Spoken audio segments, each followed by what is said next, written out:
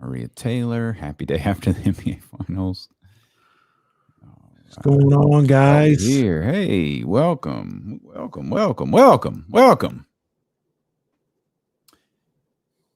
Come on in, have a seat. Let's talk for a while. Don't talk, just listen.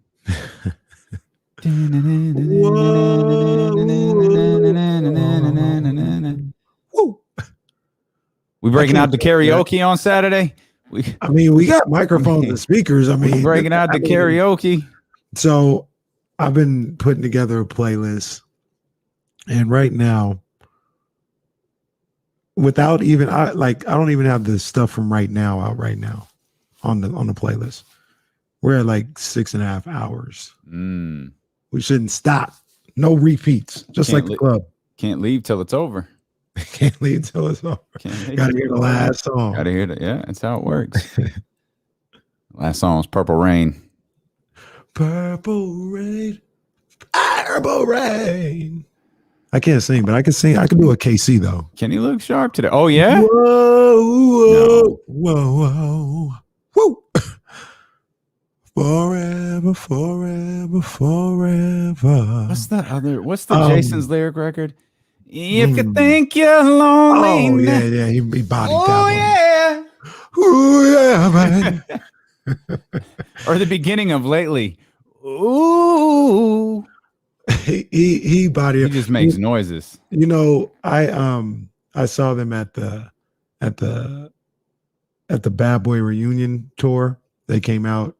I saw it in LA. They came out there, and they sounded so bad. It was just Casey, JoJo, and Devontae, because Dalvin don't do nothing no more. Or no, I think Devontae don't do nothing no more. He don't even go on. He don't do nothing. But they sounded so bad. I was like, damn. JoJo had to sit down because he was tired. Yeah, it was all bad. But that Bobby Brown syndrome. Yeah, but if you go to Casey's Instagram today, it seems like he's back. He was doing like some acapella stuff, like on live. Man, it sounded great. He sounded great. So whatever happened, he got on point, and he back now. Yeah, John Bull, it's not going to be the same thing as when T-Pain was out there. Wait, Shaggy, I missed this announcement. This is real? Yeah. And be out there singing It Wasn't Me, huh? What was the other record that he did? Bombastic. Mr. Bombastic. Smooth, just like a silka. So it tripped me Donnie out. Dope Ones. Hey. Donnie. Hey, DopeOnes.com. Hey, Donnie, I text you, bro. Check your phone, man. Check your phone. Holla at me, bro. They call me Mr. Bombastic. But yeah, it tripped me out when at that time, I was like middle school, maybe early high school. I didn't realize that. I don't want to say a lot of stuff is at work, but I didn't realize it. So Bombastic came out. I think he had another one. And then I was like, okay, Shaggy. And he was on Doug Banks' morning show. Oh, geez. And 103.5 like, The Bomb. We got Shaggy here. And he was like, hey, guys, how you doing? How's everything? I was like, wait, what? What the hell? What? Hey, I thought you... What happened to your accent? Triple H jumped on the show. Where's your accent? I said, fam. Oh, word? Oh, hey. Look at this. Look at this little moment right here. Okay. I got to get you on the show too, man. I got to get you on the air too, Leezy, man. Cancer season, baby. All right. Man, we going that air horn button might die tomorrow. I'm just saying. Look, Leezy, you're gonna have to hit it yourself though, because I don't have any air horns over here. So Leezy is the he's the IC belt IC title match. I'm the main eventer. I close out cancer season. I'm the show stopper. Oh, okay. IC belt is good though. Okay, IC belt is good. Yeah. It's cool. It's better than being the 24/7 champion. That's good. That's what Gronk was. So that's cool. Isn't Reginald the champ now? Yeah, I like that dude though. He's funny. I like that dude. He entertains the hell out of me. He's funny. There you go, Richard. We're over here goofing around. Richard B's being serious. We got about 10 seconds before we have to be serious, Richard. Like, let us live. Let us live. We got 10 seconds before the show starts. And damn it, I didn't. Jesse, you got to stay on top of me about these reads, man. I didn't write them into the rundown.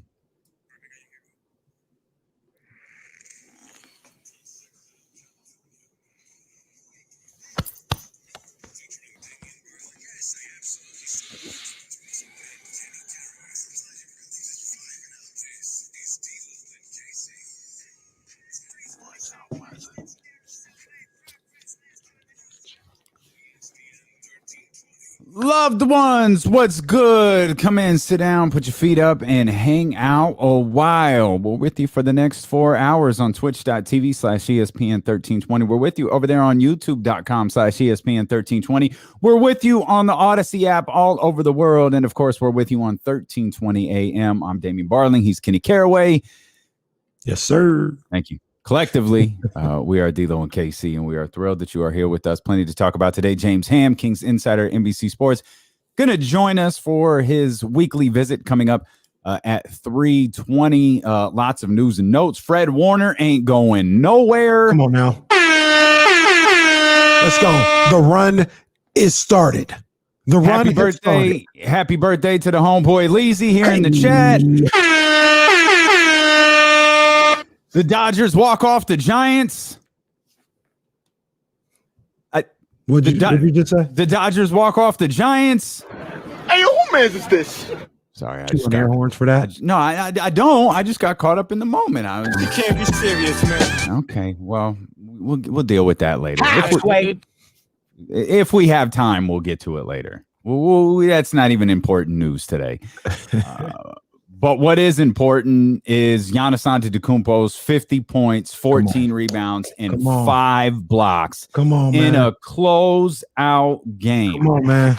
What's important he is needs the applause, man. Come on. Come on. This is Giannis. Come on. What's important is Giannis Antetokounmpo, who couldn't hit free throws to save his life the entire series, shoots 90% in the closeout game. Turns into damn Mark Price at the line. Out of nowhere. What? Like, there was a moment late in the game where it was still like it was close. I mean, it was close the whole game. But there was a moment where there was still a good deal of time left. Things could have gone south for the Bucks. Absolutely. And all I kept thinking was, you can't lose this game. It's too good. Like, the story is too good.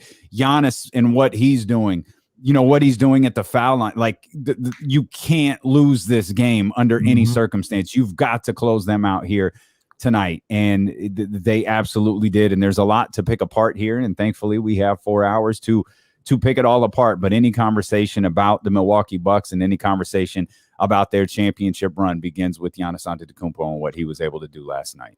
Well, before we start anything, I hate when you do this. Are you going to bring up KFC cookies again?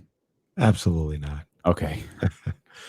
Before we start any of this, I was trying to wait until I saw what was going on, but I was kind of bullied into it the other day.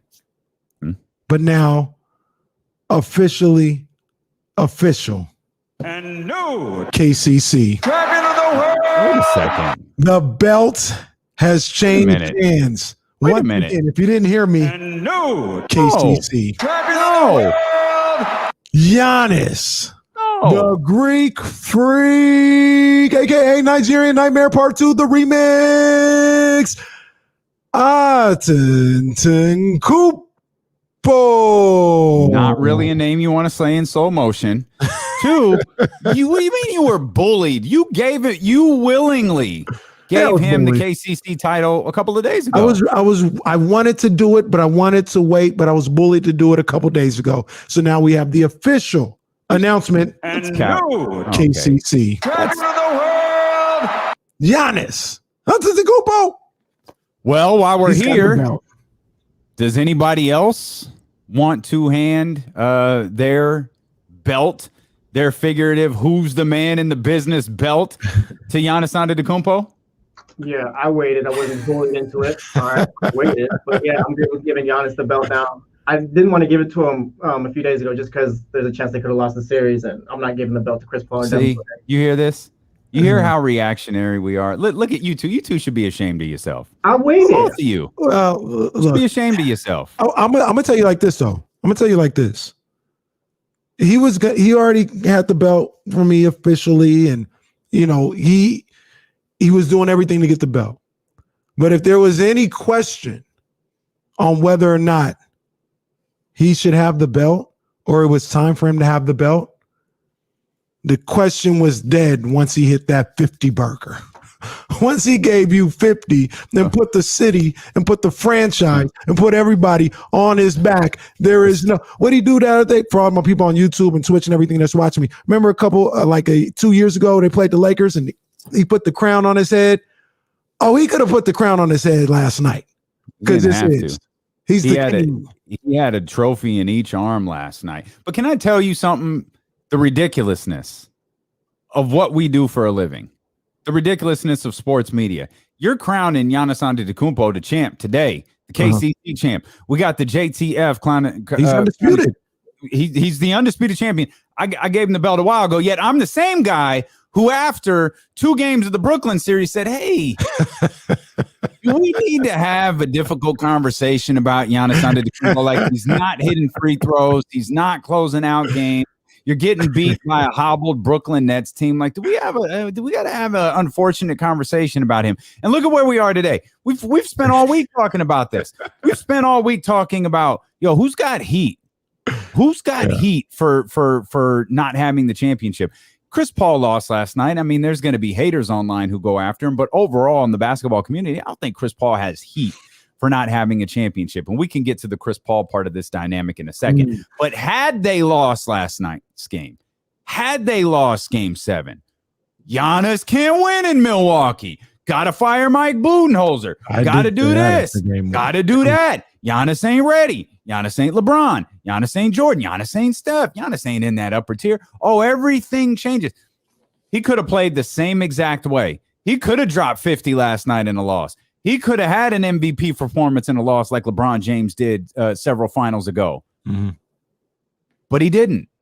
And so now we're ready to certify him. Now we're ready to crown him. Now we're putting him in the class with Akeem Olajuwon and Michael Jordan. Now we're putting him in the class with Bill Russell and Tim Duncan and Lou Alcindor / Kareem Abdul-Jabbar. Now we're doing that because he won. His play could have been exactly the same. But we use titles to validate somebody. And we've got to stop doing that. We've got to stop waiting for a title to validate somebody. I'm going to push back. I'm going to push back a little bit. Like I said, when you asked, do we have the conversation? Like I said, you said numerous times, who was the guy that we were talking about with Marshall or something? I forgot who it was, but the titles don't validate you. For me, they don't validate you. They put you on another level. But Giannis, KD before he won, I would say James Harden, whoever you want to say out here right now that doesn't have a ring, they're validated. They're validated. Period. Chris Paul, he's validated. He's verified. That title gets you into a club. It gets you into a different club. It gets you into the VIP section.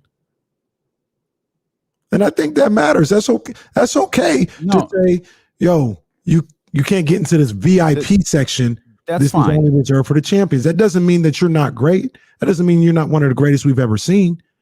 But this is a VIP. That's what winning does. That's what winning is for. I think something just be playing. I think something Giannis did last night that might be unique to him, at least right now, is one, this isn't the Lakers, right? This isn't the Knicks. This isn't a team that he, joined, his 2 best friends on in South Beach or any other location for that matter. It was the team that he was drafted by. It was a team that was constructed. It was a team that they built. And we're going to spend a lot of time talking about that as well. And it's the proverbial so-called small market, right? So a phrase that has been going around, and I don't know where it originated from. I heard Jalen Rose say it. I think I heard Tim Legler say it this morning as well. I don't know the origins of the line, but I think it's accurate. All rings aren't created equal. And for example, LeBron's Cleveland ring to me outweighs anything he did with Miami or anything he did with Los Angeles. That Cleveland ring, if you're ranking championships, if you're ranking rings, if you will, is above everything else that he's done. And you could pick apart different players, different guys with rings, different guys with multiple rings, and say, no, this one's a little bit more special. This ring right here for the Milwaukee Bucks and for Giannis Antetokounmpo was special. And we talked yesterday about that like top tier, like you're talking about getting into the VIP room. You can't even get into this room. This is the Luke Belaire sponsored room. You can't quite get into that. That's reserved for LeBron, Kevin Durant, and we had a conversation about Steph. But the one thing that all three of those guys have in common, not only do they have a title, they've got multiple titles. I think Giannis catapulted himself into that room. Absolutely. Giannis is in a tier right now where you look at him and you go, yeah, he doesn't have a peer. LeBron doesn't have a peer. Kevin Durant, Steph, they don't have peers. Dame, some of these other guys, Russ, whoever else, James Harden, they've got peers. Those other four, they do not. They're in a class by themselves. It hit me like a ton of bricks, and I'll go a step further. It hit me like a ton of bricks the other day when we were talking about it. And I mean, the fact that they were winning and all this other stuff absolutely plays a role into it. But we're looking at, I have no qualms about it to say that Giannis, when it's all said and done, is going to be one of the top 10 players to ever play the game. Yeah. We're looking at Giannis, top 10 player to ever play the game. We saw last night, I'm not saying he's going to average 50, but if he's making free throws, it's over. There's nothing you can do with him. Yeah, if he's making free throws. I'm not even saying he got to make 15 to 17 or whatever the case. If he's making them at a 70% clip, like I said, it's over. The guy can't be guarded. He's going to be one of the top players, one of the top 10 players to ever play the game when it's all said and done. Credit to our man, Dr. David. You got the Luke Belaire room, and then you got the room with LeBron, Giannis, KD, Steph. That's that Luke Belaire blue room. Can't nobody get in there, or they can't even find the room. You can't. Yeah, you getting an engraved invitation to that room because that's not something that just goes around out there for everybody. We'll step out. We'll come back. We're just getting started. There's so much to talk about. Last night, we're going to tie the Kings into this conversation as well. We're going to talk about it from the Phoenix Suns perspective. There's just a lot to dive into. We're really excited. It was a phenomenal way to close out this series. If you want to jump in the conversation, great way to do it over on Twitch or YouTube. You could just jump in the chat, take part in the conversation there, or you could hit us up on the phone lines, 916-349-1320. D'Lo and Casey, we are just getting started here on Sacramento's #1 sports station, ESPN 1320. I love that Bel Air blue room. Ain't getting in there. Lake Show, we done, man. We done. Ain't no more code word. Oh man, that's over. Thank God. Even though I've had a couple of moments where I'm like, do I got to read something here? Nope. All right, Jesse. I was able to. Oh shoot! You're my guy, King Vaz. What the hell you talking about, man? Come on. That ain't it. That ain't it, King Boss. Maybe King's a Warriors fan. Maybe so. Let's see. So we got Odyssey. I absolutely said I don't think he can get it done with the squad. I absolutely said when they were down 0-2, he may have to leave in a couple years. Because they were locked in to Holiday, Middleton. Holiday. I was like, this ain't going. It wasn't the city; it was the group that were around him. I was like, he's not going to be able to get it done. Well, Giannis took it to a whole nother level, and they played great too.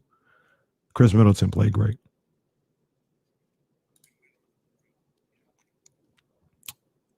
Oh, for real? Oh, okay, that's huge. Poker Pro, can we go one day? Just one day. Just stop it. Stop it, Eric. Just once. What is Eric talking about? Man, Eric stuff. I can't stress this enough. I love Eric the caller. Man, Eric the caller is so good. But that chat That chat, Eric, drives me nuts. Different guy.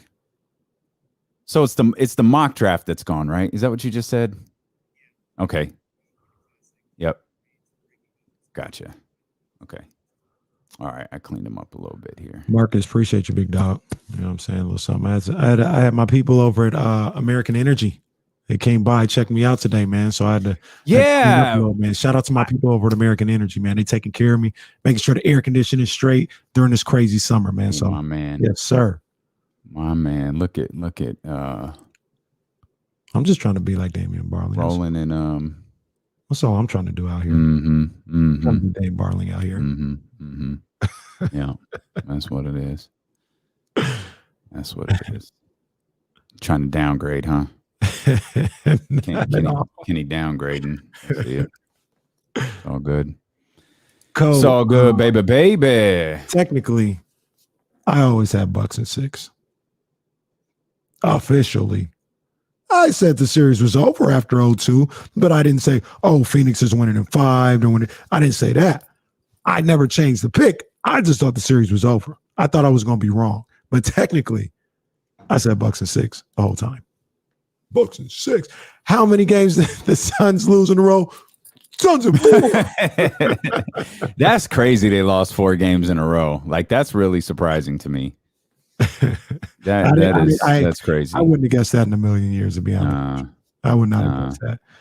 Cheryl in Baltimore, what's good? We got my man Coop Froggy Frog in the house. Where he at, man?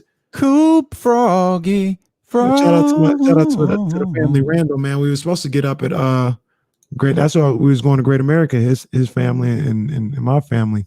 And we couldn't get in. They said we don't have no reservation. We sold out, so we didn't get a chance to make it happen. That's we got to true. make that happen though. That's true. He just got measured for that trip today. I saw that video of KC getting out of bed yesterday. That was the video of you getting out of bed every morning. Yeah, I saw that. That guy had it correctly. Murph had him. That was Murph who did that? That was Murph. Murph had the surveillance footage of the Caraway compound. Correct, man. Yeah, you had it right out there in Roseville, man. Brock! What's up, Brock? Boy, look at that Abby right there. Look at that face. Brock. Good. That's our guy right there. We miss Brock around the Odyssey. Not that we were ever there, but still, that's our guy.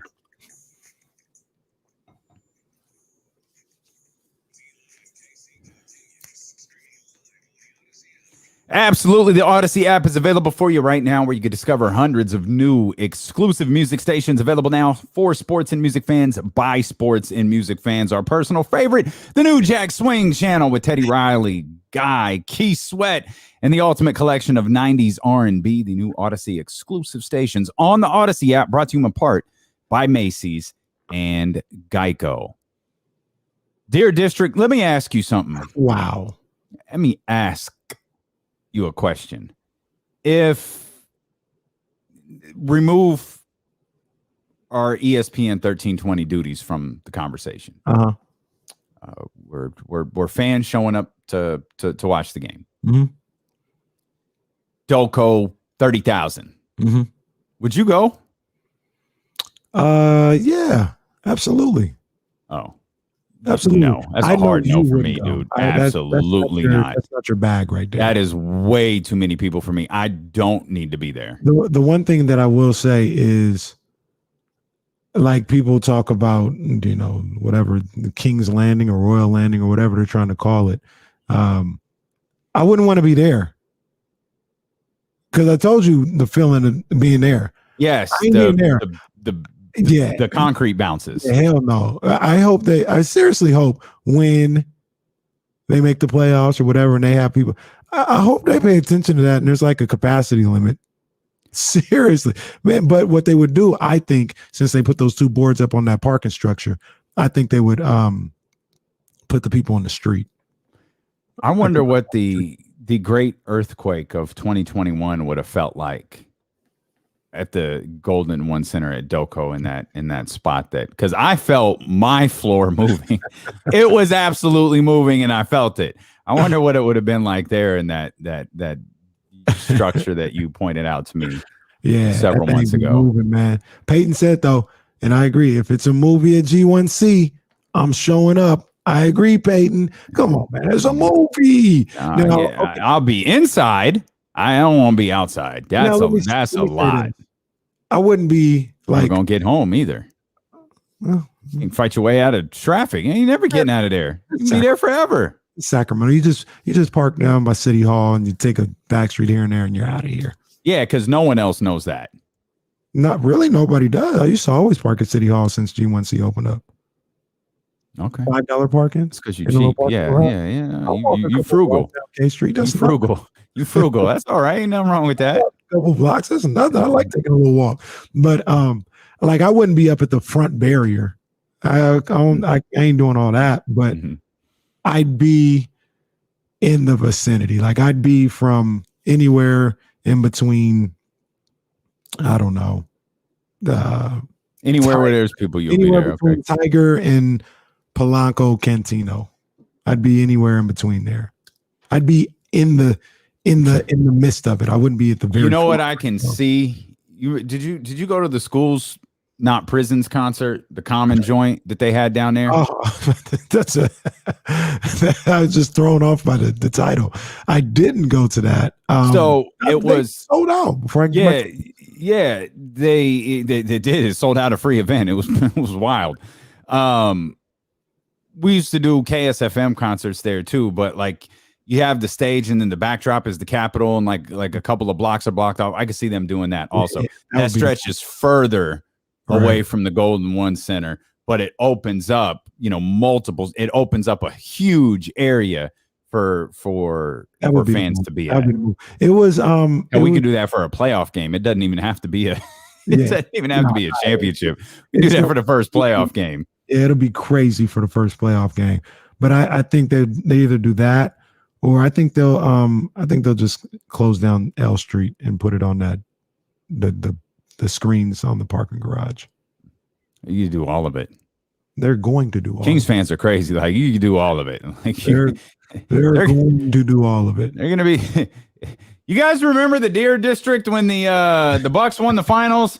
Well, here the Sacramento Kings are in a play-in game. It's their first postseason appearance in 15 years. It'll be that way for the playing game. ESPN's not even going to know how to frame this. Like, well, I don't know. They're down 0-1. I don't know what to say here. This is right. They never seen anything like it. They had 10,000 in the building for a summer league game. Mm-hmm. That was in more Vegas. Than that. Yeah. That was in Vegas, not California Classic. Mm-hmm. It was Kings Lakers in Vegas. They had 10,000 in Golden One Center to watch it. It's crazy. And that doesn't even count the California Classic, which is going to be wild. As a matter of fact, if you want to go to the California Classic, it's coming to the Golden One Center for a 2-day event showcasing some of your favorite California basketball teams and one from Miami on August 3rd and 4th. Head to ESPN1320.net/contest right now to enter for a shot at winning tickets. Yeah, we'll put the Deer District to shame just with the California Classic, man. That's how Kings fans roll. Shaggy's out there, boy. Wasn't me. This is going to be really just an incredible performance from Giannis, an incredible performance from the Milwaukee Bucks. And is Mike Budenholzer, is he safe, or is he having a meeting with the general manager today after the parade? Mike Budenholzer is safe forever. Forever. Wow. Do you think they could do this again? Can they get back to the finals? They can. I wouldn't pick them. Vegas isn't picking them. But they're not. I think they're third, fourth. Yeah. I have it here somewhere. Second in the East. Yeah, they're behind Brooklyn, but I also think they're behind the Lakers to win it all. Yeah. They might be behind the Warriors too. Yeah. I can't remember if the Warriors were third or fourth. They can do it again. They can. It's just because, for me at least, just because they're not the favorites doesn't mean they can. I mean, we said, I don't know how many weeks ago, a month ago or something like that, whoever won Brooklyn, Milwaukee, which we thought was a 50-50 series, was going to win the NBA title. So they're going to be bringing everybody back. They're going to be in the same position. Plus, they're going to have the confidence of getting there and getting over the hump. So, yeah, they absolutely can do it. I thought this was their best shot, though. And that's probably why I was freaking out when they were down 0-2, because I was like, you're not going to get a better opportunity than this year to win a championship, I don't think, with this group. And you had to cash in, and they did. Bucks are third in the odds to win a championship right Sounds now. about The right. Warriors are fourth. The Suns are actually fifth. Definitely wouldn't take that bet. That's that's a conversation to be had that we will have. I'm not so sold. Like I think there's this interesting dynamic. Oh, the Nets. You know, if the Nets had just been healthy, injuries happen virtually every single year. Now, this was a condensed season. But let me remind everyone, because I actually forgot about this until this morning in preparation for today's show. It's July 21st. Yeah. So the best of our knowledge, the NBA season is scheduled to start at a normal time, which means training camp starts in about 2 months. So it's not like the NBA is finally getting a reprieve. It's not like teams, you know, particularly these two teams, it's not like they can finally go put their feet up and be like, what a tumultuous 2 years it's been. Like, no, you're getting right back to it in September. They're not going to get a reprieve till after next year's finals, if everything goes according to plan. You know what I'm saying? Big if, yeah. This is a continued. I guess it's not a sprint when you just keep going, but it's a marathon. It is. Yeah. It's a combination of both. Yeah. Because you're getting through the season, but you're just running seasons into seasons here at this point. And that doesn't even account for not just Drew Holiday and Chris Middleton and Devin Booker and all those guys, but you've got the U.S. men's team that's over there trying to win a gold medal in Tokyo. And then you've got players that play for other countries that are over there trying to win, you know, a gold medal for their respective countries. So the great Chimezie Metu, I'm going to be worried about him. I had Chimezie Metu. I had him penciled in for 40 minutes a game next year. Like, he's going to be tired when he gets back from the Olympics. So it's a long haul. The point being, this was a really long way to get to my original point, which is, don't think that we're just past the injury bug. Like, don't think that we couldn't have another influx of injuries to star level talent next year. Don't think we couldn't have another run of injuries for guys like James Harden, Kyrie Irving, Kevin Durant.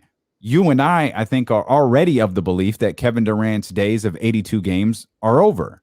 I mean, I would probably peg Kevin Durant willingly, no injuries, willingly playing 65 to 70 games per year, accounting for load management and different things like that.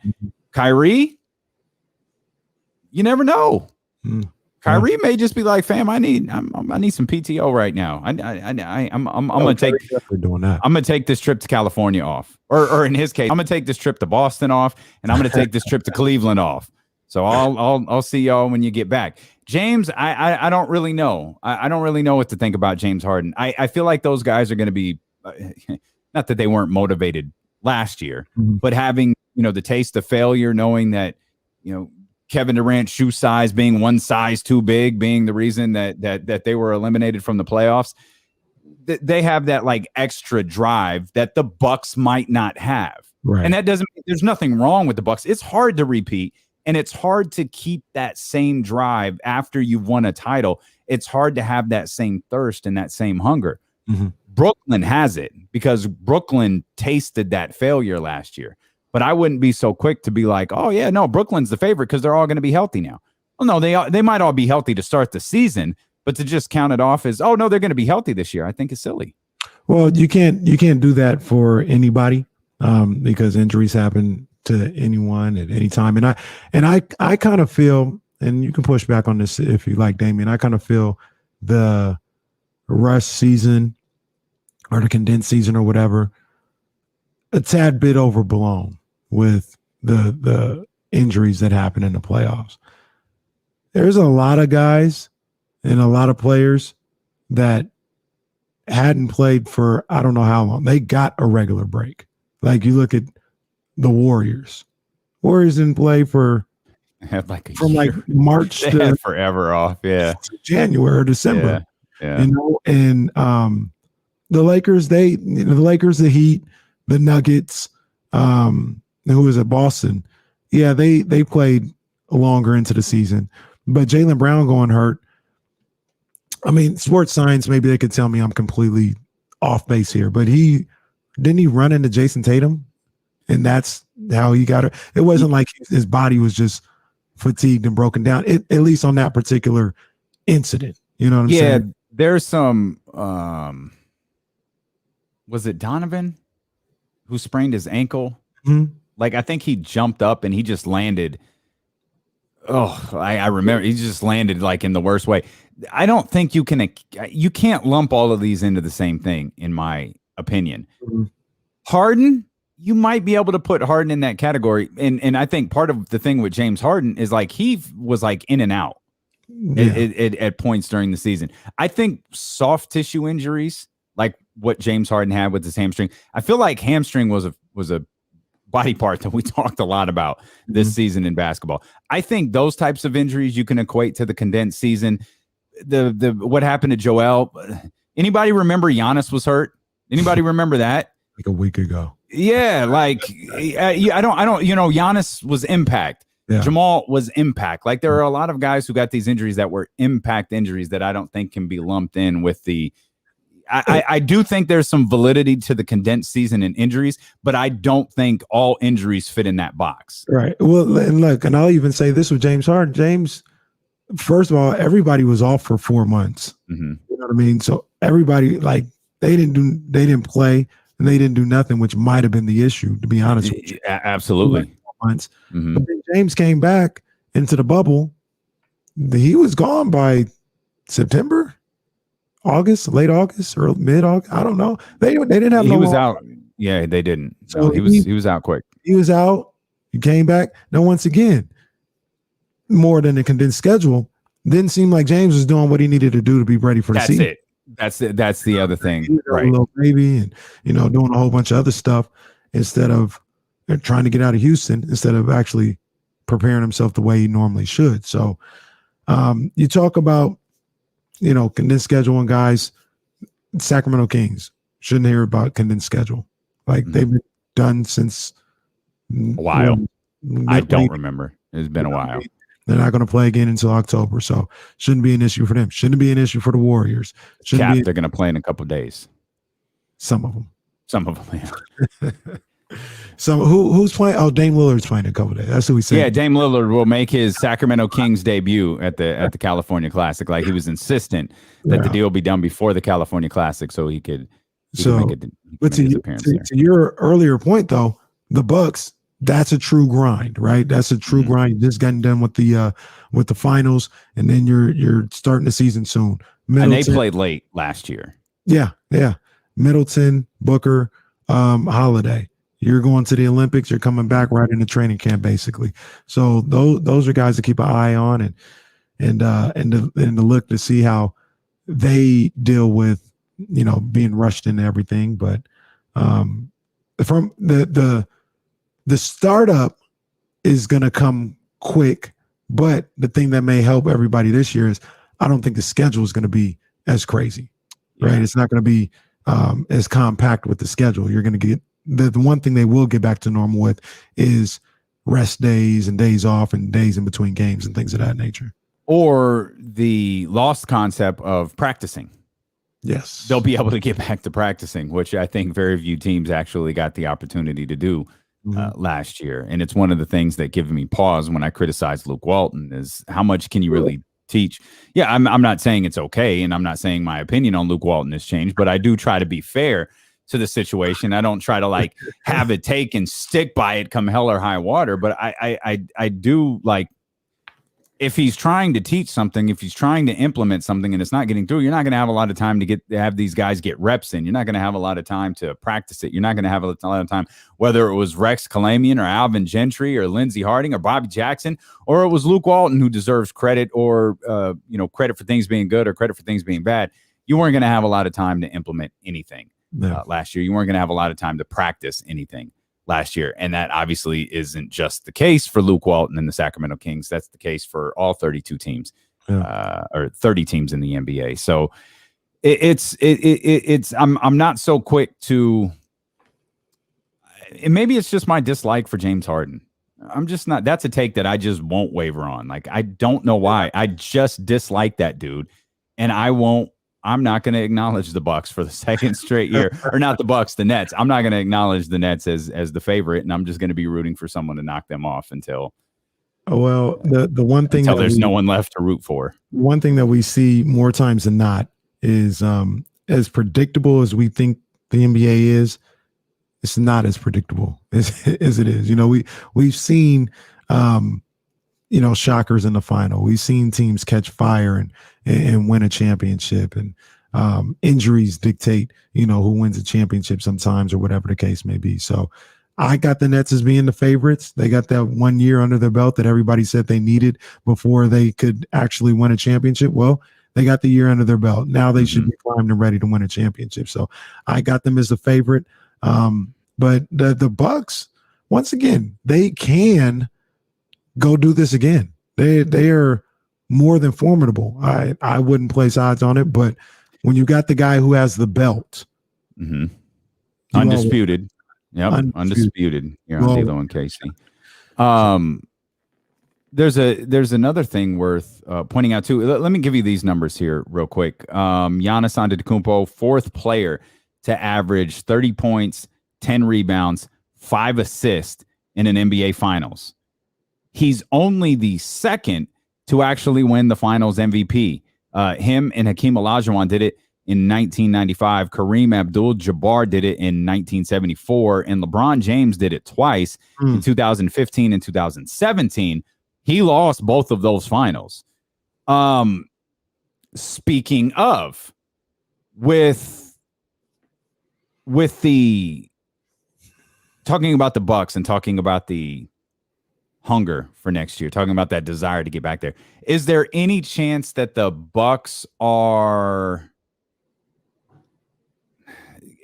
hear me out, that the Bucks could wind up being like the Warriors? Remember the Warriors win that title in 15, and they come back in 16 and they look, it's the same squad. This isn't the Kevin Durant squad. It's the same exact squad. They go on to win 70 games. Obviously they don't win the championship, but they were the story of the league that year, right? That and of course Kobe's retirement. Is there any chance that the Bucks are okay? We're ready now. There was the moment for the Warriors where they beat the Cavs, they win that championship, and it's like, okay, this isn't the end of something. This is the beginning of something. Yeah. Is there any chance this is the beginning of something for Giannis Antetokounmpo and Chris Middleton and Drew Holiday and that group there in Milwaukee? There's absolutely a chance of that being the case. 100%. I mean, they're a believable team. Like, this isn't a fluke. This isn't a, oh my God, how did they do it? This is a believable team. Well, let's go back the last 2 years. I mean, number one seed, they ended up losing to Toronto after taking a 2-0 lead in the Eastern Conference Finals. Last year, they were on their way to 70-plus wins. They were a dominant team last year before the pandemic hit. Giannis got hurt towards the end of that, regular season and everything. So there's that. This year, top 3 team in the East, win an NBA championship. This isn't a out of nowhere type deal. Like, these guys have been good. I think they're going to continue to be good. Now they have the mindset of being NBA champions now, being champions, getting to the top of the mountain and being able to accomplish that and have that type of confidence. Absolutely, this could be the beginning of a run for them. Maybe not maybe championships, but maybe not necessarily championships, but they're here for a while now. They're here in the conversation of they can win a championship every year, or they may get to the finals, or whatever the case may be. Absolutely, they could take off like the Warriors did. And I think that could be something that winds up happening. I don't think they're missing anything. I feel like they have, well, the core that you need to get back there. They've got the role players to get back there. It's just Is that fire still there? Is that hunger still there? Do they have the ability? Like if Brooklyn is running through the league next year, in that hypothetical, does that push them further, or does it push them back? Like, there's such a mental aspect that comes in it. Obviously, there's a tremendous mental aspect to get to an NBA Finals and to win an NBA Finals. I think there's one, and obviously we'll you focus a lot on the team that loses. There's the what is it? The curse of the team that loses the Super Bowl. There are all those different things. You spend so much time focusing on the psychology of the team that loses. Well, what about the one that wins? Is that team built to get back there? We saw it with the Kansas City Chiefs. Chiefs win the Super Bowl. Mm-hmm. They're built to get back there. Right. And they're built to get back there because of Patrick Mahomes. Mm-hmm. So if that's the case in the NFL, the Bucks are built to get back there, and it's because of Giannis Antetokounmpo. Absolutely. He's cut from a different cloth, man. The man is cut from a different cloth. All right. There was, let me give you a couple of Giannis numbers myself. So most points per game in a final series win. Michael Jordan averaged 41 in 1993. That's crazy. Let me just take a second right there. Jordan averaged 41 in a 6-game series in 93. That's just stupid. Shaq averaged 38 in 2000. Shaq averaged 36 in 2002. Jordan again with 35.8. Kevin Durant with 35.2 in 2017. And Giannis, 35.2 in 2021. That's we talking about top 6 of people to ever do it. Giannis. It's crazy. And this was something that I came across, that to your point with the mentality and the leader that they have, and how he's cut from a different cloth. Giannis last night, to win the championship, goes 17 of 19 from the line. Crazy. I had never heard this. Maybe other people had heard this before. I had never heard this. But Giannis, in the offseason, and I think even during the season, would practice his free throws. And he would practice free throws by making his coaches, whoever's working with him, and his girlfriend, while she was pregnant, run after every missed free throw. And his quote was, "Seeing people pay for my mistakes was torture." I hadn't heard that. That's different. That's different.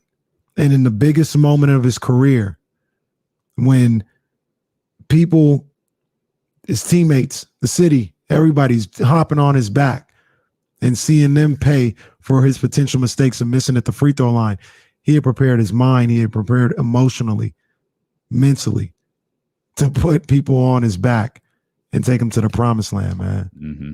Giannis cut from a different cloth, man. This dude different, man. He's different. 100%. And we're all better as sports fans for having him in the league. Now let's look at this from the other side of the things. From the other side of the perspective here. Let's look at this from the Phoenix Suns perspective. We'll dive into that. What's Chris Paul's future? There's already reports out there. Can Devin Booker emerge as a leader, as a potential MVP candidate? And who's the Suns of the 2021-22 season? Kings. There it is. We'll dive into that as D'Lo and Casey continue here on Sacramento's #1 sports station, ESPN 1320.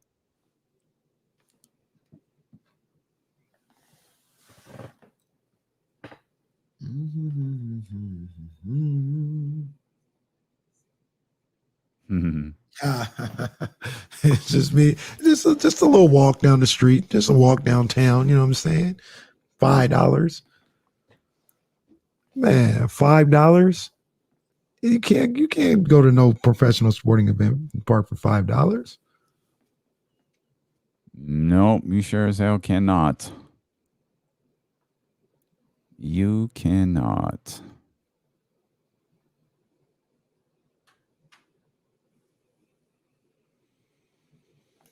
What's going on here in the chat? Pistons are the next Suns. Okay, Cody, I see you. That's interesting. Cody, Why you say that? Yeah, I was curious on that too. Okay, I like this. Bobby Portis holds the TV title. Okay, I'm with that. Bobby Portis I'm with holds that. Bobby Portis holds the hardcore title. Okay, that's all right. That's fine. That's fine. That's fine. And I asked Cody why, because I'm setting him up here. Oh, okay. Setting him up. Oopsie. Got to get that extra money though. I'm sure this was somehow the King's fault also. He felt betrayed, so he didn't go to Milwaukee. Like It felt so good for Bogey last. Oh no, he wasn't on Oh. Milwaukee. He didn't win a championship. Okay. All right. We could probably fill out this roster. Yeah, Jerry owns D'Lo's hate list for sure. James Harden, yep, he's the captain of the squad. We could. I don't. It's not a hate list. Let's just go, maybe I do hate. I don't want to say I hate Jerry. I hate list I know who the announcer is. No, you do. I've seen it. I've seen it on the internet. Not a hate list. Dislike list. That's fine. There's only, I already told you guys, there's only 2 people that I hate in sports. It's Oscar De La Hoya and Ronda Rousey. Okay. That's it. Why do you hate Ronda versus just disliking her? What I say about Devin Booker that one time. He has a punchable face. Even more so. Remember whiny. No, what? That wasn't it? I can say it, huh? He's an asshole. Oh. Oh. Yeah. That's how I feel about Ronda. Yeah. I get it.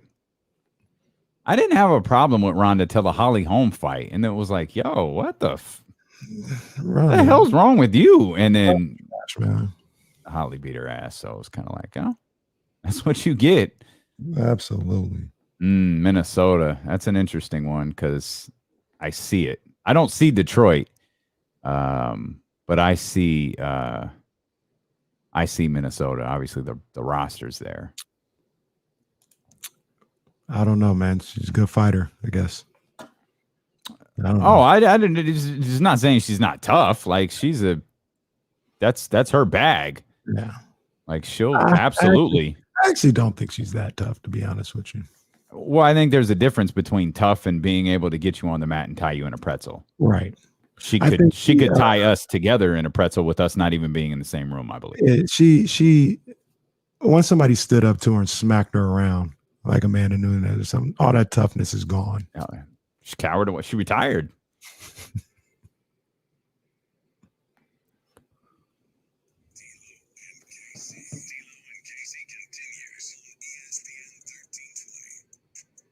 If you want to get in on the conversation, you absolutely can. You absolutely should. We got to dive into the Fred Warner situation at some point today with the San Francisco 49ers. Now, granted, we'll probably spend a lot more time tomorrow talking about Fred Warner's big deal with the San Francisco 49ers, but I know that's your man. He's the straw that stirs the drink.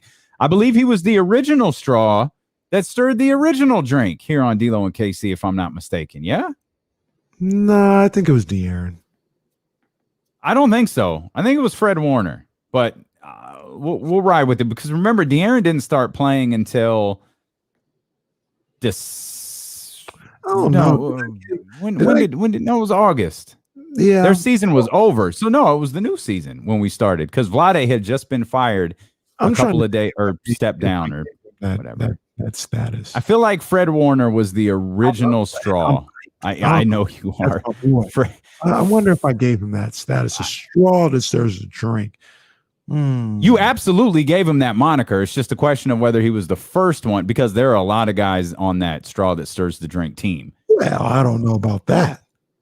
No, that's a common KC-ism. There's not that many guys. Jesse, am I wrong here? I don't know. Now it's got me thinking. It's been about 3 people for the drink. I thought it was a Clippers player at first. Yeah, Clippers player.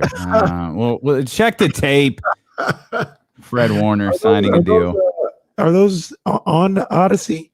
Can I go back to like August? Absolutely. 19? You could go back to the 2-hour D'Lo and KC shows.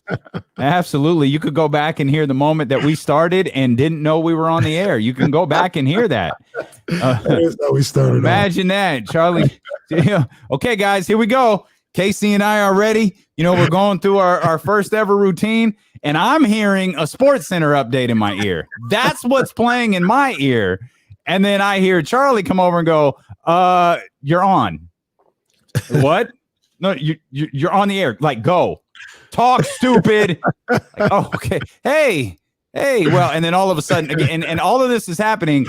The Sports Center update is still playing in my ear. So at that point, you just kind of got to break that. And that was the birth of we broke the fourth wall before we even introduced the show. Before we even started. It was like, hey, guys in the studio, could you fix some button? Because I'm hearing some young lady talk about, that was crazy. Wimbledon scores or something. I don't know what's happening in my ear, but let's get that. That was the first moment of the show. You talk about nerves building up to your first show with your new partner here on your new station, and right out the gate you fall flat on your face. That was a sight to, I can't say behold, a sight to see. It was a sight to hear. It was something. There's nobody even watching us then. We could see each other. Yeah, we could see each other. No one else could see us. We didn't start streaming till right before we went to 4 hours. Mm-hmm. And then we just kind of did it. We were like, oh, let's just do it. Like, who cares? Like, whatever. Like, no one cares if we screw up. Like, let's just do it. Let's just do the show. And then we moved to 4, and the stream kind of, you go back and see original 2-hour shows with like 50 people watch, 50 total like views for a 2-hour show. And it's been cool, seeing the growth there. But yeah, you can go back and hear all of the early editions. The original straw that stirs the drink. I'm going with Fred Warner, but keeping notes here for these like timestamps. Well, most importantly, we got to keep track of the belts. Like, that's the most important, because right now it's easy. Right now, everybody's undisputed. Well, yeah, Shohei Ohtani, Patrick Mahomes, and Giannis Antetokounmpo are now unanimous through the D'Lo and KC belt rankings of the KCC, the JTF, and the what was mine? We had it because it was going to be the DLO, and that would have been like D'Lo, but I think you wanted it to be DBO. No, I did not. I very much did not. I like the DLO. Let's go with the DLO organization. Let's go with that. I'm with that. All right, let's run with it. Let's look at this from the Phoenix Suns perspective. Okay. And again, by the way, we'll have more on Fred Warner later. Breaking news on ESPN 1320 is powered by Odyssey and presented by BetQL. Become a better sports better. Get smarter to beat the books. Download the BetQL app or visit BetQL.com. It was awesome to get that news regarding Fred Warner from Adam Schefter and the rest of the 49ers beat writers here this morning. Let's look at this from the Suns' perspective. Mm-hmm. We talked about Milwaukee potentially being back in the spot, being, where Vegas has them at third behind both the Nets and the Lakers for a shot at winning back-to-back championships next year. Mm-hmm. What do you think about Phoenix? Is everything Phoenix accomplishes next season predicated on what happens with Chris Paul over the next, and it could legitimately be next, 2.5 weeks, 3 weeks? Mm-hmm. I think so. If they want a shot at, I'm kind of trying to find the right words right now, because I was about to say if they want a shot at getting back to where they were at, they need Chris Paul. But I'm of the belief they don't get back there regardless. I think this is a one-time shot. They had it, for right now, like 3 years from now, maybe they get another right combination to get back up there. But as far as next year, lightning in a bottle. Yeah, I don't think they're getting back to the NBA Finals next year by any means. But their best chance of that is to have Chris Paul around. What is it about this team that you don't like? I just don't think they're that good. I thought they played above their head, and they played great. Like, it wasn't like they played really good basketball. I just didn't. I didn't think this was a championship team. I didn't look at them. Remember way back when, and I was wrong and right, but I was like, you guys are crazy to think. Okay, Draymond, calm down. Like, relax, Draymond. Well, like I said, you guys are crazy to be like, the Suns, are they really going to win a championship? Like, absolutely not. This was before the regular season ended. I was like, no, they're a cool story. not winning an NBA championship. They end up getting to the finals, right? They got as close as they're up 2-0 in the finals. Got as close as you could possibly get. But I was right because no, they did not win the finals. I just don't see. I don't think they're a championship team. Smartest dumb play in history. I think a lot of what happens with that team next year, there's a lot that depends on it. I was going to put a lot of it on DeAndre Ayton, but I'll hit pause there, and we'll certainly get to DeAndre Ayton.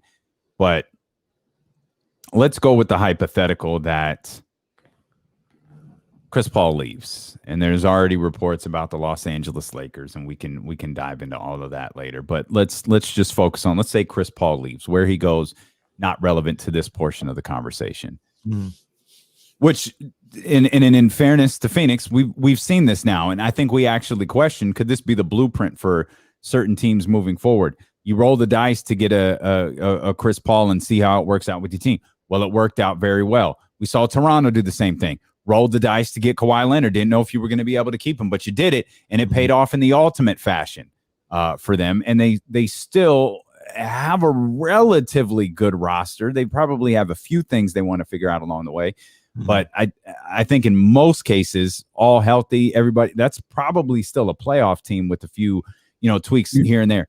You're talking about Toronto after Kawhi? Talking about Toronto. Now, maybe they're not a second round of the playoffs in the following year. Yeah, right. Exactly. So maybe they're not a championship team. It's not like they were decimated by the loss of Kawhi Leonard. Yeah, they lost in 7 in the second round the following year. Your memory is impeccable, especially for stuff like Toronto basketball. What did Phoenix get from a year with Chris Paul? Specifically, what did Monty Williams get as a coach? And I believe that coaches can learn from players as well. What did Monty Williams get from Chris Paul? What did Devin Booker get from Chris Paul? DeAndre Ayton has sang the praises of Chris Paul. Are they... how do they react if Chris Paul leaves? Like, are they down? Are they like, oh, there goes our chance? Or are they like, that's okay. Like, we got a year under that learning tree. We know how good we are. We won games without him. We can still do this. We still have a good squad. Maybe some roster moves here and there. I don't think they need to be a playoff team and maybe even a deep playoff team. I don't think they need major roster moves. Certainly need some. They'll need some acquisitions, or at least a acquisition. But I think how they respond to Chris Paul departing, if he departs, is what will set the tone for them, not just next year, but perhaps for the next 3 to 4 years. Yeah, they gained a lot from this season, number one, first and foremost. I mean, the experience that they got, being able to be on that stage, that was big for everybody involved, for Monty, for Devin Booker, for DeAndre Ayton, Miles Bridges, all these guys. That was big time. So Chris Paul being there and help lead them to that moment, that's huge for them. That's invaluable. You can only get that from going through it. You know what I mean? So that's only going to make them better. As a franchise, you got put back on the map. You know what I mean? Chris Paul, even if Chris Paul left, let's do worst case scenario and he leaves on August 1st. Do you put Phoenix back on the map? Now people are looking at it as a hotbed, or as a good basketball town and a place that you want to play and things of that nature. And that was all from this one season of Chris Paul. So they gained a lot in this year having this experience with Chris Paul. If he doesn't stay, I think everybody there is better for going through what they did. It's going to be a little bit of a letdown that he will leave, but it's like, all right, we got that experience. Let's build on this. And there's going to have to be growth too in his absence. And I'm not going to pick on him because I'm high on him as a player, but there is a conversation to be had with DeAndre Ayton. For all of the criticisms regarding Mike Budenholzer, DeAndre Ayton had a really, really good playoff run until he got to the finals. And that Bucks team, and by the way, his defensive assignment was Giannis Antetokounmpo. That's tough. That's tough for anybody. Right. That's tough for a fourth-year player here in DeAndre Ayton. That's tough for a 10-year vet. That's tough for anybody. But he can learn from that. And I do believe he could be a really good ball player. But Phoenix has to answer the question is, well, we're all familiar with here in Sacramento, DeAndre Ayton is eligible for a rookie extension. Mm-hmm. That rookie extension is 168 over 5. And we've talked time and time again how difficult that and I don't remember who the first NBA, maybe it was Scott. I can't remember who the first insider was who brought it to our attention, but that first extension, that rookie, that's a difficult conversation because it's either you are or you aren't. It's similar to the quarterback contract in the NFL. You either are or you aren't. And if you aren't, you're playing somewhere else. 168 over 5 for DeAndre Ayton. Would you do it? I mean, I By the way, Mikal Bridges is in this class too. I know. And I know it's set up where you can sign all your own guys or whatever the case may be, but that's a lot. And Chris Paul asking for like 80 to 100 million. He's going to ask for 100, probably over 3, I would guess. You got that. You got Cam Johnson that you got to make a decision on. And then if you want to improve the team, if you want, what's going on with Jay Crowder, what's going on with Torrey Craig, I think they both signed maybe 2-year deals or whatever, but that they got some decisions to make. To answer your original question, I would do it for Ayton. Do I think Ayton is that top level type big? I don't know. I've always had my questions. I thought people really jumped out of the window during this playoff run with DeAndre Ayton. Like I said, he did a lot of good things, but there wasn't a lot on his shoulders, right? It was just find the open spot. Chris Paul's going to find you. You finish around the basket. He's got great touch for a big man.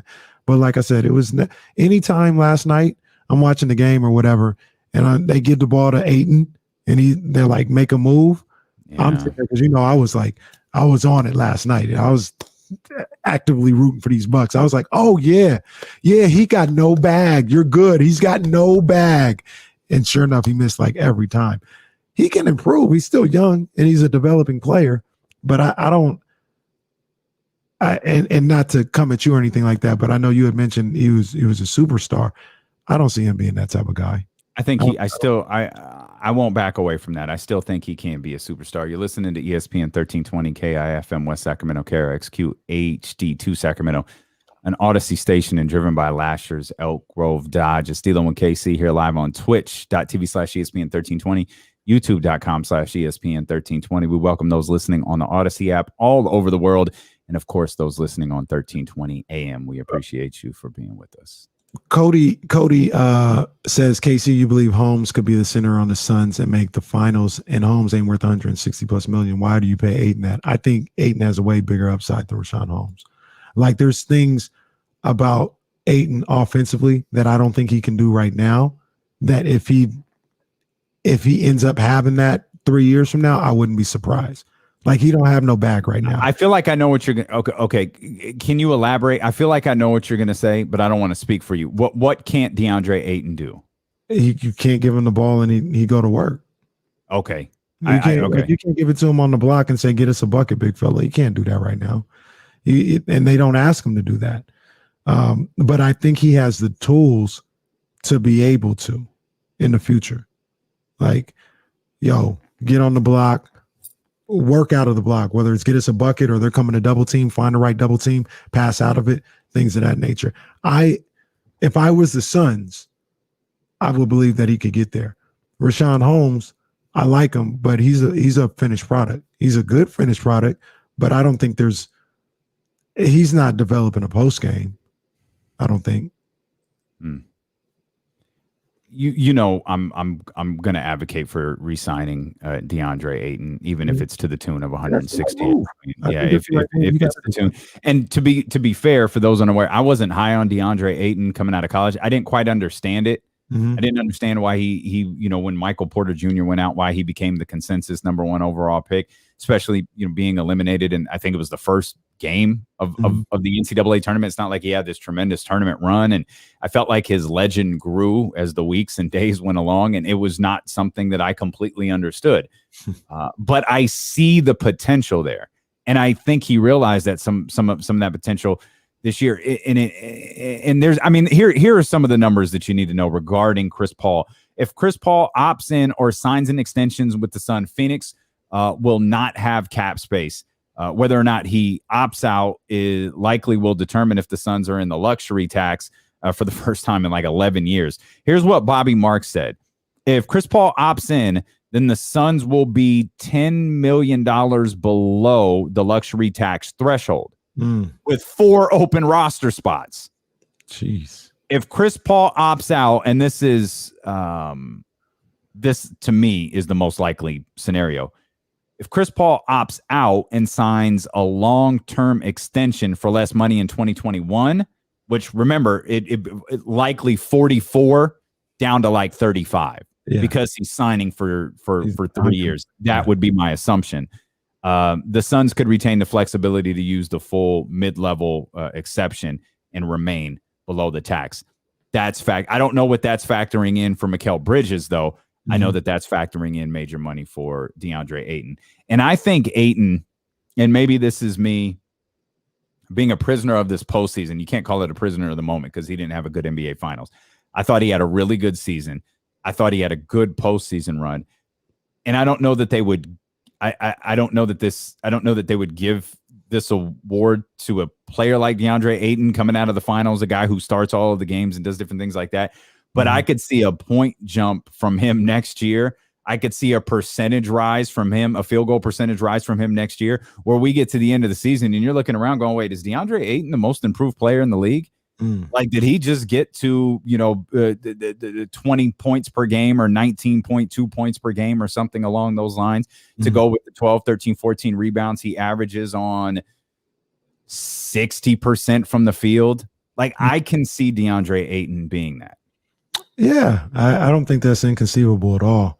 I think the biggest hindrance for DeAndre Ayton is the team, so to speak, for lack of a better word. Like, they don't give him the ball. And I don't see that start between Booker and Paul. I don't see that starting there. They don't play with him as somebody like, we need his offense. We got to get him going. They just pick and roll. Oh, they're overplaying. You're crashing to the bucket, dump down to him, finish. He's great. He's got great touch around the rim. He's got a little, not the Rashawn Holmes like push shot, but a little touch around the rim with that shot. Probably could hit from 15 feet out. But for a lack of a better term, he gets the scraps. You know what I'm saying? And that's kind of how he's played on that team. So, the offense doesn't. He's almost like a I'm sorry to cut you off, but he's almost like a more skilled Marcus Camby when Camby was doing his thing with the Knicks and the Nuggets. Okay. Like, you just kind of get the scraps, you kind of get in where you fit in, but we're never looking for you to initiate offense or to be a focal point of the offense.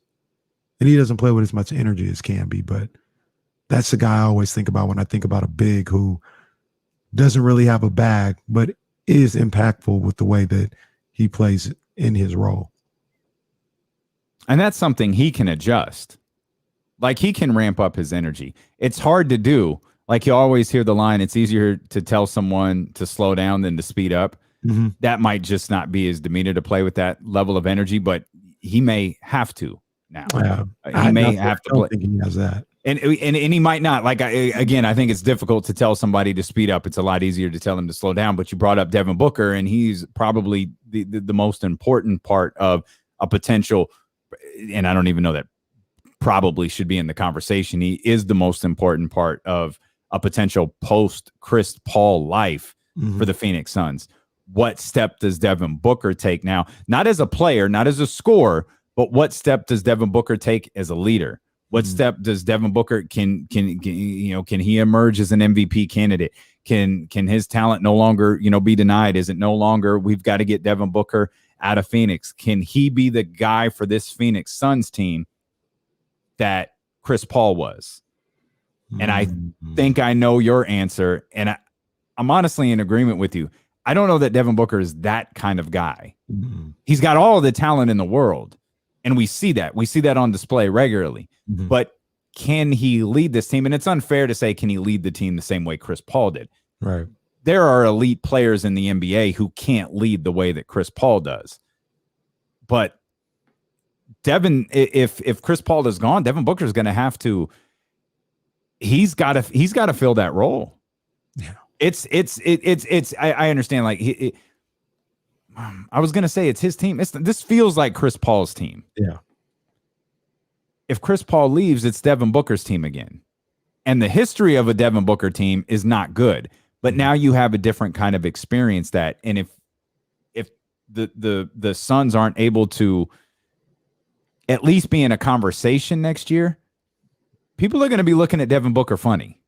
Yeah. Because the team's talented. This isn't a 30-win roster who was completely changed by Chris Paul. This is a talented team who could finish well above 500 next year with or without Chris Paul, in my opinion. I feel like Devin Booker is just a hired gun. He's a bucket getter, and that's what he's about. And I don't even mean that in a derogatory way, but that's his bag. That's what he does. He goes and gets buckets. He's a bucket himself, Yeah. right?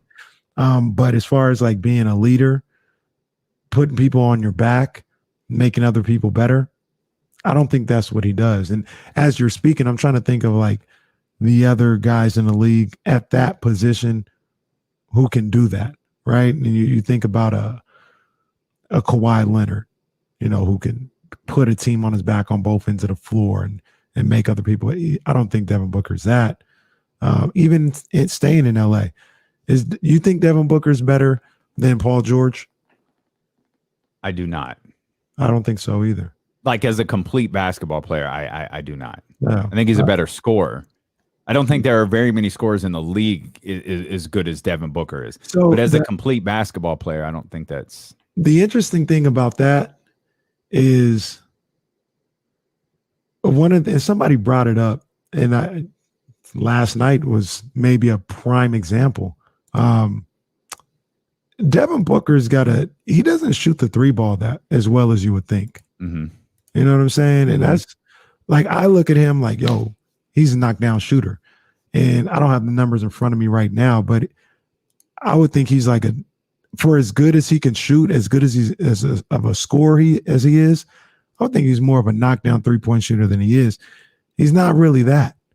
You know what I mean? He does a lot of work in the mid range, and I don't know. He's a bucket getter, but he relies on getting to the free throw line, and he really goes to work on that mid range. And I don't know if that's necessarily enough to do on your own, right? Like that's what, if Chris Paul leaves, that's what you're asking him to do. Do it on your own. I don't know if he's that type of guy, to be honest with you. Devin Booker shot 34% from three this year. His career average is 35%. I always have a hard time really gauging that. What's that? That's below average, right? 35. Yeah, I feel like I don't know what average is, because 40% is considered good. Right, I think from 3-point range. So if 37 to 38 is probably what we were looking at there. Is maybe 38 may even be a bit high. But we're going to continue to talk about the NBA Finals. Yeah, we'll get a minute. I know Will Z is out there. We're going to look at the Bucks win from a couple of different perspectives, including the New Orleans perspective and the Sacramento perspective. There are franchises across the league taking notes, or at least they should be, on what Milwaukee did yesterday. And I'm also going to talk about Giannis got these boys out here looking foolish right now. He got these boys looking foolish right now. They should low-key be ashamed of themselves. This feels like a James Harden trash segment, and I'm here for it on Sacramento's #1 sports station, ESPN 1320.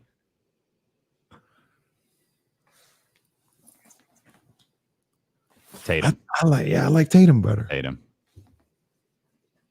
And I don't even need to think about it. Tatum shoots the three ball better than Booker, doesn't he?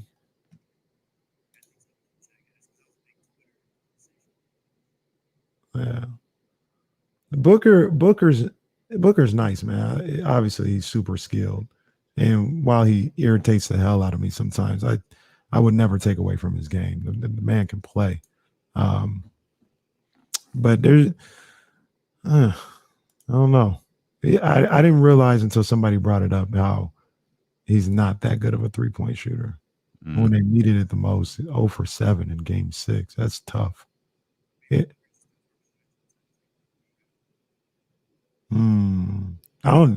know you're not saying he's as good as Carmelo, but I don't even think he's as good as Carmelo. Carmelo almost by himself got to a Western Conference Finals. I don't think Devin Booker could do that.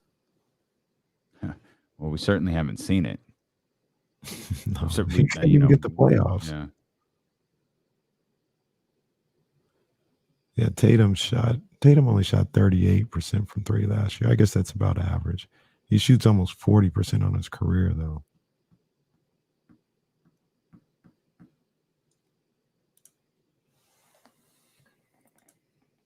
Chad, I don't think you guys heard that. Jesse said, who's better, Tatum or Booker? We all say Tatum. Yeah, Tatum. That's oh, my bad. No, you're good. Interesting. Does he? It's got to be really close. It's got to be close. I feel like Fox shoots 37. That's got to be close. That'd be crazy. I thought he shot 30. What's career? Oh, that is career. Yep. Oh, he shot 37 in 19. That's what I'm thinking of. Man, Ramsey be on the move. Where Ramsey at now? Said he'll be in Napa by the time the 13th round rolls around. I think he's headed out there to Dr. David territory. David's in Napa. I've never been to Napa. The only time I've been to Napa is my junior year in high school. We had a playoff game against Vintage High School.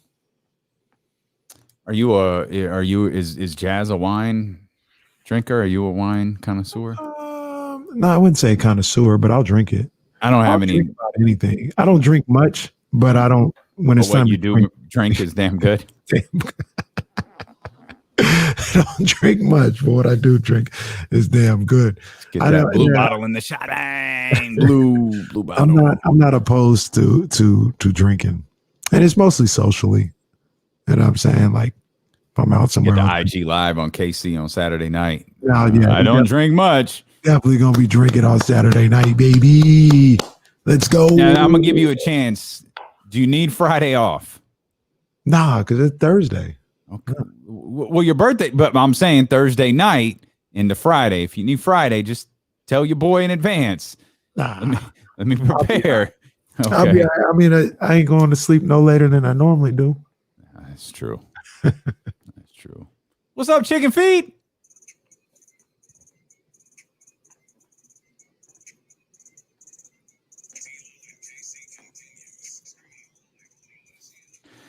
Check out the Odyssey app and their exclusive stations that are curated for sports listeners like you. Hundreds of new stations for summer barbecues, birthday parties, road trips, working out, or just hanging out poolside. Check out the Beatbox channel with LL Cool J, Grandmaster Flash, Biz Markie, the Fat Boy, Salt and Pepper, so much more. You'll find your favorite artist on Odyssey, too, on the all-new Artist radio stations. Check out the new Odyssey exclusive stations on the Odyssey app, brought to you in part by Macy's and Geico. We roll along here. James Ham going to be with us coming up at 3:20 for his weekly pontificating with James Ham segment. I've said too, we've got to do a show live from James Ham's house. Like I need to see James Ham's house that he built with his own two hands. Oh yeah, I'm down. You know that. It's going to be it's going to take us a while to get there. Well, he's in Davis, isn't he? No, he's in Grass Valley or something like that. Davis. Is he from Davis? Is that what it is? I don't think so. I think he's from said Grass Valley. He's somewhere far. I know that. He said it takes like an hour to get to the Golden One Center. Though as I say that out loud, I realize it's going to take me It's gonna take me about it's gonna take me some time to get to the Golden One Center from now on. Oh man. Well, just real quick, during the break, we were talking about I'd never been to Napa. I only went to Napa one time. I was for a basketball game. And I got to get up there. And then Murph says, Kenny doesn't need to go to Napa since he has grapevines growing on his compound. Right. The Caraway Winery. Smash the grapes and make the wine for him. Correct. I bring that up because when we moved to this house, there was a grapevine in my backyard. Oh, dear. Down and everything. But yeah, we had a grapevine. We had a pomegranate tree. See? Y'all think I'd be exaggerating about Kenny's house? No, wouldn't nobody even. No, I was about to say nobody would eat these grapes. I think I had a couple of the grapes. I don't know that I would eat grapes good. that were growing at like in the backyard of a house I just bought or moved in. I'm like, yeah, no. You wash them off and everything. You know, you make sure everything is cool. You try it out. I think I had one of the grapes. I'm still here, so you know, guess what? Not bad. Still standing, still strong. You asked for it. Still standing. I'm still strong. Were we having the conversation about James Ham on or off the air? On there. Okay. The chat's saying it's Auburn. Okay, maybe Jesse's saying Auburn, and of course James Ham joins us in 2 hours. We'll just ask him. But we need to do. We got to do a show from James Ham's house before the schedule gets too crazy. Yeah, and Shy the Man says, only thing in Napa is old people and grapes. Well, that's why people go to Napa's for the grapes. Particularly the ones that are smashed and turned into liquid. I don't know that you go to Napa for any other reason than wine, do you? I mean, the scenery is nice, but part of the reason the scenery is nice is because of wineries. No. Hey, speaking of, have you ever been to Clarksburg? I don't think so. I never woke up and like, I'm going to Clarksburg. Is it a Bay-ish area town? It's on the other side of the freeway from me. Clarksburg is on the other side of the freeway from like born and raised in South Sacramento.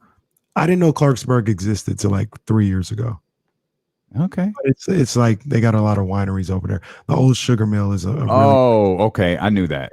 I gotta check that one out. But I didn't know it existed till like 3-4 years ago. I don't think I knew that was the name of the town. I knew that there were like wineries out in that kind of general area. So shout out Gerald. My hometown, Clarksburg.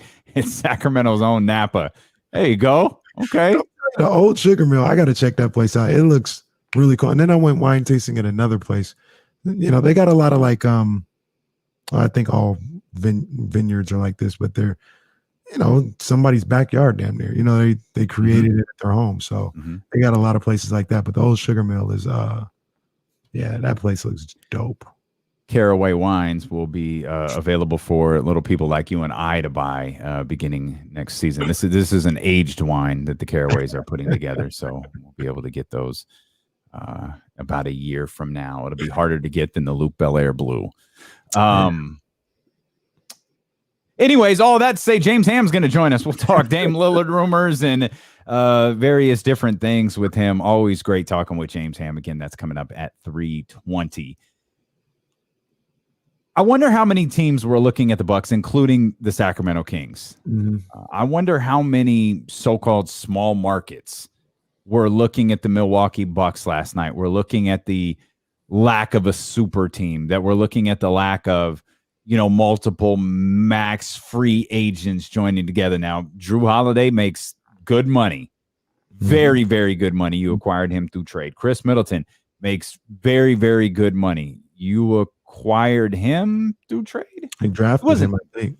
Did they draft Chris Middleton? Yeah. Okay. And then, of course, round or something like that. And, of course, you got Giannis, right? You got Giannis Antetokounmpo. So you're looking around, if your other teams, you know, if your other non-free agent destinations, you're looking at that team like, okay, I see what you did there. There's that word Kings fans have been talking about. Monty McNair has been talking about. Luke Walton has been continuity. You moved on from Jason Kidd. You brought in Mike Budenholzer. I thought so. Middleton spent his rookie year in Detroit. And was traded to Milwaukee. I thought he was drafted by Detroit, but I wasn't confident enough to say it out loud. That is not knowledge by me. That I did not remember that at all. Jesse just sent us that in the text, but I couldn't even play it off. Like, I thought he was drafted by Detroit, but I wasn't 100% positive. Anyways, the point is they acquired him before he became the player that he is. And you can look at those three and go, no, those are really good players, but no one's going to accuse them of being LeBron James, Dwayne Wade, and Chris Bosh, or no one's going to look at them and go, that's Kevin Durant, that's Steph Curry, that's Klay Thompson. It's a group of guys. This organization put a team together. They added pieces along the way. Drew Holiday got there this past offseason, if I remember correctly, in a trade from New Orleans. Of course it was one of the many blunders from David Griffin. And you stuck with Mike Budenholzer. The continuity is there. I wonder how many teams like Sacramento looked at that and thought, like, okay, they did it. We could do it. You've got to be patient. We went over this yesterday. By the way, that graphic, it wasn't really even a graphic. It was just a side-by-side of Giannis in his rookie year and Giannis hulking up in 2021, where we joked about the Mark Jones tweet where he said De'Aaron Fox had put on 9 pounds of muscle already this offseason, and it's inevitable. Someone's going to put on 10 pounds of muscle in the offseason. By that photo's appearance, Giannis puts on 10 pounds of muscle every offseason. Yeah. And he's just like, he went from he went from like the 1, 2, 3 kid into the ultimate warrior. Like, it's just a phenomenal visual. And we went over this yesterday, though. The 6 points per game is rookie year. You know, the 12 points, the 13 points, and then, you know, kind of how the Bucks were patient with him, how he grew, how he got better, and now he's a 2-time MVP and, most importantly, an NBA champion. Yeah. I mean, continuity and staying committed to something, I think, really matters. And I know you like to say the Kings are never rebuilding because there's never anything there, right? Yep. And I know people hate Luke Walton, don't want him here, think he's the wrong guy, whatever the case may be. But this is one of the reasons. This is one of the reasons why I said to bring him back and to bring this group back. Like we talk about continuity, and what are we trying to do right now? Trade everybody except for Halliburton and Fox. And I'm not saying that Bagley or Hield or none of these guys are championship answers, but Chris Middleton and Giannis been together for 8 years. 8 years. And I'm not saying Buddy Hield is Middleton. I'm not saying Bagley's Giannis. I'm not saying none of this stuff. Like De'Aaron and Tyrese. Well, so there's still guys that have been here for a while that you can still build with. You know what I'm saying? Like, that you can wait with. I think one of the big things in Milwaukee and building a team is continuity, is having people on the same page, is going through some things. Now, Giannis and Chris Middleton, they've been together 8 years. They probably made the playoffs their second or third year being together, right? So it didn't take them 8 years to make the playoffs. We're not saying that, but man, you know me. I'm not really in for change too much. I think you got to stick it out. I think you got to grind it out. And I think one of the biggest issues with this franchise has been they commit to nothing.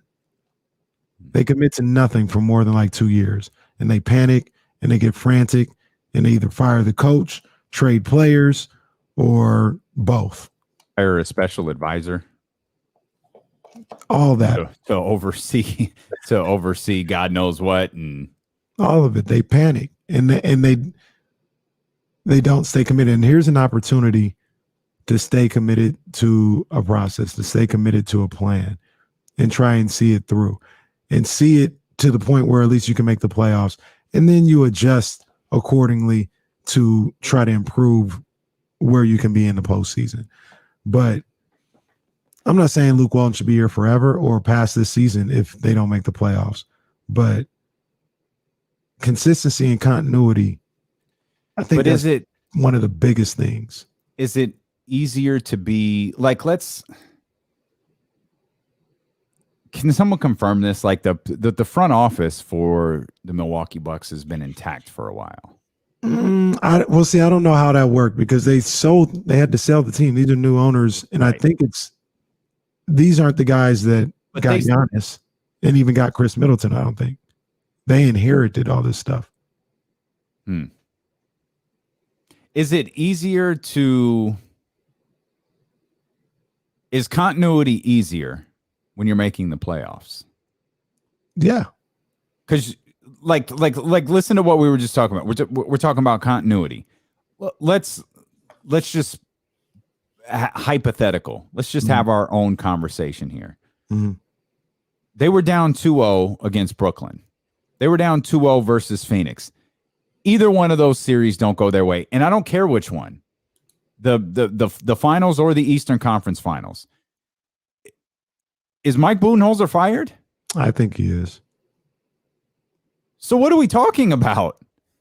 We're praising continuity, but in the same conversation, we're saying they probably would have fired their head coach at the end of this season had they done anything short of winning a championship. So is the point I'm making to a certain extent, and obviously this was the breaking point, or at least we believe, and I think a lot of others believe this was the breaking point for Milwaukee, is continuity easier when you're making the playoffs? It absolutely is.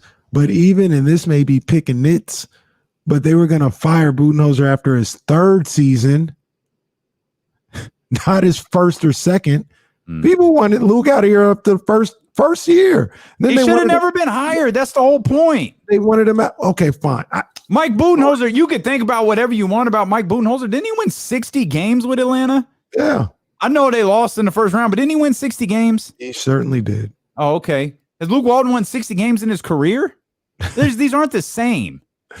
These coaches aren't the same. They're not the same, but everybody's in love with Monty Williams. He was fired. He was fired for poor performance. He wasn't getting it done. This goes back to what I said. I say all the time. All these coaches, it's a matter of the roster, and more importantly than just coach Luke Walton. If you're not given the roster, the main ingredients on the roster, people can change in and out, but the main guys that you're relying on, an opportunity to build some kind of cohesiveness and continuity, it's going to be hard. Not saying it's impossible, but it's going to be really hard. I think continuity and consistency plays a big part in trying to build a winning program. Bucks general manager John Horst was the director of basketball operations for the Bucks from 2008 to 2017. He became the Bucks general manager in June of 2017. Gotcha. So he's been with the organization in a role. And remember, titles like director of basketball operations and general manager, they're not universal across the league. They mean something different to every single team. And I know there's a certain name for it, but the chain of command, the hierarchy, the power structure, it's different for every organization. So I'm guessing the general manager is the higher title here at Milwaukee. But the point being, he's been with the organization since 2008. That continuity is important. We can look and find out if the Bucks ever hired a special overseer, if they ever hired a Vlade type or a Joe Dumars type to oversee what John Hurst was doing. But my guess, the more hires that you make, the less it works. Too many cooks in the kitchen is a real thing. I got a small kitchen. Get the hell out of my kitchen and let me work. Let me cook. 916-349-1320. Let's get our man Herbert in here. Herbert, what's good, baby? What's up, Jay? What's up, G? What's up, man? Hey, just checking in. You know, checking ain't sneaky.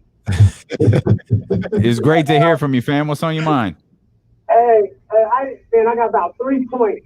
Okay. The first one, man, gives me hope for the Kings. I feel like the Bucks, they didn't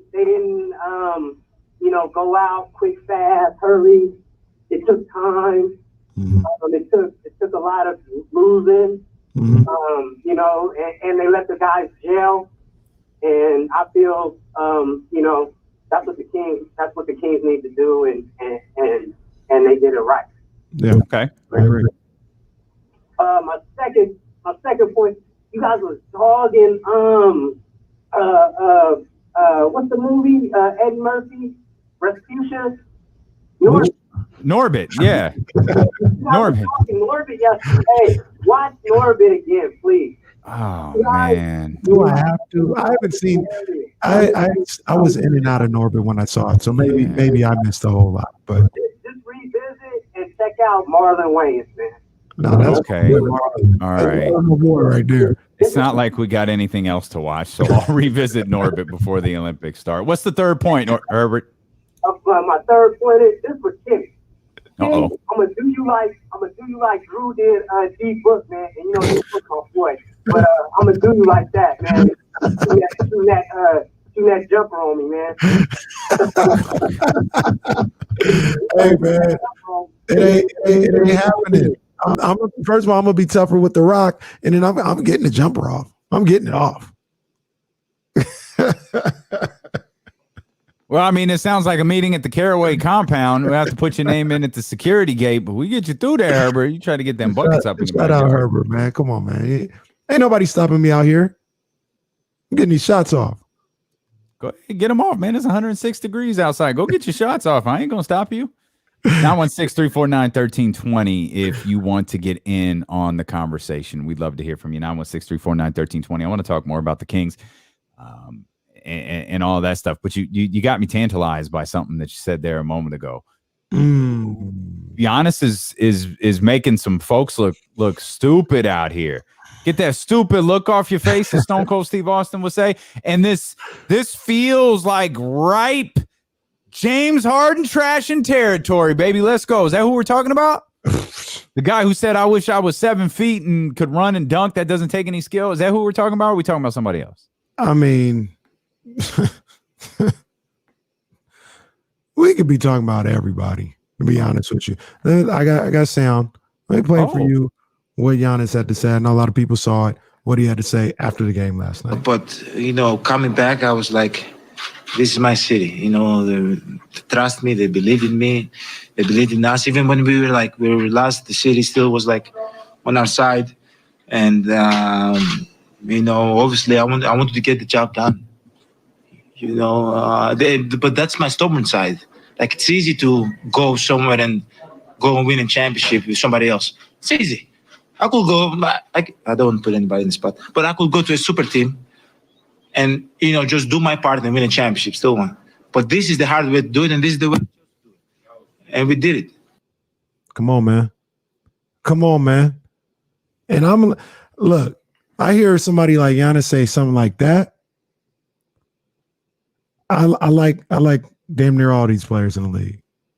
But I'm looking at all y'all. You want to talk about James Harden? Sure, we could talk about James Harden. But I'm looking at Kevin Durant. I'm looking at LeBron James. I'm looking at all these guys. I had to leave. I just didn't have enough. It wasn't going to happen here. Stick it out. Figure a way to get it done. And these guys, they were right at the doorstep like Giannis was a number of different times. And instead of sticking it out, I got to go. I got to team up with somebody. This guy, Giannis, had Chris Middleton and Drew Holiday. No disrespect to them. Those are good ball players. They're good ball players. They're not D Wade and Steph Curry and Klay Thompson and Chris Bosh. And Giannis was like, no, I'm riding with my guys. You guys think I need to leave Milwaukee? No, this is my city.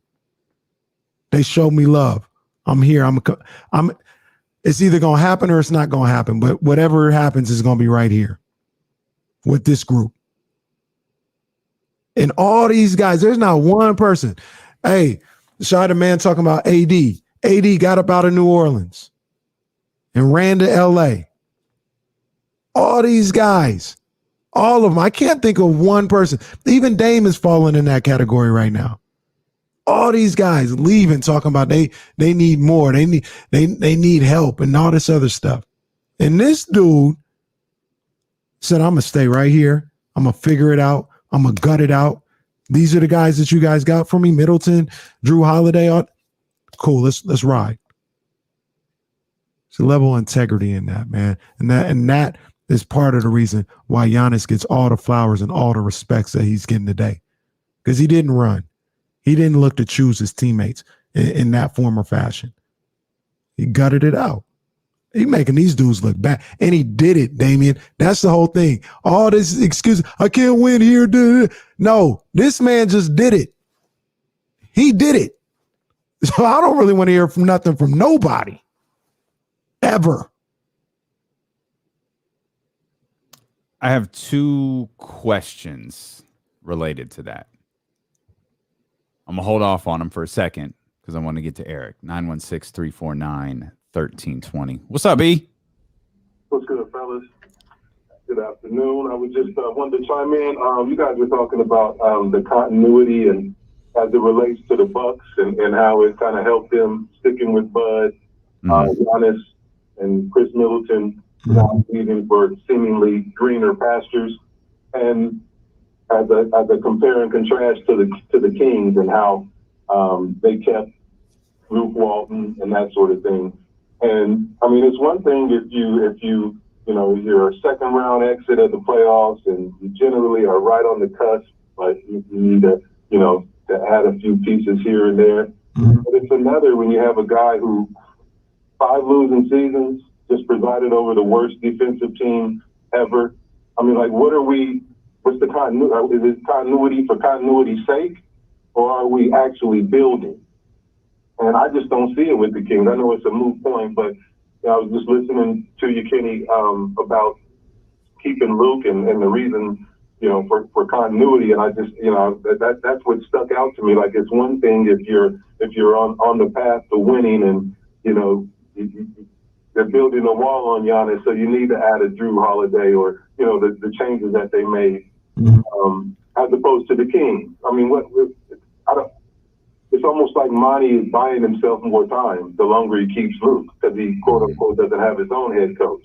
So, as you change the makeup of the team to make it fit more Monty's image, then what?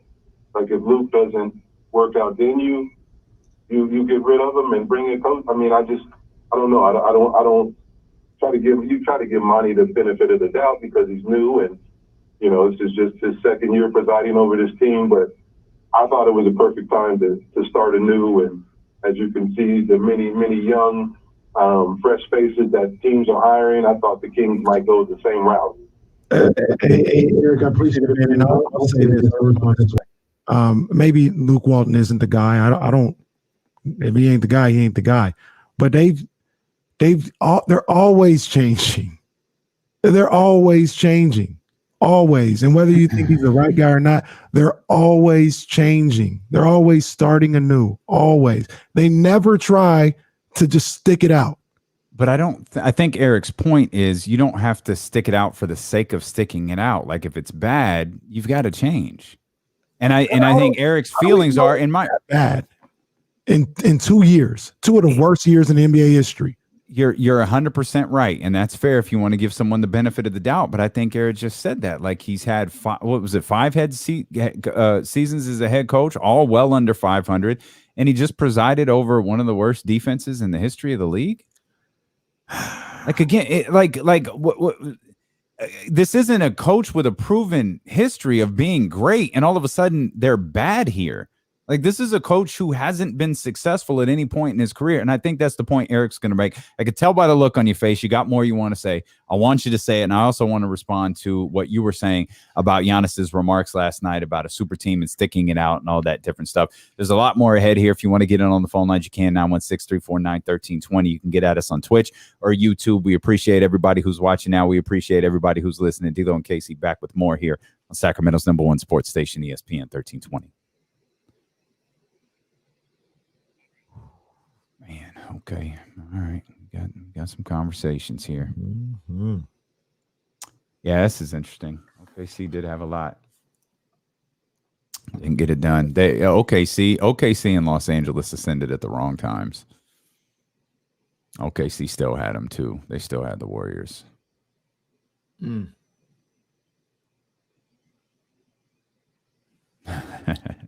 yeah, remember the Giannis to the Golden State stuff? That was great.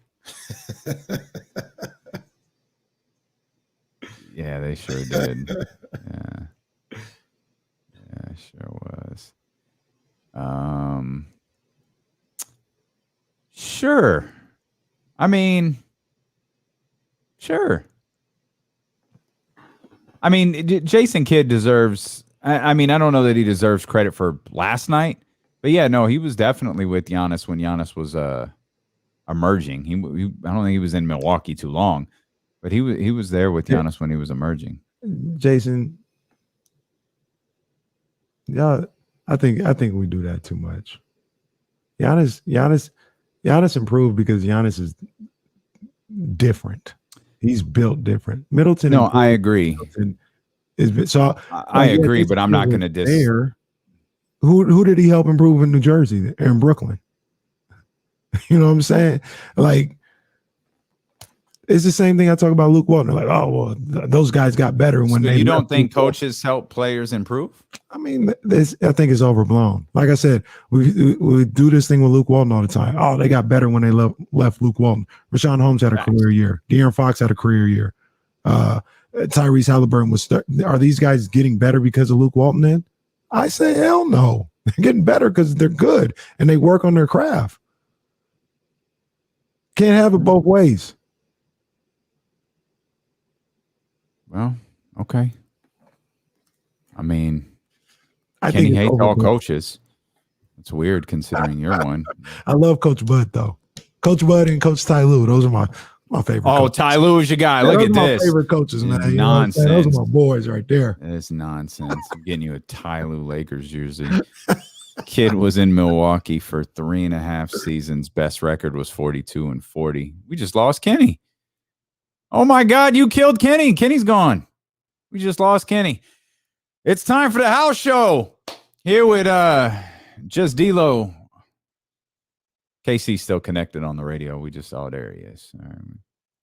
Now you just get to see all of my cool little bottles back here. Spoiler alert, see the black one next to the white one? That's empty. The black one? The Valon bottle is empty. I haven't opened any of these bottles over here. That's the only one that's empty. I have plans to. I still have 2 blue bottles downstairs that I want to fill with blue Gatorade to see if it works, just so I could get them back here behind me. Because I saw Ben yesterday. For those who were watching at the end of the show, know that. Oh, when you open the door with your phone? Okay, calm down. Like, it's a smart lock. Like, give me a break. Like, we literally heard your doorbell notify you that someone was here during the show. Like, come on. It's a doorbell. It's the same thing. It's a smart lock. That's really some Jetson stuff right there. That's absurdity. Y'all act that's such a lie. I like having smart home stuff, man. I tell my lights to dim too. I don't have that either. Actually, I do have. I have the light bulbs. I love the light bulbs, man. I don't use it as much as I do. Shoot, Kenny's the one with the Rose. What's her name? Rosie, yeah, like the Jetsons. Yep.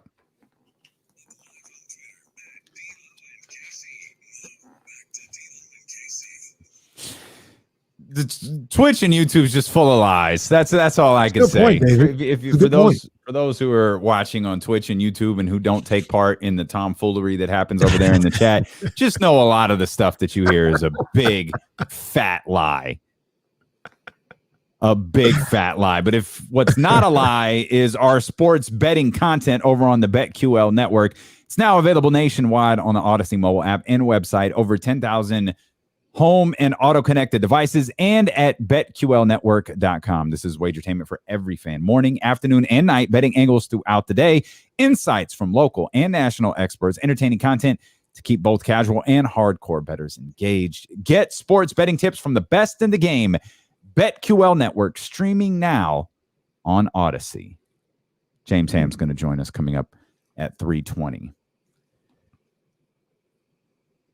You were playing the sound from Giannis Antetokounmpo last night. Yes. Him talking about you wanna hear it again? Yeah, go ahead and run that back one more time for us. There's Giannis on the podium last night. But, coming back, I was like, this is my city. They trust me. They believe in me. They believed in us. Even when we were lost, the city still was on our side. And, obviously I wanted to get the job done.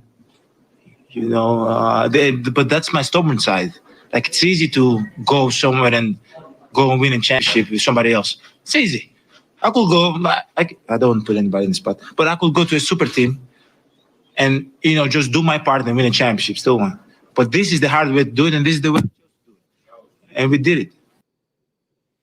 And I think the line he says after that is, "I'm an effing champion." I'm not positive that that's the same soundbite, but Giannis Antetokounmpo was a treasure last night, from his trip to Chick-fil-A and everything. He was IGing live, his stuff with his brother. It was all tremendous stuff. I want to ask two questions, because you had a pretty strong take there about how Giannis made the rest of the league look stupid, and how he didn't run, how he didn't complain about needing to join up with we ain't got enough here in Milwaukee. I got to go to Los Angeles. I got to go to Miami. I got to go here. I got to go there. I got to do it this way. I got to do it the way that LeBron did it. And I know that players have done it before LeBron, but it felt like, at least to the modern era, LeBron is kind of like the birth of the super team. Mm-hmm. LeBron joining Miami is the birth of what we expect to happen every year. Mm-hmm. Which is it's ridiculous, because the 2008 Boston Celtics exist. It was done differently, but they exist. Only a little bit differently, but it exists, right? So and then there's a lot of other different examples that you can use throughout history. But in this modern 24/7 news cycle era, we look at LeBron James and we look at the decision in the Boys and Girls Club in Connecticut and all that stuff. So I want to ask two things as it pertains to Giannis Antetokounmpo, everything he just said and everything that you just said. Mm-hmm. While I absolutely applaud Giannis Antetokounmpo for staying put in Milwaukee and for it working out the way that he did. Remember when LeBron made that decision, it was like, man, I really wanted to see him stick it out in Cleveland. I wanted to see it happen. When Kevin Durant left, I didn't have any venom towards Kevin Durant signing with the Golden State Warriors, but I did think, man, I thought that Oklahoma City team was right there. Mm-hmm. They absolutely, I felt like he could have won a title in Oklahoma City. I understand how good Golden State is, but man, it would have been really special to see him win a title with the Oklahoma City Thunder. With all that said, there are multiple ways to approach this. And I opened this show talking about how silly what we do in this industry can be, what we do as sports fans, what we do in sports media. And we attach titles to legacies, and we attach titles to verify, to use a word that you were using earlier, to verify someone's career. Giannis didn't need this. Giannis didn't need this title. He was verified in the eyes of Kenny Caraway. Mm-hmm. You think Giannis being titleless 5 years from now, he would be Giannis would be, he was good, but he was great, but Charles Barkley's never mentioned as one of the greatest players of all time. I'm not talking about a great player of all time. I'm talking about one of the greatest players of all time. Patrick Ewing isn't either. Patrick Ewing is jumped because of Akeem Olajuwon. It would have been fascinating to see what happens with Chris Paul. We've looked at Chris Paul's numbers. Chris Paul's numbers are crazy. Is he a better point guard than John Stockton? Probably not. Is he a better point guard than Isaiah Thomas? Maybe. Isaiah, those are two guys who are just a little bit before I grew up to them, but certainly as a 7-year-old, I wasn't really studying anything but the back of a basketball card. So I was just looking at the picture on the front. So I don't really know, but you look at the numbers, and when you look at Chris Paul's numbers, he's right there near the top. Jason Kidd is there at the top. You look at, okay, does Chris Paul win a championship? And he catapults past all those guys. But we attach titles to verification. We attach titles to legacy. And that leads me to Giannis didn't necessarily grow up with that. You talked about Giannis being different. It's worth pointing out Giannis is culturally different. Does that play a factor in all of this? LeBron has been under the microscope since he was 13, 14, 15 years old. Right. LeBron's been on national television since he was 16 years old. LeBron, the chosen one, witness. LeBron has has been having money thrown at him since he was a freshman and sophomore in high school. Mm-hmm. The expectations for him are different.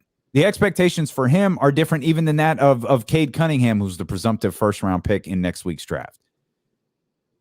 That's what he grew up to. He grew up in the 24/7 news cycle. Most players that we talk about in this modern era of basketball grew up in that 24/7 news cycle. Now you have a crop of players who are growing up in the social media era of professional sports, social media era of life. Giannis wasn't a part of all that. Now, certainly Giannis is aware of it now, but he didn't grow up in that and live in that and have to, breed that like LeBron James did, like Anthony Davis did, like these players who went to Kentucky or like these players who went to Duke or who went to college out here or, were highly recruited. He didn't have to deal with that. I wonder how much of that plays a factor in his approach to Milwaukee, in his approach to the Bucks, and in his approach to basketball, period. Mm-hmm. All great points. And I think that's a huge factor.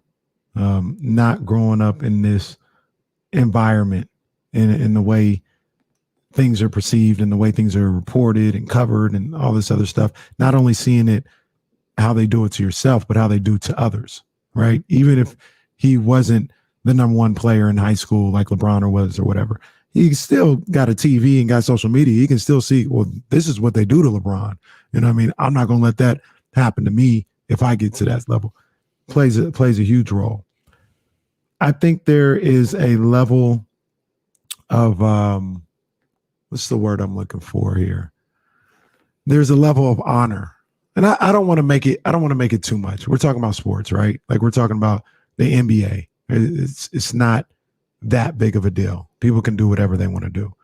But there's a different feeling and different level of respect that people would have for a Giannis NBA championship than they would for Kevin Durant's.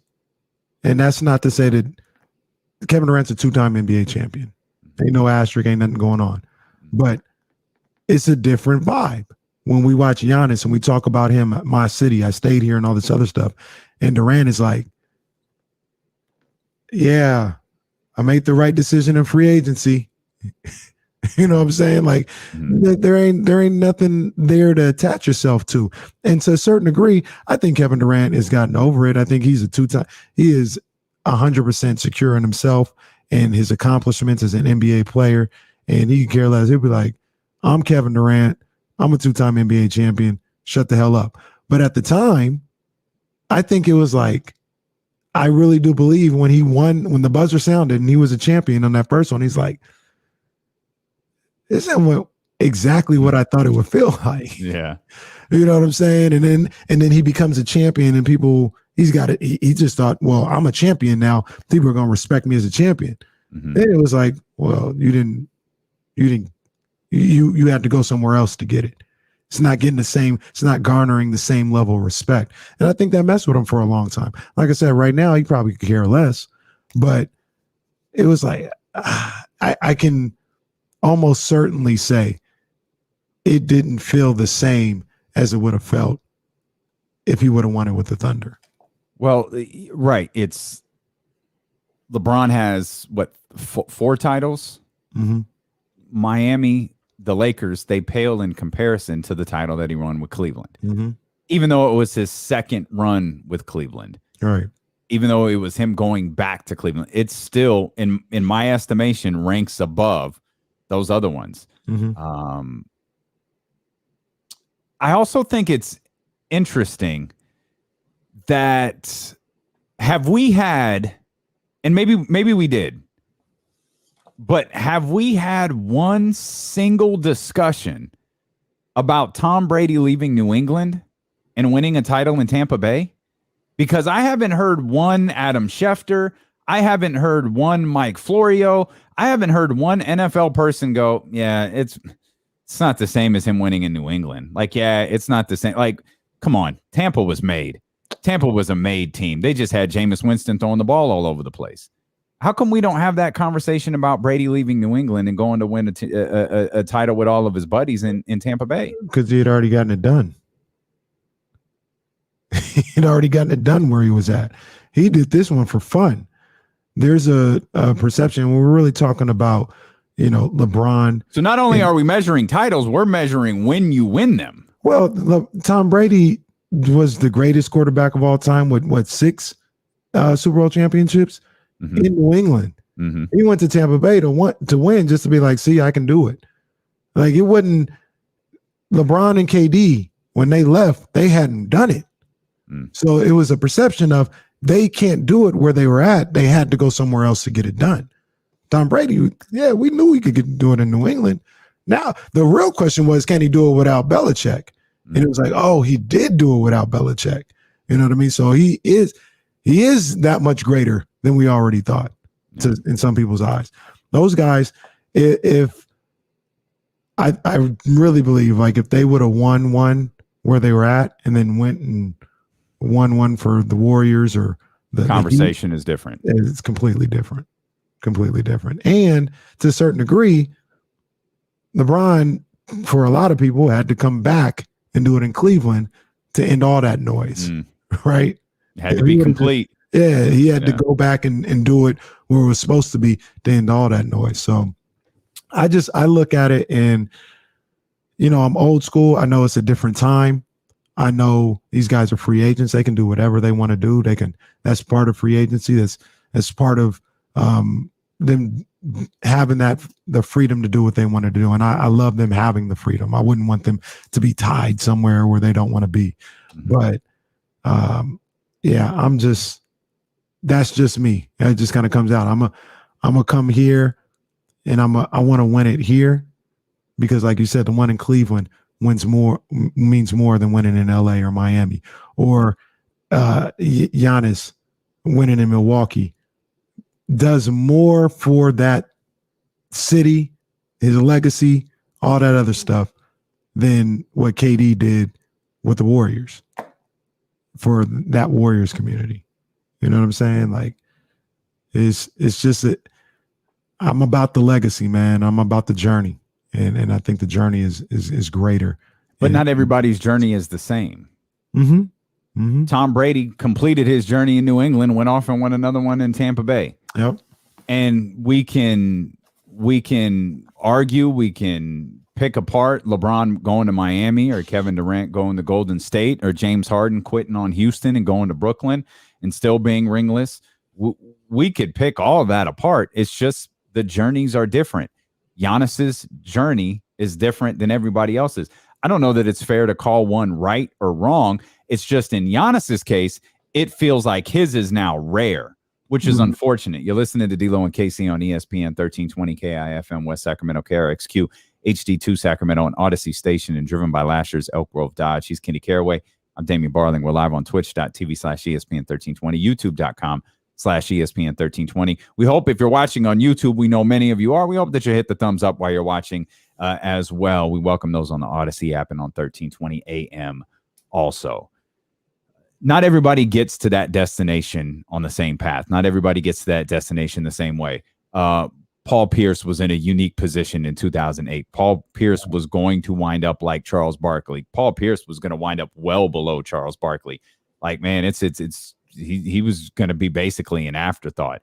His career and Doc Rivers' career, because remember, Doc Rivers was on the verge of being fired. Their careers got new life breathed into them when they lost out on the Kevin Durant, Greg Oden lottery. They thought at worst we're going to finish second. They wound up finishing fourth. They make the deal that lands them Ray Allen, thus getting something that lands Kevin Garnett, and thus the most talked about by them championship that has ever happened in life took place that year. You know, they won it year one. It was basically a year-long victory parade for the Boston Celtics, and that set into motion, you know, I think at least, what we would ultimately see from the Miami Heat, what we would ultimately see, you know, in the deals that LeBron James did when he returned to Cleveland, and now the things that we see with James Harden, Anthony Davis. The thing we might be seeing with Dame Lillard. Mhm. It's they all connect here, but just this journey is unique. I think the Toronto jersey, the Toronto journey was very unique. You talk about rolling the dice. They rolled the dice. We get this guy. We win a championship. Would he really leave us? Right. Turns out he would. Right. Okay. You tried. You got the ultimate prize out of it. And now you got to move on. Yeah. Is Giannis going to be a Milwaukee Buck for the rest of his career? Odds are no, because I don't think anybody plays the entire career. The only one who did it, and the one that we can also point towards being from a different culture, as Mike Tyson once said in Black and White, is Dirk Nowitzki. I mean, Kobe did it. Kobe did it too, but Kobe was in LA. Like there was no greener pastures really to go to. Although it almost was. He did demand a trade. Imagine someone saying to today, trade me to the Chicago Bulls. Kobe said he wanted out on 2 different occasions. He said, Andrew Bynum, are you kidding me? But it's Dirk. Dirk is the one that stayed. And can you imagine if Dirk would have won that title in Los Angeles as opposed to Dallas? Like it just hits a little different. I think Giannis is cut from a different cloth. I think he'll stay forever, but maybe not. Maybe not. I mean, he was talking last night. He was like, look, man, if I never get here again, like I'm here right now, he's like, if I never get here again, I'm okay with that. I'm going to try everything I can to get back here. But if it doesn't happen, it doesn't happen. But good call here now, from that's all that matters. Good call from Brian. Tim Duncan fits in the category, and he wasn't in Los Angeles. Absolutely. He was in San Antonio. So not only is Giannis a generational talent, one of the greatest players we've ever seen, we will ever see. So is Tim Duncan. So is Dirk Nowitzki. We talk about continuity. We talk about Luke Walton. We talk about all this other stuff. What Sacramento really needs is somebody that it matters to them that they do it a certain type of way, a certain level of honor and integrity to say, you know what? I'm in Sacramento. This is my home. I want to win here. I want to get it done here. And it's all of it is a time limit, because you look at somebody, I look at somebody like Kevin Garnett, and Kevin Garnett didn't make it out of the first round for 7 or 8 years. That at that point, you're not close. I understand where it's like, hey, I've tried here for 8 years. We're not close. Maybe it's time to move on. If De'Aaron Fox don't make the playoffs for the first 7 years of his career, I'm like, okay. All right. Well, I don't remember what year Garnett was in when he got traded, but that team didn't. I mean, that Timberwolves team went deep into the playoffs a couple of times, didn't they? They went deep one time. Once, okay. They went. I think that's the Dame Lillard syndrome. They got deep into the playoffs one Yeah. time, and they've been eliminated in the first round every other one. I think he was. If I had to guess, I said maybe 8 years. 9 years. It was in it. Yeah, he was well into his career. And he got past the first round one time.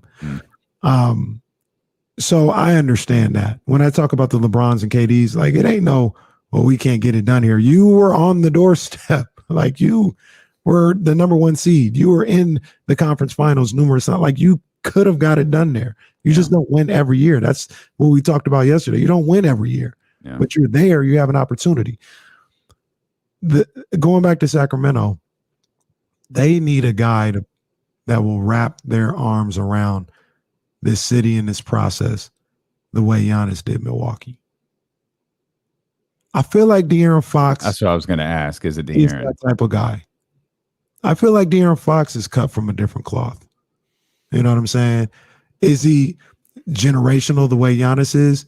I would say no. I mean, well, no. I'm going to say no. I'm going to absolutely say no. Generational is just that. It's like one of one. Yeah.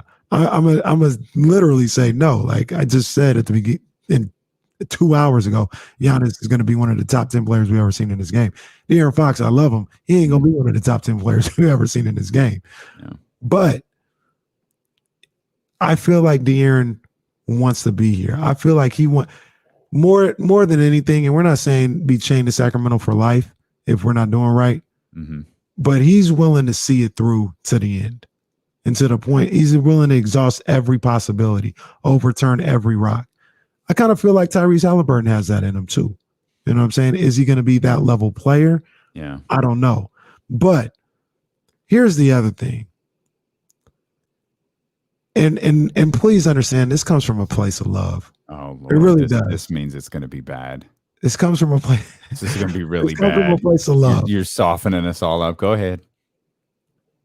This is what we want Marvin Bagley to be. I want Marvin Bagley to wrap his arms around Sacramento instead of trying to run in Team Bagley at every turn.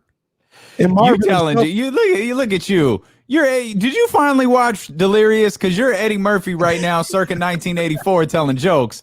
Look at you. But no, Chris Hart right here. I would want him to do that because you talk about the side by side and all this other stuff. You can want a lot of things. I'm just saying, but I'm a challenge him. Where's he at? Where you at? That bus is on the 7th stop right now past you. Like we've missed that bus. I'm gonna challenge him. Well, you know they're we'll challenge. Go ahead. I'll lay out. Where you challenge at, him Marvin? because you know they listening. Where you at, Marvin? Tell me why you can't be Giannis. And let's try to be the person that makes the change in a place like Sacramento. I need all these people, Team Bagley and Marvin Bagley, to tell me why you can't be Giannis. Because I would love for you to be Giannis. Now let's bring this 2-day conversation full circle as you tie Marvin Bagley into Giannis Antetokounmpo, and people may be listening like, what the hell is this idiot talking about? I'm never listening to this again. We were looking at Giannis Antetokounmpo's numbers in the league, his first year, second year, third year, looking at the progression of him as a basketball player. Now you saw the talent in Giannis. I'm certainly not going to say the first or second year, but you saw it early. You saw there's something there. It's very raw. It's very different than what we're accustomed to seeing in the NBA. Like, but it's a very moldable piece of clay right there. It's a very raw talent, and I'm not going to go so far as to say people feel that same way about Marvin Bagley, but I know people think Marvin Bagley is better than what we've seen. Yeah. And the one thing that Marvin Bagley said in his halfway decent podcast that didn't cause me to gouge my ears out was the line that he said, y'all haven't even seen Marvin Bagley yet. I actually believed him. I absolutely believe him too. I was like, I think he's right. I don't know that we ever will. All right. But I believe him. So that's the full context as to what Kenny's saying, if you may have missed yesterday's show. And look, I have no, I don't know what they think. I think of Marvin, nothing like that. I don't have no problem with Marvin as an individual, and absolutely as a basketball player. And I'll say it again. I'm gonna challenge him again. We need you, the Kings, the city of Sacramento. We need you. Talking about we ain't seen Marvin Bagley yet. We need him. If we want to get where we want to get, Fox can't do it alone. Fox and Halliburton can't do it alone. We need Marvin Bagley. Why can't you be Giannis and say, yo, let's get it done here? Why can't you do that? Let's try to answer that question when we return. The 13th round coming up here on youtube.com/ESPN1320, twitch.tv/ESPN1320, and we'll try to figure out why Marvin Bagley can't do this. We'll try to tap into some other things as well if we have time. I'm sure Kenny doesn't want to talk about the Giants getting walked off last night, but I bet you do want to talk about the other news coming out of San Francisco, and that involves Fred Warner. There's plenty to talk about. James Ham joins us an hour from now here on Sacramento's #1 sports station, ESPN 1320. Hey, 13th round in the building. Oh, look. graphic. Stop playing with him out here. Boy, that boy Dave a bad boy, man. Y'all see the 13th round at IMK Diddy. Shout out to Dave, man, for the graphics as well, man. But look, 13th round, we got the big news with Canelo and Caleb Plant possibly going down in September. We got that yesterday. But what got pushed to the back yesterday was I wanted to talk about Rolly Romero. And if you guys saw him on Saturday, if you're not familiar with who I'm talking about or whatever the case may be, it's a young dude under the Mayweather promotion stable. And he's an interesting cat. I saw Rolly a couple years ago. I was like, this dude's out there. What Gorilla Monsoon always say? I'm not sure if the elevator goes to the top floor. But Rolly is so intense. It was funny to me, right? And I see him fight, and he's this big knockout puncher or whatever the case may be. I was like, yo, I want to see more of this cat. I want to see more of Rolly. This dude got power. He can go. And then I saw him a couple fights ago. He finally made it to Showtime Championship Boxing, and he stepped up in competition, stopped facing these club fighters, faced a real boxer. And I didn't like what I saw from Rolly. I didn't like it at all. I don't think he's a very good boxer. I think he just waits around looking for his power. And he got a win that he probably shouldn't have won. And yeah, I just wasn't a fan after seeing him on that level. Saw him some more. He had a knockout. And then I saw him on Saturday. He had another knockout with the guy pulled out late or whatever the case may be. And what I really came down to thinking after seeing Rolly is there's nothing likable about this guy. He's always running his mouth. He's always talking crazy. He's just always got this little crazy scowl on his face. There's nothing likable about him. So I'm not really a fan of Rolly Romero, but I'll say two things. Number one, I would love to see him face Gervonta Davis. The build up to that fight would be great. And Gervonta would knock his block off. Gervonta would knock the hell out of Rolly Romero. Let's just make that perfectly clear, because Rolly is not a good enough boxer to beat somebody like Gervonta Davis. Gervonta would get inside on him and knock the living hell out of Rolly Romero. That's just a foregone conclusion. Number two, boxing kind of needs these kind of Rolly Romero guys. I'm not mad at it. You want to talk about a villain, about a super villain? It's Rolly Romero. You know who he reminds me of? And David, you might feel the same way. Another guy that I couldn't stand, who had no redeeming qualities. And that's Ricardo Mayorga. I could not stand Ricardo Mayorga. All he would do is smoke at the press conferences, talk crazy, talk super disrespectful, and go in the ring. And typically he would lose. I think the only person he could really beat was Vernon Forrest. But I couldn't stand him. I could not stand Ricardo Mayorga. But I remember him. I watched some of his fights. And I think that's the role that Rolly should slide into and could slide into if he continues to be out here. Rolly, I hope you get your ass beat by Tank, but I can't wait to see it. It's the 13th round.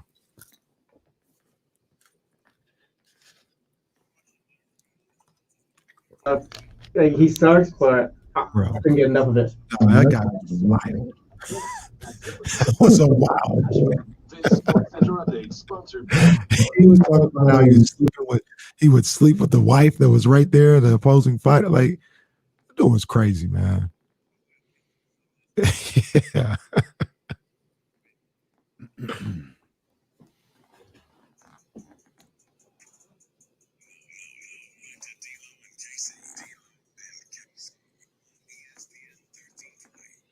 ESPN 1320 and the Odyssey app. You can download the Odyssey app right now and discover hundreds of new exclusive music stations available now for sports and music fans, by sports and music fans, whether it's hip hop, whether it's 80s rock, 90s rock, whether it's classic rock, whatever it may be. You'll find a station just for you on the new Odyssey exclusive stations on the Odyssey app, brought to you in part by Macy's and Geico. What's the name of that one? Guitars and Glitter? Guitars and Glitter. Yeah, buddy. I haven't got to that one yet. Check it out. I like it. Yeah. I hadn't, man, it's been crazy. I ain't got it. Yeah. You'll get there when you got time, young brother. You'll get there when you have time. Bring back One this of these Marvin. days. Oh, by the way, let's mention this as well. We were talking about Kevin Garnett. You had mentioned him consistently losing in the first round. Kevin Garnett went 7 straight years losing in the first round. He made it to the Western Conference Finals in 2004, then didn't make the playoffs again until he got to Boston. Yeah, that's a good enough time to be like, hey, I got to move on, guys. Not the Western Conference Finals. Yeah. Eastern Conference Finals. Yeah. But yeah, man, I just asked a question though, and I want to know what you got to say. I asked Marvin Bagley, why can't you be Giannis? Giannis, and I don't think it's just as it pertains to on the court, because on the court it's definitive. Yeah, that's a tall ask. You know what I mean? But in mentality, I think in this mentality, much like on the court, or as we've been speculating, he could potentially be on the court. It's one of one. So to ask, like, I think there are great players who can adopt Giannis Antetokounmpo's mentality.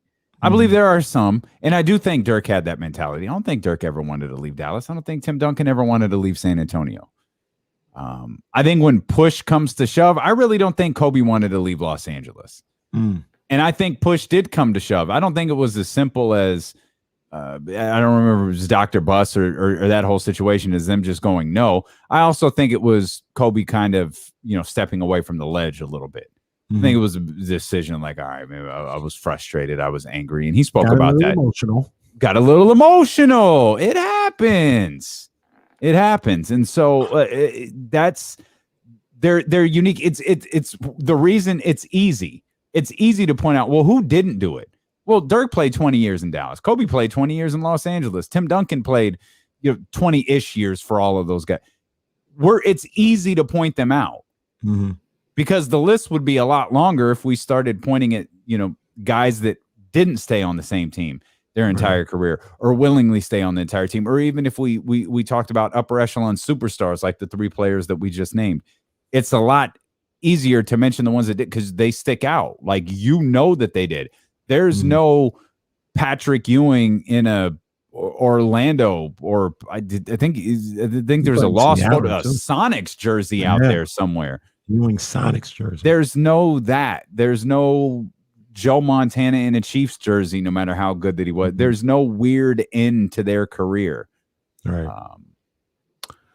There aren't very many of those, and so Giannis, if he winds up, and I'm doubtful that he finishes his entire career with the Bucks, and maybe he does, but that doesn't mean it's going to become the norm.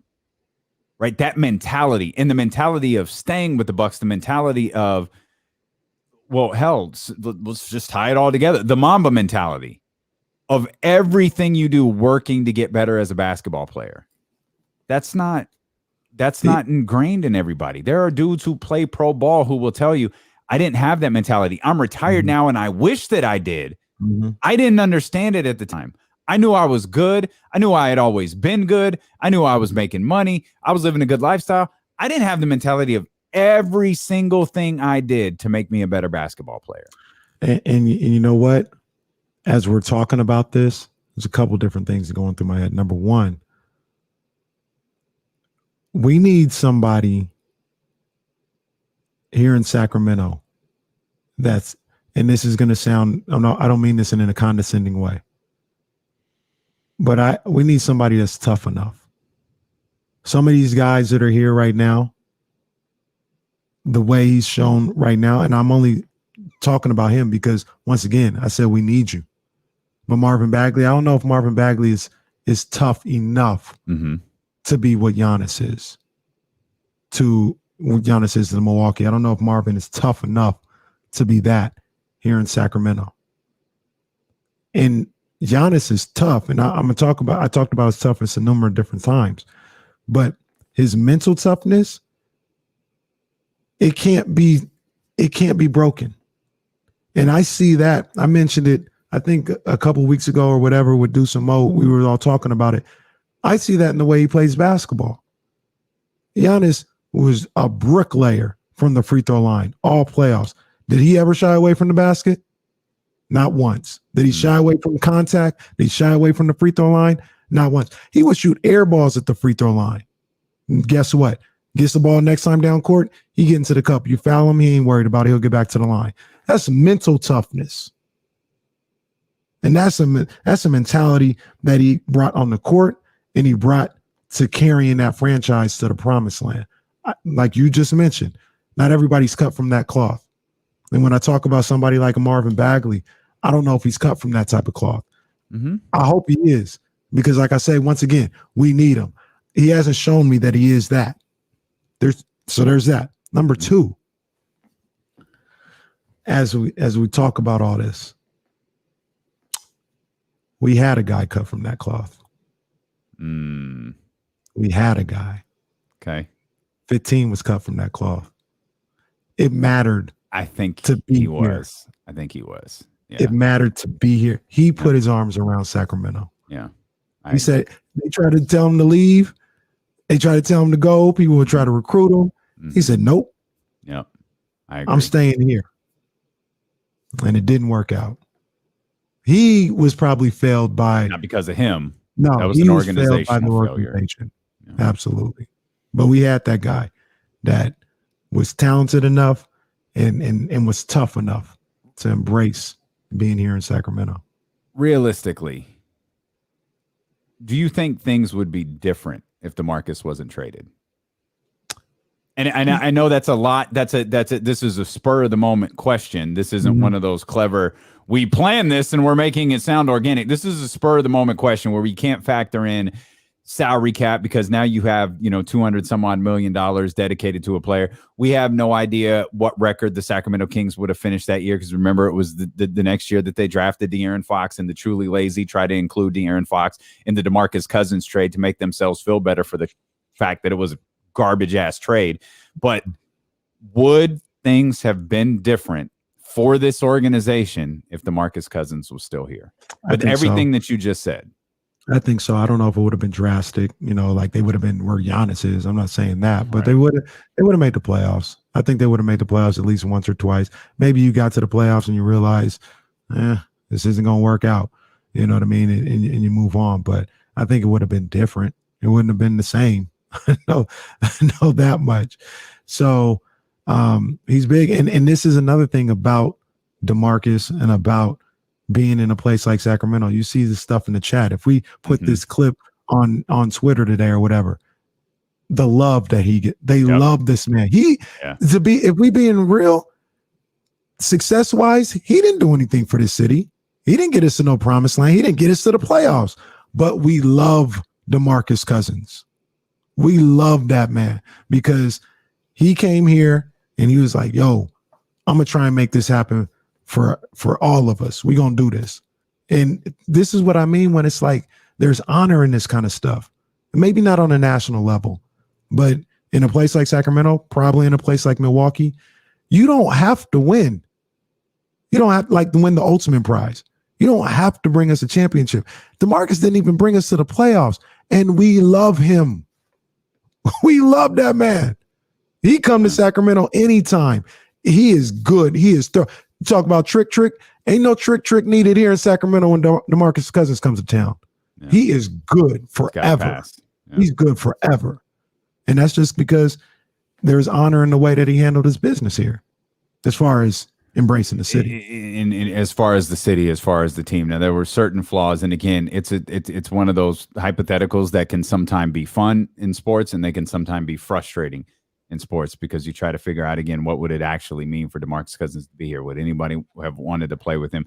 Would he have been attractive for free agents? Would it have been the opposite? Would we have ever gotten the scoop on why was there allegedly a beef between Rudy Gay, Isaiah Thomas, and DeMarcus Cousins? Because they've since said no, that didn't exist. How much of the issues with DeMarcus Cousins were organizational issues within the Sacramento Kings?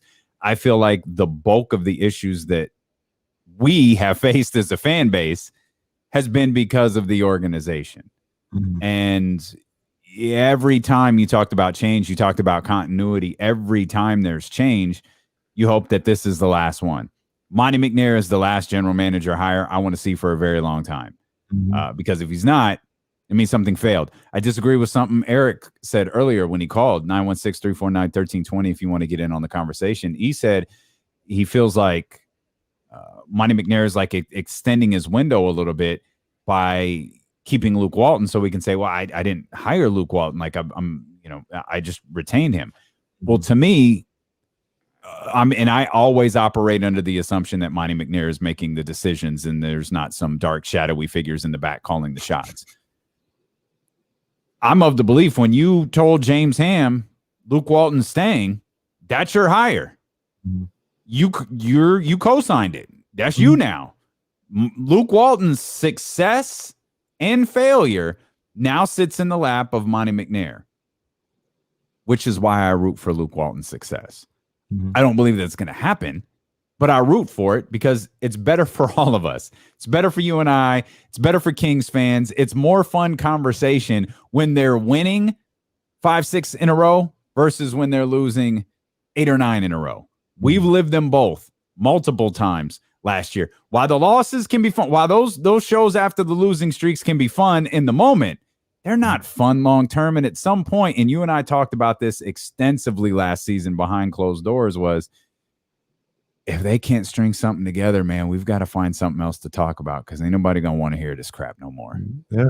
And it never happened because they every losing streak they would give us enough. Right. Yeah, they'd give us enough to be like, no, stay here, ride with us. Like we got it. We're gonna get it together this time. No. It's really happening this time. So I love the DeMarcus Cousins mention because he does fit that mold of a guy who loved the city and wrapped his. He's a guy who I don't think would have left. He's a guy who I think could have very well, had it been his decision, I think he would have retired a Sacramento King, and hopefully that would have been a 15, 16, 17-year career or whatever. Hopefully, the way careers are even longer at this point. And I know, well, he got injured. Well, this happened. Well, that happened. I wouldn't even call it that because you can't change one variable and expect the outcome of the equation to be the same. He stays in Sacramento. He's not playing in that game against Houston. Nope, maybe he tears his. Maybe he tears his Achilles at a different point. But again, this is all part of the hypothetical here. That reminds me of like DeMarcus is such a fascinating figure. Go ahead. Sorry. No, he absolutely is, and that just reminds me of De'Aaron Fox, and De'Aaron Fox isn't as demonstrative as DeMarcus. Where DeMarcus was at this point in his career, you could probably say De'Aaron's probably a little more mature, definitely a little more mature than he is, but in a quieter way, I could see, as long as they aren't just an embarrassment, obviously, I could see De'Aaron not trying to leave. You know what I'm saying? Sure. Like if they're, by the time his next contract comes up, if they're like, they don't even have to be like championship contenders, but if he's like, yo, we're in the playoffs, maybe we're a player away from taking another leap, I think he has that in him to stick around, to stay. Like he's not tripping that he's in Sacramento. He's okay laying roots down here. And that's one part of the puzzle that you need. You need somebody that doesn't have one foot out the door by the time they actually get here. You know what I'm saying? I think you mentioned this a second ago. As we spent a lot of time talking about De'Aaron because De'Aaron is the face of the franchise. I think Tyrese is cut from that mold. Like Tyrese strikes me as that type of guy who will approach something with the let's get it done attitude, and he also strikes me as a guy who is constantly thinking how to get better and how to be better. Yeah, and quite on De'Aaron is too, because we've seen it. There was a point where like De'Aaron took this incredible leap from year 1 to year 2, and people started looking at other rookies like, oh, I remember they said this was Luka Doncic. Luka was really good his rookie year. Imagine how great he's going to be his second year. It's like, wait, that normally doesn't happen. Now, to Luka's credit, he actually did. He was really good his second year too. But De'Aaron kept taking these like jumps to where I think the joke was this year, at some point, he's going to run out of steps. Like, De'Aaron's got to take another step forward, by God. Like, dude, how many stories is this De'Aaron Fox house that he has? Is he living in the Caraway compound?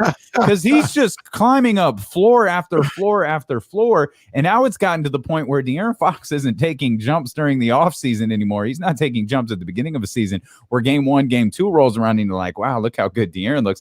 De'Aaron's taking him in the middle of the season now. Yeah, facts. From first half of the season to second half of the season, it's like, oh, good night. Like, dude, De'Aaron, like, he just then you go from something like Tokyo Drift. He just hit another gear here. Then That's you a go call from back to earlier in the week for those who are with us. 24 game to like 28 in the second half or something like that. It's crazy. Yeah, like in the middle of the season. Like, who does that? Like, how does a guy who going, oh, he's gonna be good next year. Oh, he's gonna take another step and he's gonna be really good next year. Oh, he's gonna take another step and he's gonna be really good. We're not even doing that anymore. It's just wait till the second half of the season and see what my man does. Watch the jump he takes after the All-Star break. Bro. Dude, hey, y'all see that East Coast swing where they hit New York, Brooklyn, Philly? Wait till they get back from Philly. It's crazy. It's crazy. I don't think I've ever, wild. He's a hell of a ball player, man, and that's why I really want him to be on this platform, this postseason platform next year, because that boy, he needs that love, man. Go, man. He can go. He's as good. We talk about Devin Booker and everything that, you know, the level that he reached this postseason. I believe De'Aaron Fox is every bit as good as Devin Booker. Well, and the crazy thing about what Devin did this postseason is Devin Booker did what Devin Booker's been doing. Mm-hmm. It's just he did it on a different platform. Yeah, like it's no matter the basketball is the same, 40 points are the same, 40 and 10 is the same. But when you're doing it on TNT on a Thursday night and you're the lone game, or when you're doing it in a playoff series that everybody is watching, that all the gamblers are watching, all the fantasy people are watching, all of the sports fans are watching, the Kings fans are watching, the Lakers fans, everyone is watching it. It hits different. Mm-hmm. Devin Booker's been doing what Devin Booker's been doing for years. He just did it on a different level. That's what we want everybody to see with De'Aaron. Yep. Y'all are watching De'Aaron now. De'Aaron's been doing this. We've just finally got some things right within the organization now to where you could watch him on a different level. Absolutely. Two things real quick. You talk about somebody like DeMarcus Cousins. Somebody said, you know, oh, if he still gets hurt or tears his Achilles or whatever the case may be. And you're like, well, that you can't do that because if he's here, he's not playing in the Houston game, whatever. Mm-hmm. What's the movie? Somebody help me out. What's the movie where somebody goes back in time and they go way back in time? Like, it might be a cartoon. Actually, I'm pretty sure it's a cartoon where they go back to like the Stone Age and they step on a bug and it changes the whole course of the world. the jacked up part is that sounds absolutely familiar, and I can't figure out what it is. It changed like the entire course of the entire universe, them stepping on a bug in the Stone Age. Well, I feel like that's always like in any let's go back into like Back to the Future. That's essentially what Back to the Future is. Don't let anything change or it's going to alter the future. That's they're saying it's The Simpsons. Homer did it. It was either an episode or a movie, but yeah.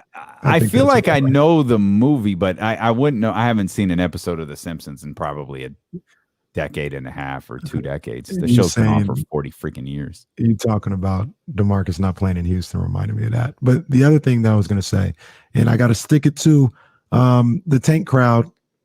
Got to stick it to the Tank crowd. We'll always want somebody to tank, have a top 5 pick. Mentioned this, I think, on the show last week. But Milwaukee Bucks are now the NBA champions. Mm-hmm. And they did it without a lottery pick on the roster. I was doing some research too. And this stat might not hit as hard. But to my knowledge, Will Z, I think you're listening. Maybe you can tell me if I'm wrong. Maybe Brian West, somebody. But since 2000, it's 21 years now. Only 3 teams have won a championship with a top 5 pick that they drafted. Spurs with Tim Duncan, Kyrie, and Dwayne Wade. I think he was number 5. I think he was the 5th pick in the draft. wow. Other than that, Well, you got that's teams- that's a bit. It's accurate, but is it kind of deceitful? Because a little Tim bit. Duncan, like how many titles did they win? Like, So they okay, got 4 at 21. And then Kyrie just got the one. He got one, and then Wade got one. But he got He got 3. He got 3. I'm saying he got one by himself, so to speak. And then LeBron trumps LeBron throws all of this out of whack because he's played for so many different teams. He's played for so many different teams, and he's LeBron, right? Right. If you tank for LeBron, okay, I get it. Cade Cunningham ain't LeBron. I can promise you that. All right. Cade Cunningham, damn good. He ain't LeBron. So, it's interesting that you brought that up because I was thinking, well, there is no LeBron, but there was a player with LeBron level hype.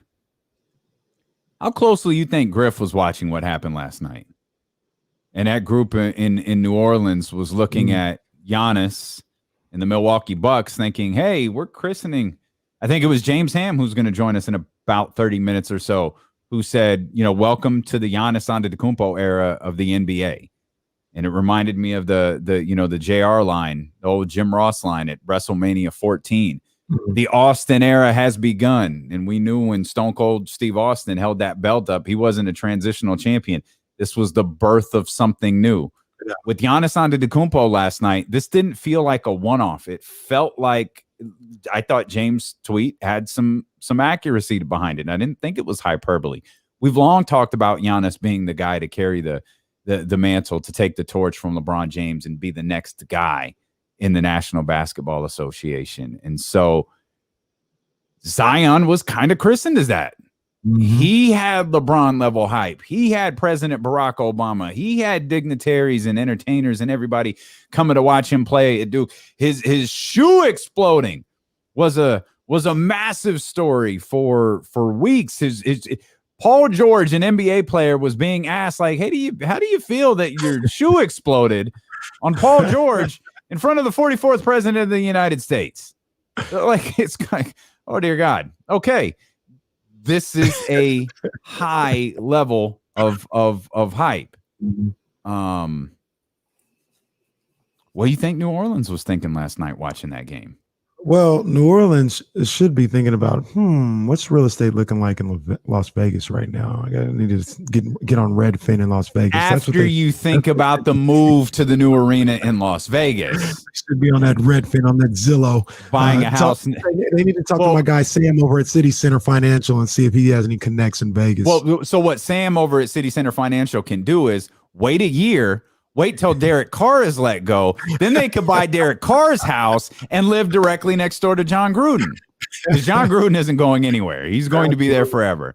So they can buy Derek Carr's house and Griff and the crew can be neighbors. After they talk to my man Sam, they can talk to my people over at Home Energy because it's hot in Vegas and make sure, AC and everything is taken care of out there. So that's what Griff and all of them should be doing. But to answer your question, then we'll send a case of Luke Belair and McQueen and the Violet Fog gin to Las Vegas and have them set up. And if they need help with anything else, they celebrate their new house. They'll have some McQueen and the Violet Fog gin. Thank you for tying this impromptu ad of all of the wonderful people that support us. We'll hop in a ride from Lashers Elk Grove Dodge and we'll head out to Vegas together and bet on games. We'll thank you well. And we'll bet on games. We'll be sure to get the car registered at quickdmv.com. That's QUIKDMV.com. And since this is all gone completely to hell, I'm going to ask you the New Orleans questions again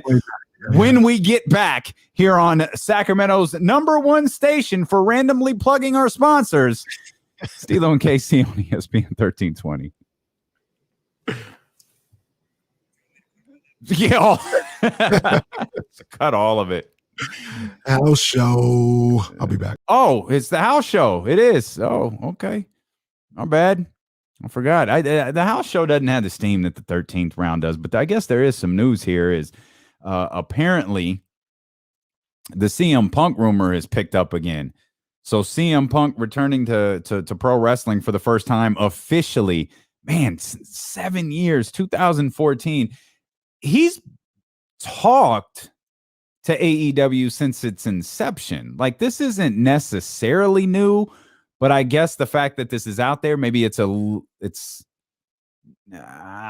don't know. Maybe it's just a fresh rumor. Like, I'm not really sure. But it seemed to have picked up a ton of steam in the last 24 hours. And I know Dave Meltzer was talking about it last night on Wrestling Observer Radio. And so this still has impact. And like, legitimate question. I just thought of this. And I know they've already sold like 15,000 tickets, but is this the big moment for Arthur Ashe Stadium in New York for AEW? Like, you bring in CM Punk for his big return and what would be, I mean, that's got to be their biggest show to date. Like, I know it's not a pay-per-view. I know they'll never have a more important show than All In. Like, I understand that. And, you know, Double or Nothing and Dynamite and everything that came after that, I understand. But this is New York. This is Arthur Ashe Stadium. This is probably their biggest show to date. You get CM Punk in there. Like, okay. I mean, they've already sold a ton of tickets. It's not like they're doing it to drum up interest. Like, they've already got interest in it. But I think it's interesting this CM Punk rumor pops up. And let me ask you this.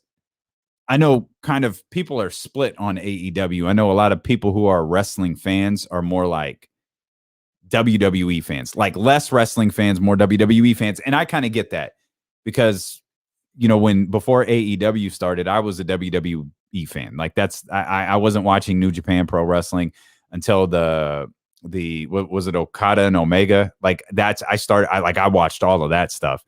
But like, I didn't keep up on what New Japan Pro Wrestling was doing. So would this get you interested? Would a CM Punk return in AEW get you interested in AEW? Or would a return to wrestling for CM Punk have less impact than it would be if he went to WWE?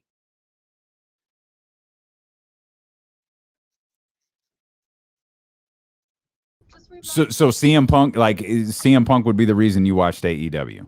Yeah, cause like I'm more of like a WWE fan, but I like CM Punk that much to where if he was on AEW, I'd start like watching. Okay, that the return is going to have impact no matter what. Like, that's not a question. But AEW isn't. I feel like if CM Punk returns to WWE, like that gets on ESPN. Like, that's a big deal. Like, CM Punk was a huge story on ESPN one time. I don't know that AEW pulls up, but is able to pull that off. I just don't think they have that cachet yet.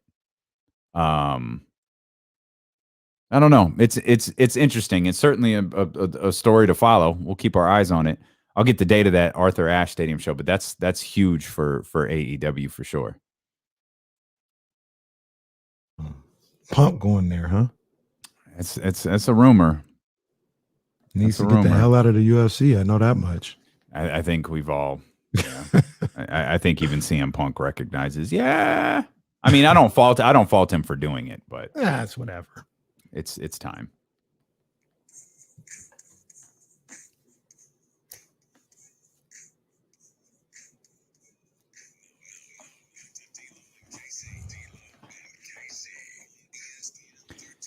The California Classic is coming to the Golden One Center for a 2-day event showcasing some of your favorite California basketball teams in the Miami Heat on August 3rd and 4th. Head to ESPN1320.net/contest right now to enter for a shot at winning tickets. Two things here before I get to the Pelicans question and get that re-asked to me again. I talked about top 5 picks and, you know, finals, championships, all this other stuff. My man, John Bull, our guy, John Bull, he says that 5th pick thing is cherry picking.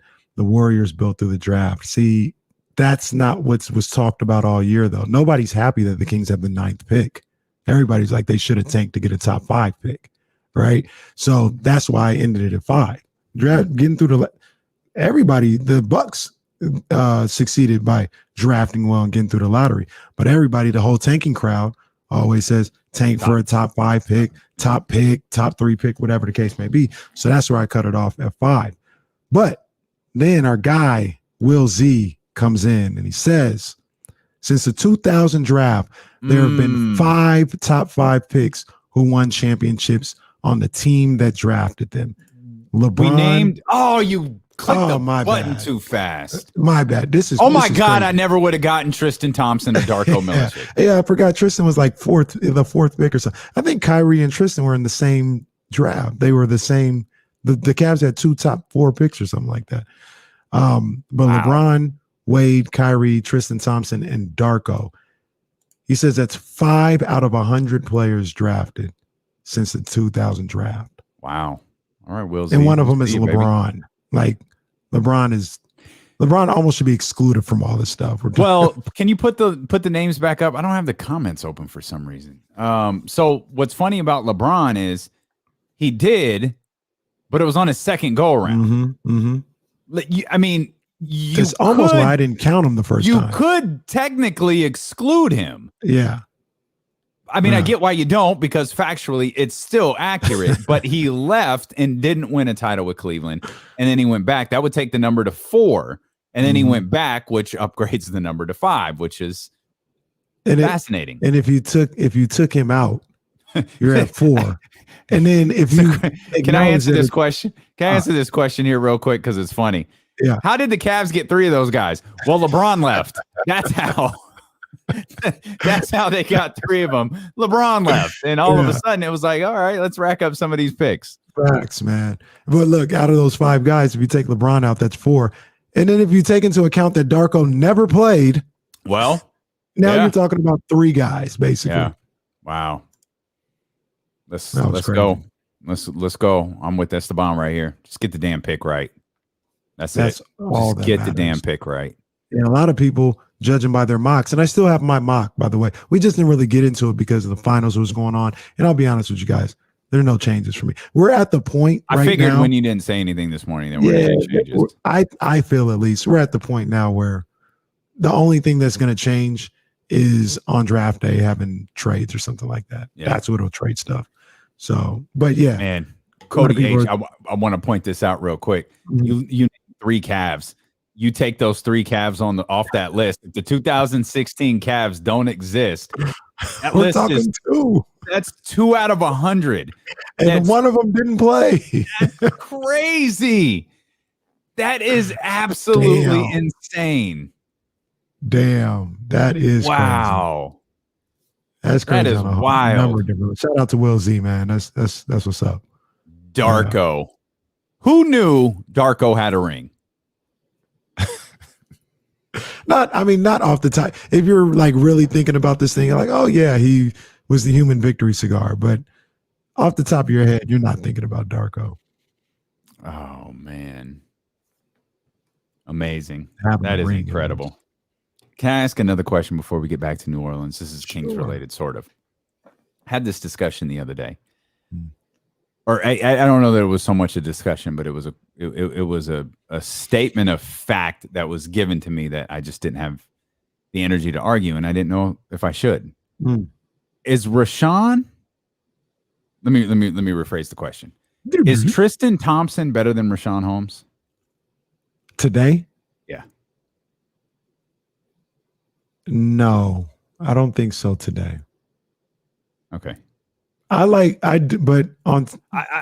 Tristan more than others do. Yeah. Thank you. Same thing. Yeah. I don't think he's a scrub the way you point out. We can have somebody that might know. Jesse, what do you think? Is Tristan better than Rashawn Holmes, or vice versa? At this point in time, Rashawn's better. I mean, Tristan, he's a good leader, vet. He's a good vet guy who can get you boards. But I think right now, Rashawn's better. Gotcha. Yeah. Freaking forgot. He was in Boston. Yeah. I forgot. Yeah. And one of the times that he balled out was like against the Kings this year. Yeah. He had like 17 and 10 against the Kings. Yeah. Tristan's one of those guys who I look at and think, I certainly don't know, but I feel like maybe he lacks focus on basketball.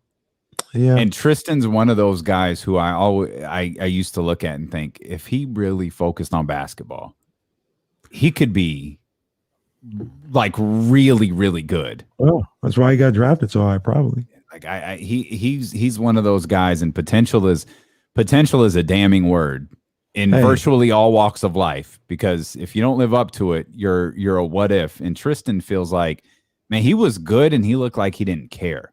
If he cared, he could have been great. I can tell you this. I can confirm that he didn't fully love the sport because he changed what hand he shot with in the middle of his career. You can't be focused on the sport and be like, you know what? A couple years in, I think I'm shooting with the wrong hand. How does that happen? Better late than never. I'm not sure.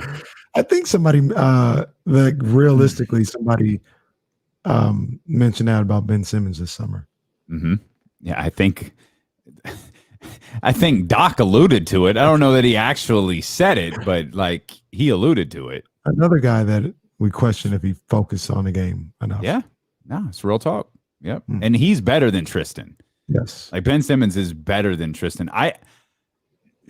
You could put them both in the same category, wondering if they love playing basketball or they love what basketball brings them.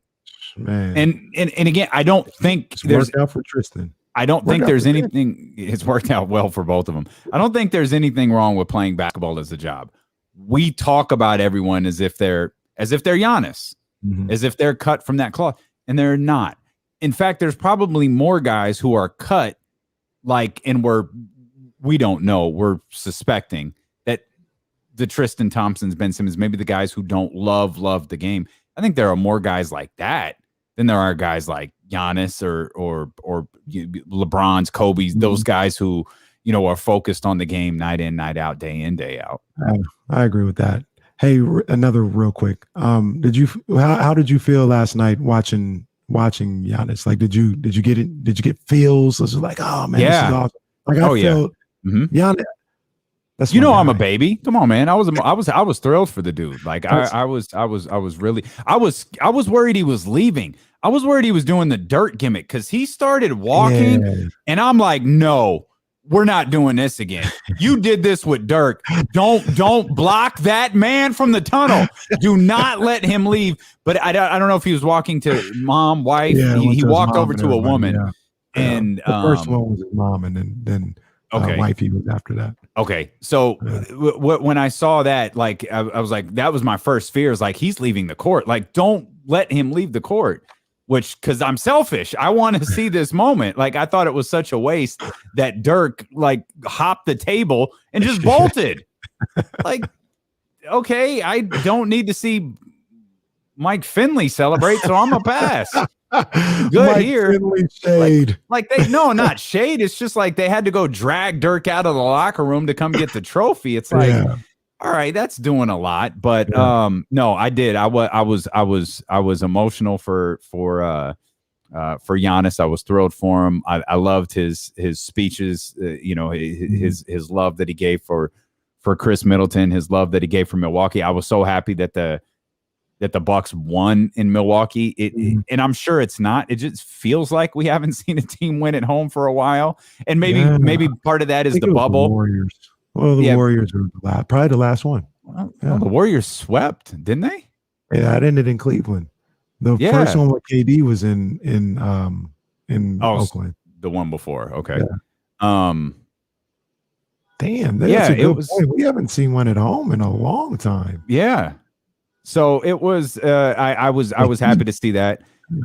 I enjoyed the Deer District, the whole thing. So yeah, I was glued to Giannis last night. Yeah, Giannis is. I don't think it's D'Lo Westbrook level. I don't think so. But I love me some Giannis. That's my boy. You can't get to that level of love. That's my boy Giannis, man. So to see him win, I was super hyped about it. I've already made the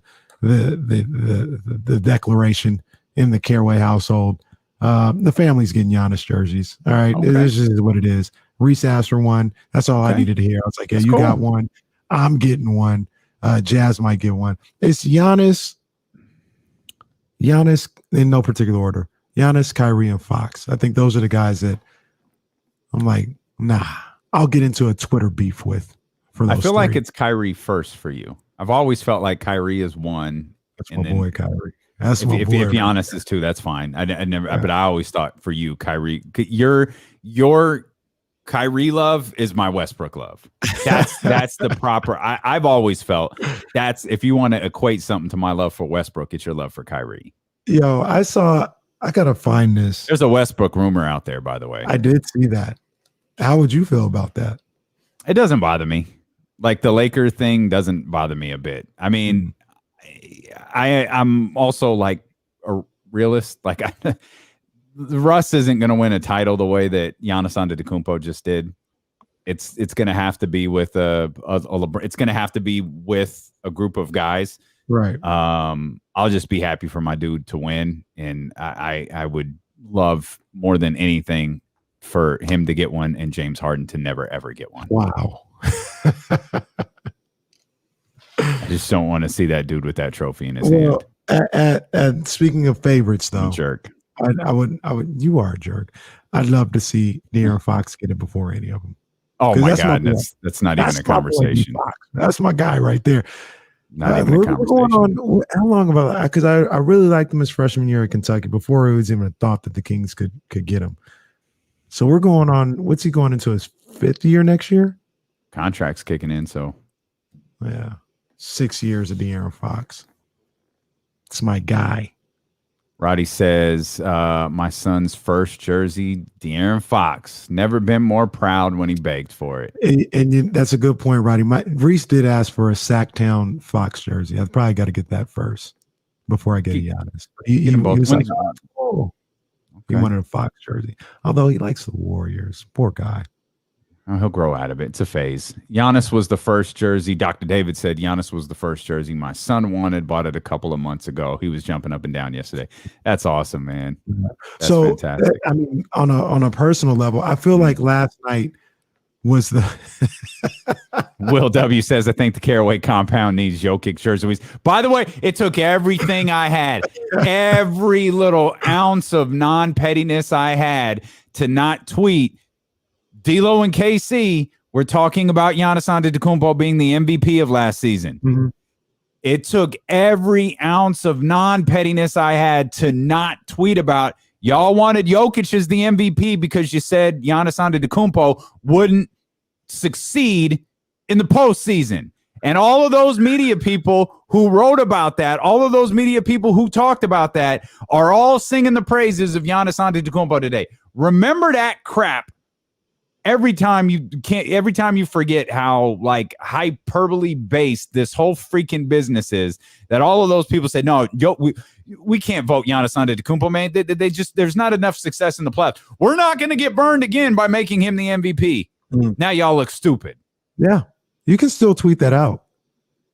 Matter of fact, you don't have to. Jesse, just cut it up and put it on. Put it on Twitter later. But, he didn't even finish top 3. Man. With all due respect, we said he was MVP. We with said all due respect up there, and we said it looks like the MVP's Giannis. To our man in Golden State, he finished 3rd. Giannis put up numbers this year better than the ones he did the first year he won the MVP. Pat myself on the back. We said Will Z, our guy Will Z, came up with the chart. And we looked at the chart. We were like, yo, it's kind of looking like Giannis is the MVP. Mm-hmm. Can I? Two things. I've been waiting like I know. I've been waiting like 15 hours to get that off my chest. Go ahead. Hold on. You're listening to ESPN 1320 KIFM West Sacramento KRXQ HD2 Sacramento, an Odyssey station and driven by Lashers, Elk Grove Dodge. James Ham coming up in 18 minutes. Go ahead. I just want to more Giannis accolades here. Let me just read it. Just read it off. Giannis is a 2-time MVP. He's an NBA champion. Mm-hmm. He's an NBA Finals MVP. Mm-hmm. Defensive Player of the Year. Mm-hmm. Won Most Improved Player. Yep. 5-time All-Star, 5-time All-NBA, 4-time All-Defense. I'm telling you, 26 years old. We're talking about a guy that's going to be a top 10 all time. And then check this out. Like I said, he won the most improved. He won the MVP. He won the Defensive Player of the Year. He won a Finals MVP. It's never been done in NBA history. It's never been done. Say that one more time. The kicker is this one. Most improved. Oh, the most improved. Okay, that's the one. MVP. Yep. Defensive Player of the Year. Finals MVP. It's Wow. never been done in the history of the game. Amazing. Absolutely amazing. Yeah. And he doesn't have I can't believe I'm going to feed into this. He doesn't have the Devin Booker cachet where you feel like you want to punch him. There was a point where Devin Booker, the game was over, or it was actually, if you were watching the game, you probably remember this. I think it was the last foul. Giannis is walking to the other side of the court, and he's starting to celebrate. Yeah. And you could see Devin Booker in the background, and all I could think in that moment, Giannis is celebrating. I'm thrilled for the dude. It is just roaring loud. And I'm looking at Devin Booker thinking, yeah, I could see why everybody wants to punch him. And I felt like such a jerk. This is obviously like Devin Booker's lowest moment. By the way, if Rachel Nichols hadn't done enough to be fired yet, her question to Chris Paul last night was one of the most absurd things I had ever seen. She literally, it was like she was like, hey, how you feel? How you think I feel? I feel like we just lost the NBA Finals, Rachel. But look, the way she did it was like almost trying to be too smooth and too smart for her own good. So you only say like 3 words. Chris, how you feel? Oh, it was so bad. It was journalists do not do that. Got up out of there at that point. Oh man, he should have grabbed his purse and left. It's absolutely what he should have done. He should have grabbed his purse and left. Yeah, Rachel. And shout out to Malika Andrews. Killed her on the post game. Did what she did. It was a crazy little setup. That was a crazy setup. Yeah, that was a lot. Almost chaotic. Yeah, that very much was, man. But she did a hell of a job. By the way, just to tie this whole, we've mentioned Rachel, we've mentioned Malika Andrews. Let's tie in the other part of the story. Maria Taylor did in fact leave ESPN, as had long been speculated. She signed an extension to get her through the end of the finals, and it looks like she's off to NBC, and she'll be ready to start by the time the Olympics start, which, by the way, is Friday. Actually, the Olympics started. Yeah, so was that the Olympics? Yeah, that was the Olympics. The women's national team lost last night. Damn. As Megan Rapinoe said, we got our asses kicked. That was the Olympics. There's no confirmation that maybe excuse me. There you go. That's better. You would have gotten us in trouble there. There's no confirmation that if it happens before the opening ceremony that maybe it doesn't count. But yeah, that was the Olympics yesterday. It's interesting because I you saying that and confirming that I forget that does happen every Olympics. Like they everyone, like 1 or 2 days before they have some events before the opening ceremony. So I saw they lost and I was like, oh, in a friendly or okay. And it's like, no, it was in the Olympics. Friendly in Tokyo. Like, that was it. Yeah, like so I found out yesterday the USA basketball, soccer, and tennis are all together in Tokyo. They're all outside of the Olympic Village. It was pointed out to me that soccer players have become such massive stars. Yeah. They can't be in the Olympic Village anymore. Yeah. Tennis is something similar. And yeah, they're all, I'm sure Nike had a part in that as well. But yeah, they're all in the same hotel in Tokyo. So this is crazy, man, because there's still a threat of the games being shut down. They're worried about outbreaks and all. I had this passed along to me last night. No, there's not. That's exactly what I was told. No, there's not. There is no chance that all of these people are here and they're going to shut it down now. It might not go smoothly, but it's happening. Okay. It's happening. Well, It could get a little rocky, but it's happening. I'm thinking, and this is just common sense, I guess. Maybe it's a crazy question, but nobody better be coming back without a negative test, right? Yeah, you're tested at the airport. Like Both ways, yeah. Yeah, I would. You're tested at the airport. Damn near, I would want them tested on the plane. Yeah, like on the tarmac. Yeah, you're tested before you get on the plane. You I may know. not make. Get on the plane and get tested again. That's what I'm saying. Okay. On the tarmac in Tokyo, like, all right, your seatbelted in. All right, let's get a test again. I know we just did it 20 minutes ago, but let's get another one. By the way, Zach LaVine's on his way to Tokyo. Yeah, Zach LaVine on Spirit. He's riding Spirit right now on his way to Tokyo. He missed the flight by like a day. Like, what did he have that he missed the flight by a day? That man Zach LaVine on Spirit standing up all the way to Tokyo. He got a coach seat by the bathroom. Like, come on, man. Look at Zach LaVine on a plane over there. He may have, like, realistically, he might have hopped on the plane with him. Yeah. He might have been with they just kept him back to keep Devin Booker company. So he didn't have to completely hang out with Drew Holiday. He seems like he's wound kind of tight, which is actually as much as he gets on my nerves. That's one of the aspects I do like about Devin Booker. Like he's kind of no nonsense, and I do like that about him. But he just seems like he's gonna be pissed off that entire flight. Just pissed. Ain't no laughing. Yeah, I mean, just pissed. Is it up to Drew Holiday and Chris Middleton to set the tone for the flight?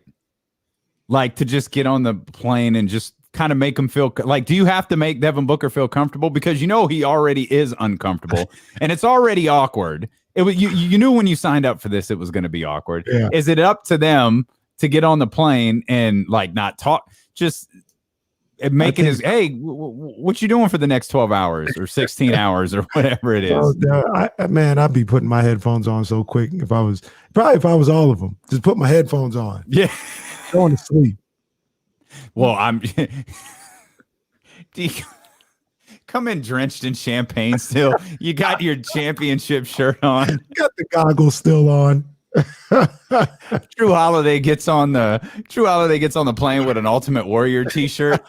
Hey, that was so cold. That was so cold when LeBron did that. He came out of that plane with the Ultimate Warrior shirt. I said, yo, that's a bad boy for that one. That was a bad boy. That was real heat. That's why I love that. Yeah. I love that whole little rivalry from 2015 to 2017. That was real heat. He said it was the only shirt he had left. Come on, man. But in fairness, he was rocking the homage brand the other days of the finals. He remember the famous 3-1 picture.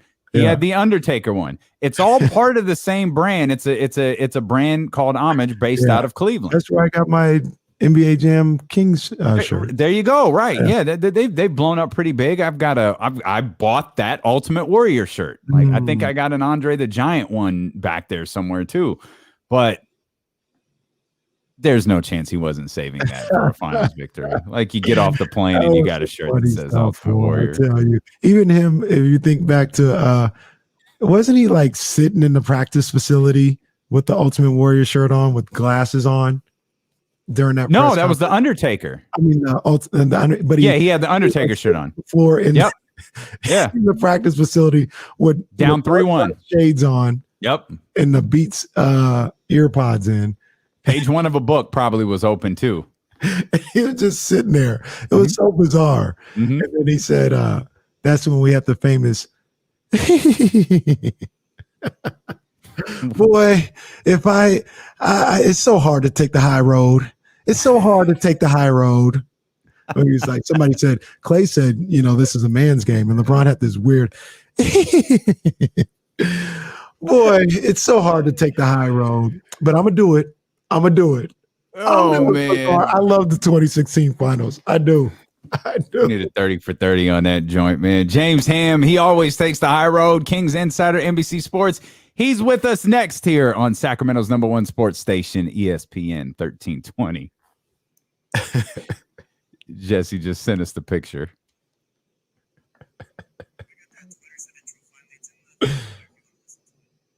Okay. Dave, I'm gonna try and send you something too that I came across yesterday, and I thought about you. Get this banner off because I Look at LeBron. Just bizarre. Yeah, that's weird. Let me see if I can get this off of my. That's so weird. It looks like he has an iPod in his hand. This is really random, and I was just like, I sent it, I screenshotted it because I was like, come on, man. It was one of those, come on, man, what are we doing here? Is this it? No. Where is it at?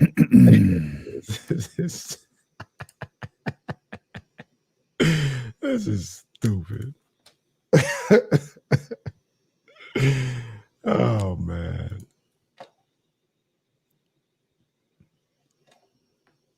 All right, Where are you? Let me send this to the chat. Where's Oh, Twitter said there it is. So, Damien, when you see what the hell kind of shot it, how are you shooting this shot? Oh man. And then you got this stupid look on your face. Oh, come on. Why is this happening? That's not what I need. Hang on, I'll look at it in just 1 second. I want to hear this intro that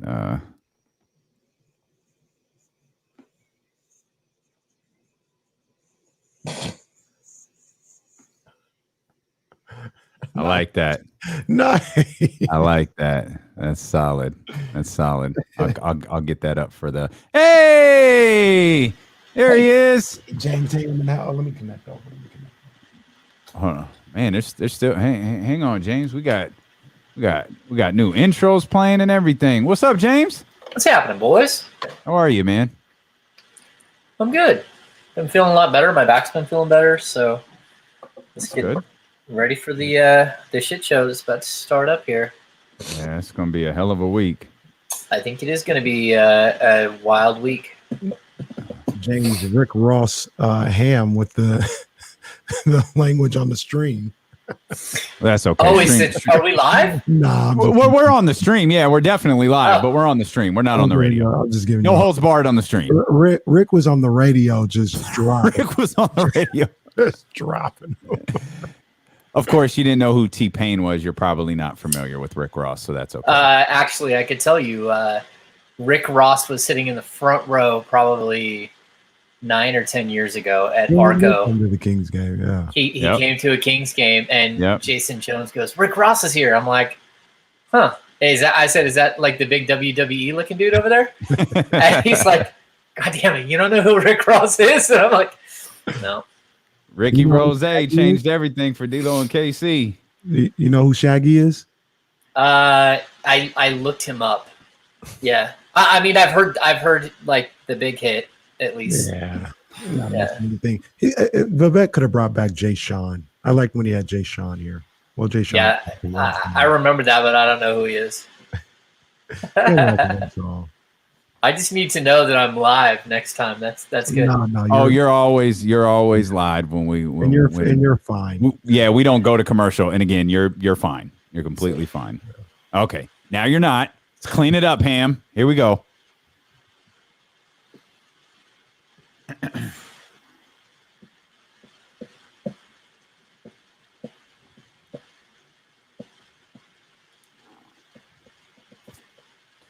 Put a parental advisory label on our conversation with James Ham as he joins us here. James Ham getting ready for a big week that you can listen to all of it here on the Odyssey exclusive stations on the Odyssey app that are curated for sports listeners like you.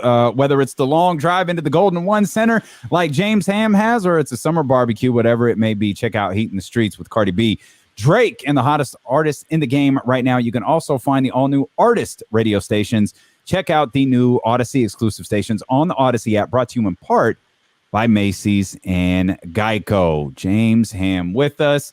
A week, 8 days before the draft? How you feeling overall? Yeah, I think this is the build-up, right? This is when, I have to pre-write and I have to get way out in front of it and be on top of things, or it gets on top of you really quickly and you get snowballed. So yeah, I think it's a fun time, right? This is, like, if you're a Sacramento Kings fan for the last 15 years, this is the best time of the year. The draft and free agency, the what if, maybe something good happens, and we're right in the mix of that. James, I've been seeing a lot of mock drafts and starting to see more and more about Franz Wagner. I'm not interested. I'm not. To me, if he's being mocked there, a lot of guys like Moses Moody, Jalen Johnson, even Akai Jones. Now you keep him. You pick him. I'm willing to see where that plays out. Franz, I'm like, get on the phone. Talk about trading that pick. Yeah, I can't imagine Monty McNair keeping a Franz Wagner pick. I just can't. Yeah. So what I've been told, like, because I keep touching base, like, what in the world, like this? We just keep hearing the same stuff, right? That he's got a promise at he's got a promise in the lottery, and then people have said, well, it's the Kings, so, he's got a promise in the top 10. I don't know how you promise somebody something that you don't know if you're going to have. And so, it's nice and all, but the Kings are going to be shopping around and doing everything they can to improve this roster. And that very well could mean that number 9 pick could go somewhere else. So I don't think you make a promise like that if you don't have intentions. Well, if your intentions aren't clear, if you don't know specifically that you're going to draft there. So I think all options are still open at this point, and I just don't buy it. I don't buy all of the sort of people honing in on that pick. And even still, like, even if he was the guy, I'm not sure that I'm kind of with you. He doesn't kind of move the needle. And I don't care what your analytics say about what position he, how he can impact the game. He didn't shoot the 3 ball very well. He's not really good at any one thing except for defense. He's a solid defender, but there's question marks about whether his defense is going to translate to the NBA when everyone is bigger, faster, stronger, and can jump higher. And to me, if you're drafting him as a 3-4 combo and potential stretch 4 long-term, that might make more sense than if you were really centered in on him as like a starting small forward at some point. Because to me, I just don't know that he's going to be able to maintain at the next level when everything gets faster and moves at a different pace and people can jump and are bigger and stronger. Nope. We've spent a lot of time talking about Ben Simmons in our recent visits. Let's throw Dame Lillard into the equation. There was a report that the Kings have been aggressive pursuers in the early stages of this Dame Lillard saga in Portland. What do you make of that? Is there any validity to it that you're aware of? The Kings are holding everything really, really close to the vest at this point. But like I've told you guys a bunch of times, Monty McNair wants to swing for the fences. He's not looking for a sacrifice fly here. He's looking to move this franchise forward one way or another. And do I think they can land Damian Lillard? I think that's going to be really, really difficult. Although, they do have salary matchups, and it really depends on what path the Portland Trailblazers are taking. If you're losing Damian Lillard, you have to understand that means that your run is over. Like, it doesn't matter what you're getting back, your run is officially over. So if you think that you're trading him for Ben Simmons and you're just going to keep plugging away and be, a team that's between 8 and 6 in the playoff picture, the reality is going to set in very quickly. He is the heart and the soul, the leader of that team without any question. So if you look at, if you could get him, what he would look like in Sacramento, number one, the Kings would have to give up a ton to get him. They don't have the roster to get much further in the playoffs than what he's got in Portland. That's going to be a huge issue. So how are you going to keep him happy? How are you going to make the adjustments that are necessary? And then you look at what's happened with the Phoenix Suns. They just lost the NBA Finals. But realistically, up until the bubble last year, that was a horrible team. Up until they went 8-0 in the bubble, they shouldn't even been invited to the bubble. That they were bad. And you add Chris Paul to that roster, and look what it did. And so the one guy I think that we might be able to compare Chris Paul as far as a leader is Damian Lillard. He's a guy who instantly walks in the door and he commands respect. He demands respect. Everyone in that franchise knows he's the guy, and that would be the same way here. So again, you're going to have to figure out what it would be that they would have to give up if they're looking to trade for De'Aaron Fox. I just don't know that that the Kings are doing that at this stage. But if you were looking to maybe do a way to dump his salary and then take on a bunch of first-round picks, maybe a couple of young players, the Kings could do that. And so it really does depend on where Portland thinks they are as a franchise. I don't think that they know where they are as a franchise, because watching what Neil O'Shea has done up there with his press conferences, I don't know if he sees the big picture or not, because it doesn't look like he does.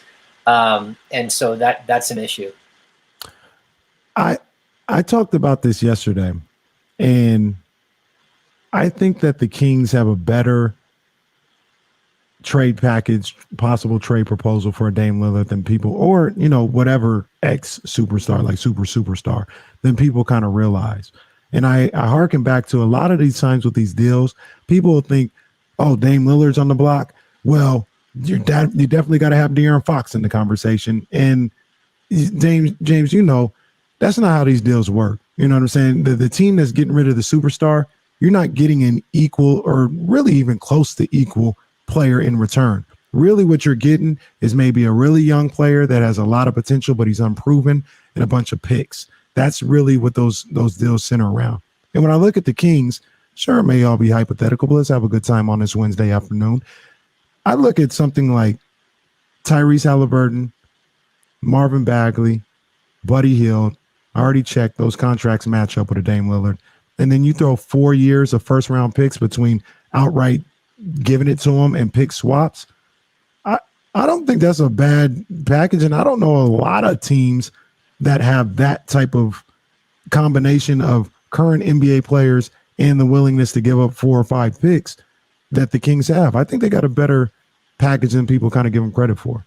Yeah, I mean, realistically, the Kings picks are always good picks. I mean, if you're going to compare a package they could put together versus, say, the Los Angeles Lakers or the New York Knicks, or name that team that's really good, the Philadelphia 76ers. Well, if you're looking just to go young and to reset your roster, it doesn't matter. If you're giving up Damian Lillard, you probably understand that the Kings are still going to struggle. They're the Kings. Drafting in the Kings position historically has been a really, really good place to draft, because they're, historically just not very good over the last 15 years. So look, if I'm looking at that as the package, like, even if they make the playoffs with a guy like Damian Lillard, are you talking about like a 7 seed, an 8 seed? You're still looking at like a mid-teens pick. That's better than a lot of the other teams can offer if Portland is stripping it down and saying, we're just going young. So I think that there's a lot of common ground. I also think that there's a lot of common ground for a 3-way deal with the Kings and 76ers and Portland all involved in some fashion. I think that there's a lot of moving pieces here. It just really, how realistic is it that Lillard will get traded or that Simmons will get traded? We know that there's smoke, but how realistic is it? So I don't like getting people's hopes up and then watching it all fall apart. But, look, I said it last year when Russell Westbrook was available. What do the Kings have to lose? Like, if you could pair Russell Westbrook and De'Aaron Fox in a backcourt, that would be fun. Yeah. You would be a playoff team. I mean, the guy historically is in the playoffs every year. So, like, I think that there are a lot of ways that you can mix and match. What you can't do is keep drafting number 7, 8, 9 and think that you're going to improve, think that you're somehow going to land some miracle free agent signing that's never happened before and probably won't happen unless you get that first star. And so that's kind of where they're at. And, again, Mark Jones tweeted out, I actually texted with him earlier too, about De'Aaron Fox. He's gained 9 pounds. So he could be up to like 195-ish, 194, 195. That's huge. I mean, we go back to Russell Westbrook. He's played at 200 pounds like his whole career. And that's the guy, if you look at the career arc of Fox, that he's followed almost directly the whole time. It's not until he gets to year 6 or 7 that Westbrook starts being this incredible rebounding fiend. And then that's when he becomes a triple-double machine. But before that, Fox and him really pace as far as their careers from year 1 through 4. And you could even say that Fox is ahead of where Westbrook was. So if you start adding that bulk and everything else, you might already have your star here. You need to wait. You do need to wait it out and make sure that, the guy's 23. How good can he be? James Ham, obviously the smartest man on the planet, joining us here on D-Lo and KC, especially after that Russell Westbrook tape. Of course, he's Kings insider for NBC Sports as well. Any other, we have fun with the Ben Simmons and Dame Lillard stuff. Are there other targets out there, like realistic targets for Monty McNair to look at? I know we've talked about Miles Turner in the past. It's been super quiet, and that's what I've checked in with a bunch of sources, and everyone said it's been super quiet. So I don't know if the whole league is just kind of waiting, and then we're going to see this mass barrage now that the finals is over. But I just don't buy it. There's going to be movement. I cannot imagine this team coming back with even like maybe 3 or 4 of their starters, but I think the rotation is going to completely get mixed up here in Sacramento. So is there a deal out there that makes sense? I don't know. I mean, you're looking at a team like New Orleans who's shopping 2 really solid veterans in Eric Bledsoe and Steven Adams. Now, I'm sure Kings fans are cringing and saying, I'm not sure that I want those guys. But at the same time, if you lose Rashawn Holmes, does Steven Adams as a replacement make sense? And the answer is yes. A big guy who doesn't take guff from anybody, who doesn't mind setting the meanest screens in the league, who you don't get physical with because you're worried he'll snap you in 2. Does that make sense? Does a Buddy Hield for Eric Bledsoe and saving $35 million in cap space over the next 3 seasons, does that make sense? Maybe it does, maybe it doesn't. But, I think the Kings can be aggressive in different ways. We have to get through this initial phase where literally superstars are on the block, or star level players are possibilities. And if once we check those boxes and say, okay, those things can't happen and you can't even be part of a 3-way deal, and you need to go elsewhere, then we start looking at how do you bring back a somewhat similar roster but make wholesale changes to specific positions, whether it's out of necessity like with Holmes, or whether it's clearing out space in a Buddy Hield or a Marvin Bagley. There are all kinds of different things the Kings can do here. It's just what is going to move the needle. And the first thing you've got to do is we have to wait for the first shoe to drop. Once the big first shoe drops, and it always does, then you start to figure out, okay, how do I fit in the world of transactions that are coming up? And sometimes it takes a little while, but at the same time, I think the Kings are going to be super aggressive both on draft night, leading up to draft night, and then the small window leading up to free agency. I think they're going to be extremely aggressive. The first shoe, you mean in terms of the league, like the Dames or the Ben Simmons, that's what you're talking about, right? When you say the first shoe to drop? Yeah, the first shoe. That's what I mean. One of those big deals is going to happen. Gotcha, right. Yeah, and it might not even be them. It might be someone totally different that we didn't see coming. But once that first shoe drops, then it's kind of like, okay, well, the egg's broken. We might as well scramble it.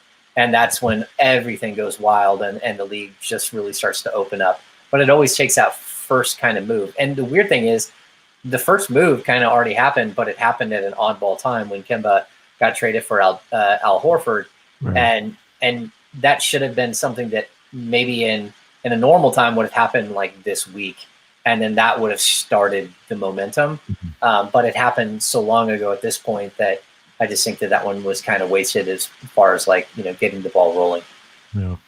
Scrambled eggs. You're a scrambled eggs guy, not a sunny. I'd never even eaten. No, I'm more of a poached. Well, I do like over easy, but I'm an eggs Benedict guy for sure. Yeah, I'm scrambled all day, baby. That's what I do. James, I went on a whole diatribe and a soliloquy, as Stephen A would say, earlier today about Milwaukee and how they stay committed to a process. They stay committed to continuity. And that's one of the reasons why they were able to get this done. And I talked about how Sacramento has been the exact opposite, whether it's changing the players, changing the coaches, changing the front office people. Nothing ever stays the same long enough to see something through. And I thought that's one thing that seemed to have happened this offseason. You got Monty going into his second year, his first full year, and Luke Walton sticking around for his third season. Is that kind of what's going on? Do you see the same issue in Sacramento more than just like not being able to get it done? The fact that whether right or wrong, nothing is really given an opportunity to be proven right or wrong because things change entirely too often here. Yeah, I mean, I fully believe that. I mean, that's been we talked about this.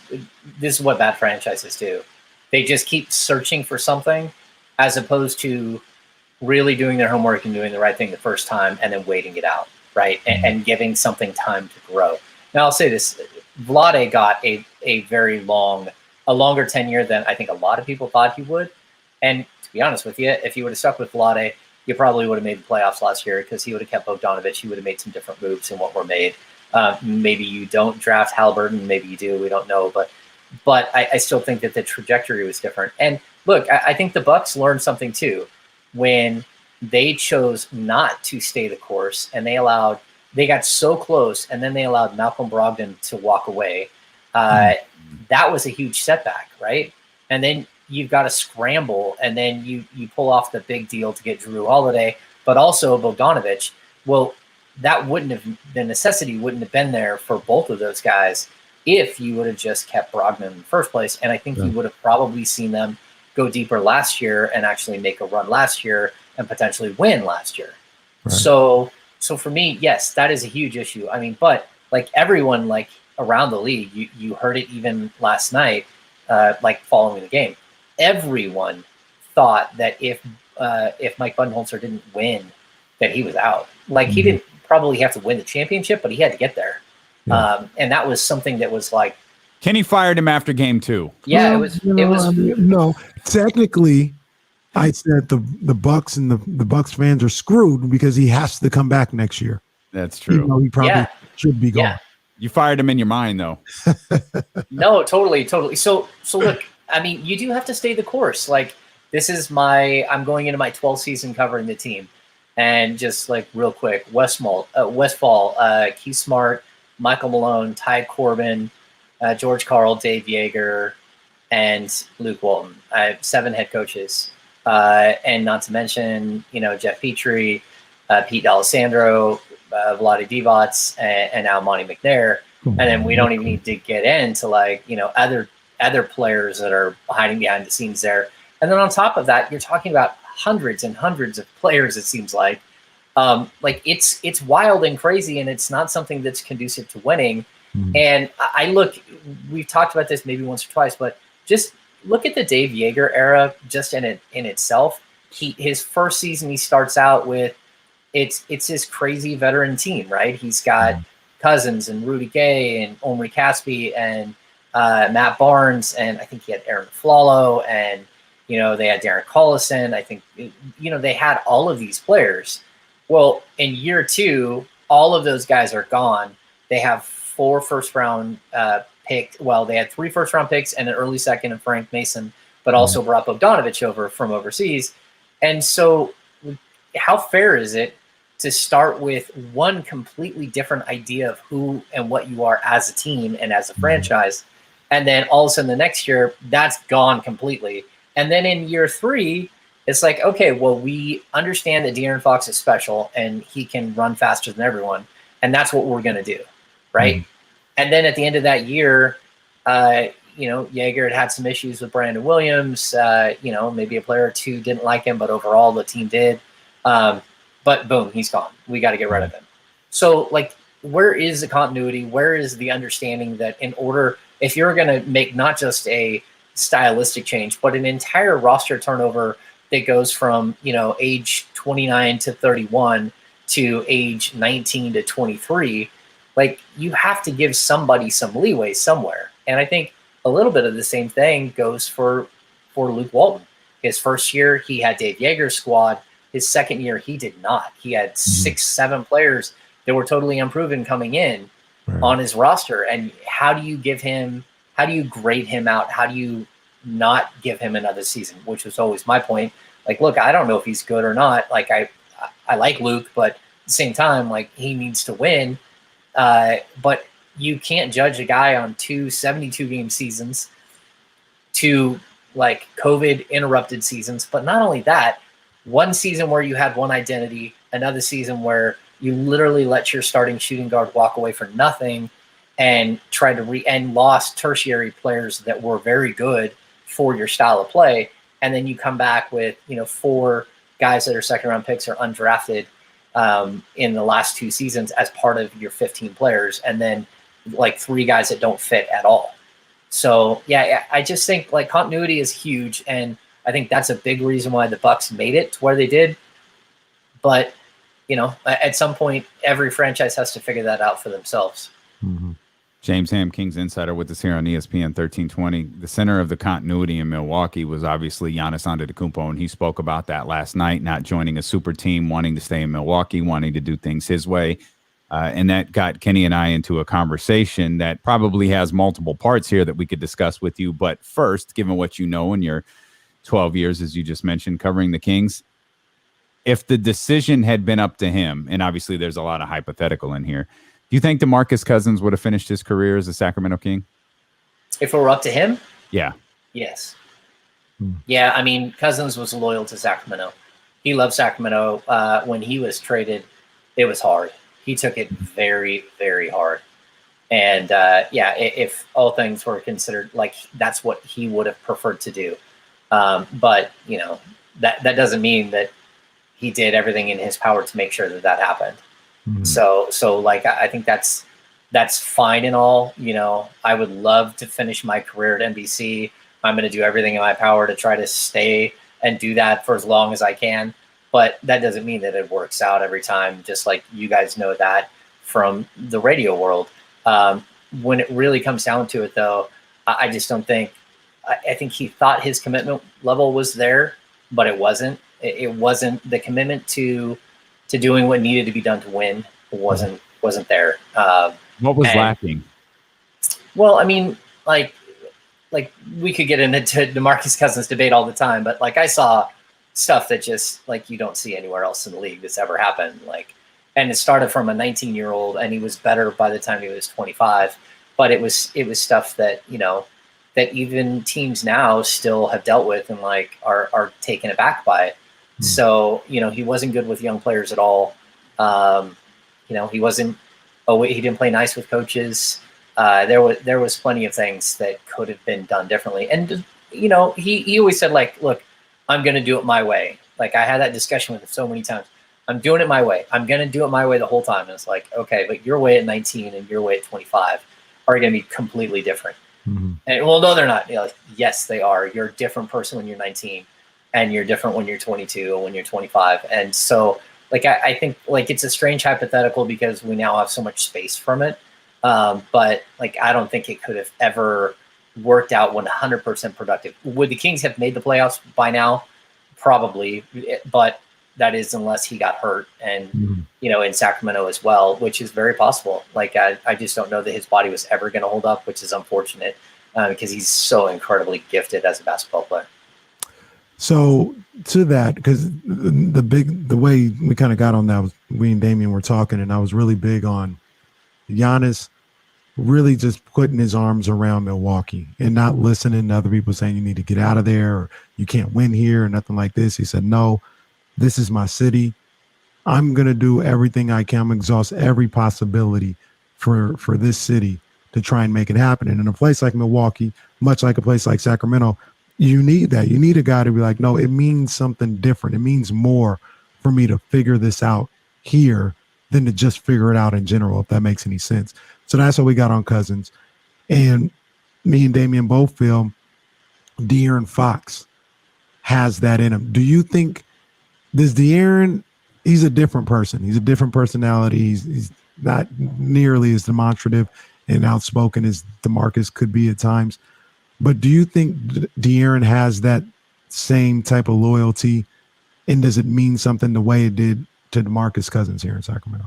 Yeah, I think it does. And to be honest with you, we can take it the next step. Like, I think that De'Aaron wants to do every single thing in his power to get the team there. Now, whether he has the ability to get the team there, like, that's going to be up to him. Like, he doesn't have a ceiling, in my opinion, but that doesn't mean that it always works, just because we know how many times it hasn't worked.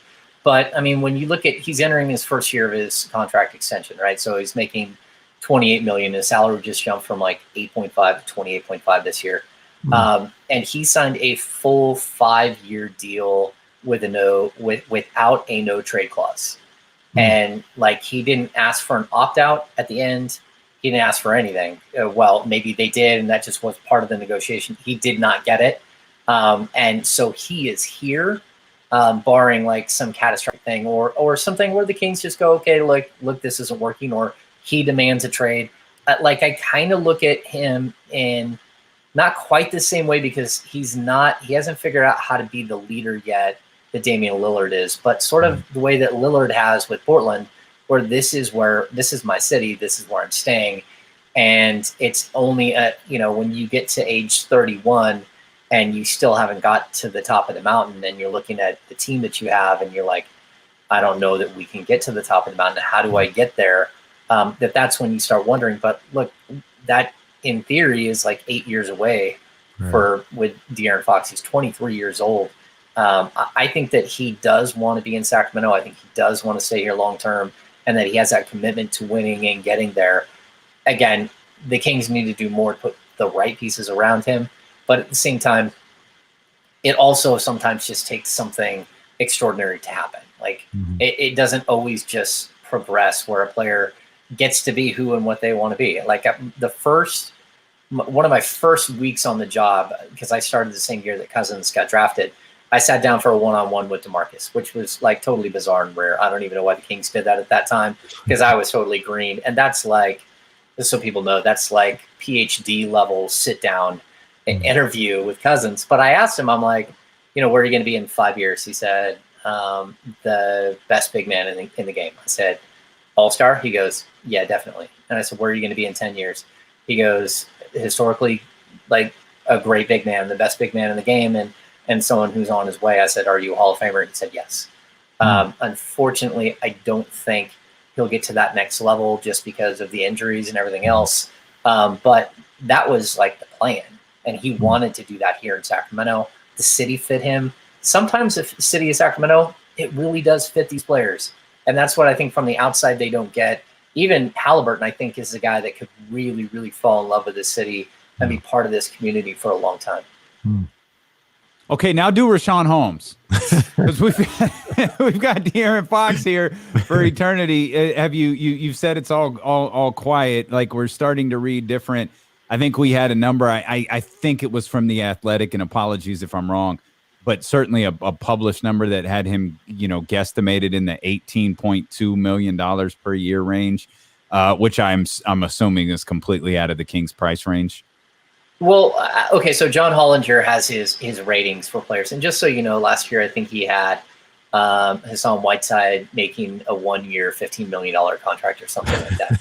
So those numbers, they don't always jive. Well, I mean, like, statistically speaking, on paper, that is exactly a guy coming off like a $99 million contract. That's what he probably should have, especially, again, look at what was he like? Almost 15 points, 12.5 rebounds. About a league in block shots coming in. Right. So, but anyway, like, I like Hollinger. He also created PER, player efficiency rating, when he was at ESPN. He's a brilliant mind. He spent a lot of time in the Memphis Grizzlies front office as well, after being like a true hoop guy. So anyway, when it comes to that, like, look, I know that the Kings still love Rashawn Holmes. I know that the Kings still would like to bring back Rashawn Holmes. Being realistic, in order to do that, they're going to have to get extremely creative. And like, I think you've seen this too. Even Hollinger mentioned in that piece, there's a way for him to sign like a mid-level exception and take like a 2-year deal, but the second year is non-guaranteed. And if he does that, he goes from early bird rights with 2 years of service with the Kings to full Larry Bird rights with 3 years of service to the Kings. And then he could opt out of his contract next summer, and then the Kings could give him whatever they want with exceed the cap to do it.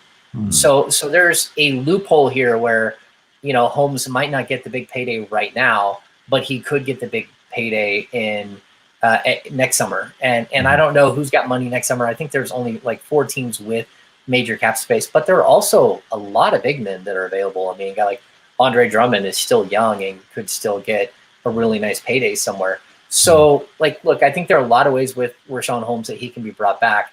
The easiest and fastest way to do it is if he just signs for a 4-year, $50 million contract. That's roughly $30 million less than what his people want. But I think you could also work something out where you have to dump a $9 to $11 million contract. And if you can move a contract like that, you can open up enough cap space to get up to 15 million, 16 million starting salary. You could probably get up to a 4-year 60, 65, maybe even $70 million contract, that would be a little bit of a stretch, but I think you could still do that if you're the Kings and still retain a lot of your stuff. But at the same time, the Kings' idea here is to improve. And so how do you do that? And you can't just expect to bring back the same bucket of 8 guys, 9 guys, maybe even 10 guys, and they just have one more year. You're going to get, of course, guys like Halliburton and Fox are going to get better. Maybe Marvin Bagley shows something that he hadn't shown and stays healthy, and you do end up getting a little bit better. But in number 9 pick in the draft, that's not going to bump you up 4 wins. So how do you get there? And so the Kings are going to have to make difficult decisions about Richaun Holmes, but also about guys like Harrison Barnes or Buddy Hield and whether they fit long-term, guys like DeLon Wright and whether, his $9 million contract, $8.5 million contract is something that can get them enough room to sign a guy like Holmes, or again, like a Marvin Bagley. Can you free up enough space to go out and bring back Holmes? But on top of that, you get worse by losing each one of those players. Even if, we can discuss Marvin all day long. If Marvin's not here and you don't have someone to replace him, you didn't get better. So how do you get better, keep some of the guys together, but also make the necessary moves that are tough to make your franchise better? And that's a very, very confusing puzzle for Monty McNair. Quick NBA question before we get out of here. Let's talk about, I don't want to call them the losers. That sounds harsh, but the guys who did not win the championship next year. Are you signing, if you're Phoenix, are you signing everybody to what they want? And I mean everybody, I'm saying Chris Paul, DeAndre Ayton, and Mikal Bridges. Ayton and Bridges are probably looking for big rookie extensions, and then Chris Paul's looking for $100 million. Are you would you have to do it if you're Phoenix, or do you make some hard decisions? No, I think you have to do it. You have to do it. And then on top of that, your young core moving forward is going to be Booker, Ayton, and Bridges, right? So maybe you don't bring back Cameron Payne if he gets $9 or $10 million somewhere. And that's a tough pill to swallow, but it is what it is.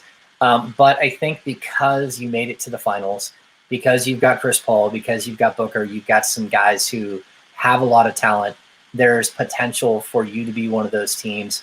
People like to play in Phoenix. They like the nightlife and all that. There's a possibility for you to add a couple of really nice pieces. So instead of Frank Kaminsky, maybe you get someone who's 2 steps better than Frank Kaminsky playing at that position. Maybe instead of Cameron Payne, you get a veteran who's has a better proven track record, but is searching for a ring type deal. So I think there's possibility there, but I also look at the Suns and they're a little fluky, just in general, as far as getting all the way to where they got. And I hate saying that because I think they did a really nice job. And I think Monty Williams is an incredible coach. But I still think that they probably in a normal season, or if things turned one way or another, they probably wouldn't have made it all the way to the finals, maybe second round of the playoff type deal. And so can they have the sort of the capital to go out and add those pieces I was talking about, those veterans who are man, I'd like to win a ring. And then they could lose Chris Paul. He could just say, hey, I'm going to opt out of my $46 million. I've already made $300 million in my career, and I'm going to go play with LeBron and go try to win a ring there. And it's more stable. And then the Suns are back to, who are they? Are they an 8 seed? Are they a 6 seed? Are they a 10 seed? You don't know until you see it play out. Yeah.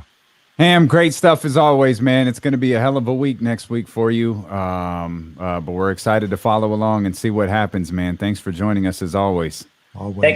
Thanks, guys. Take care, man. All right. Kings Insider, James Ham, NBC Sports. And my goodness, man, he is just one of the best freaking storytellers in the game. He is. He is I so like Patreon. I need to hear the backstories.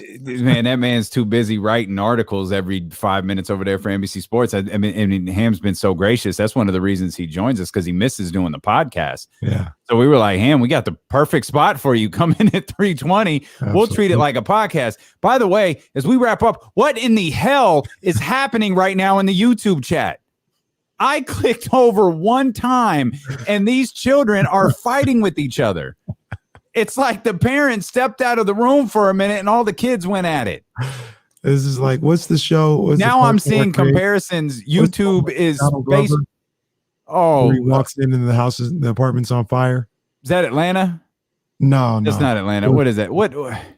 Look at y'all are you guys are a bunch of freaking kids, man. I swear. Will all of the kids in the room hit the thumbs up before you go? Because some of you have been busy fighting with each other. You forgot to hit the thumbs up. So hit the thumbs up, hit the subscribe button. Y'all, I swear to goodness gracious, y'all are children. Hilarious. But we love y'all. Y'all are our children, our chat children. Look, these fools, they argue. Did y'all even hear Ham? Ham was dropping some dimes in there. Y'all have been arguing. Dropping jewels, man. Y'all missed it, 45 minutes. We hope y'all enjoyed. Apologies to Fred Warner and the San Francisco 49ers. We will spend time discussing that contract and the impact of it extensively. And I know you're hyped about the San Francisco 49ers. We'll spend some time doing that tomorrow. And Deuce and Mo will join us as well. Have a great rest of your day. And we'll see you here tomorrow on Sacramento's #1 sports station, ESPN 1320. Holla. I look over, Jill and John like are about to kill Poker Pro Eric, and I couldn't even find the origins of it, and I'm like, yep, I'm out. I'm leaving. Can't. Oh man, that was crazy, bro. That was a trip. Oh man. Yeah, man, that's wild. I love listening to Ham though, man. He just drops some jewels in there. There's always a good time. Always. That's good I stuff. used to listen to the podcast all the time too. I was a fan. Yeah, right. Yeah. I can adjust that here on the screen. I just never do. I just send it to all of them. Fools in here wilding out, and I know, I absolutely know that Poker Pro Eric is at the center of it somehow.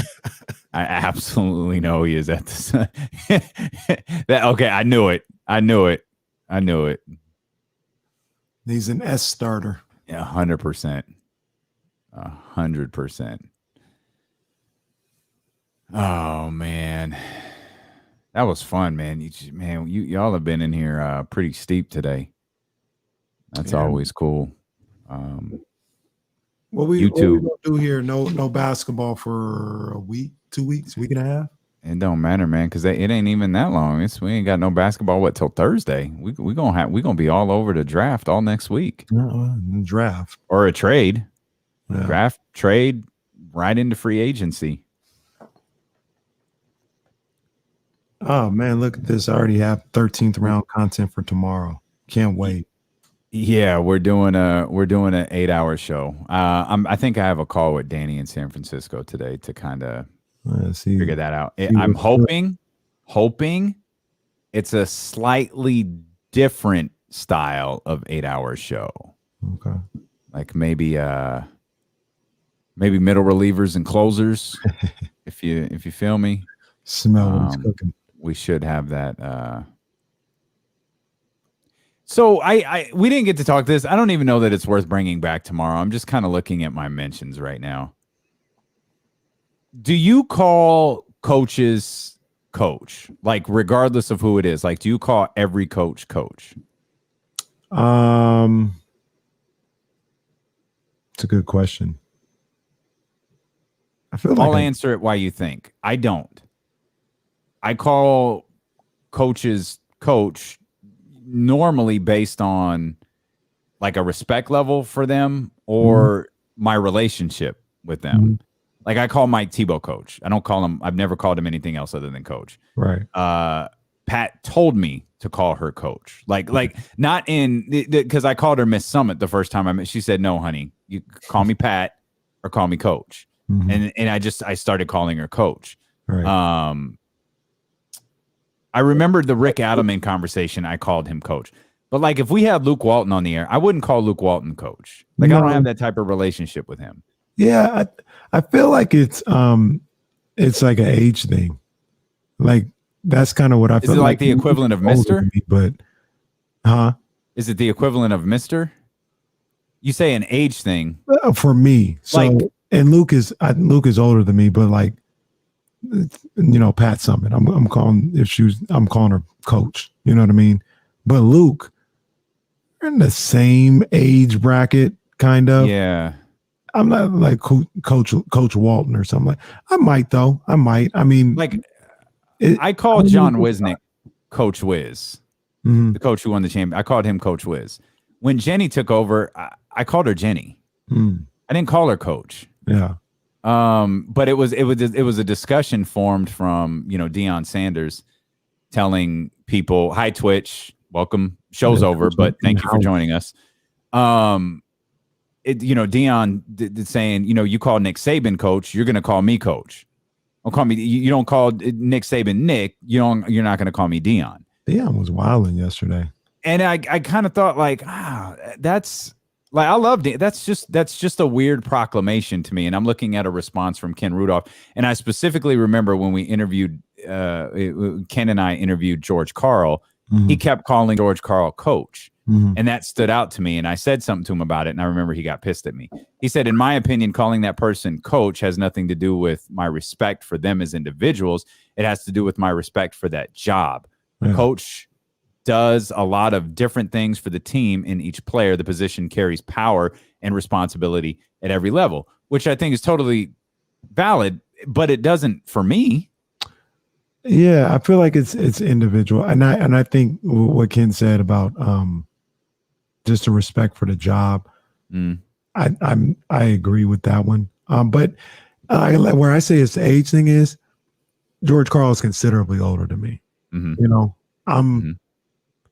I call Coach Katz Coach Katz. You know what I'm saying? Yep.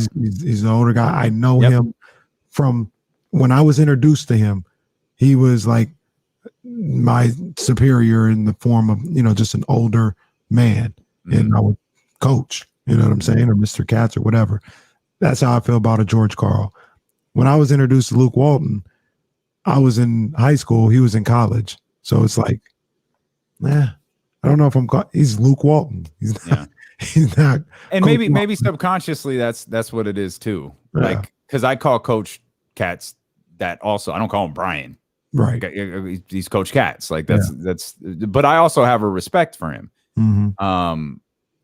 And I have a relationship with him too. Like that's where I don't have a relationship with Luke Walton. Maybe if I did, maybe if Luke Walton was on the show every week, maybe I would call him coach. I don't know. It's always been a weird dynamic to me when you call someone who is not your coach. And I don't know. It's almost like the way I'm introduced to somebody normally affects how I address them. Right. Like if I'm introduced to if you introduce me to your dad, right, and you say this is hey Damien, this is my dad Kenny. That's probably what I'll call him. I'm gonna call him Kenny. But if you say hey, this is my dad Kenny, this is Kenny Caraway, I'm gonna call him Mr. Caraway. You know what I mean? Like if you're introduced by your first and last name, I'm calling you Mr. or Mrs. by your last name. Right. I don't know. And then I don't know. With that as well. Weird.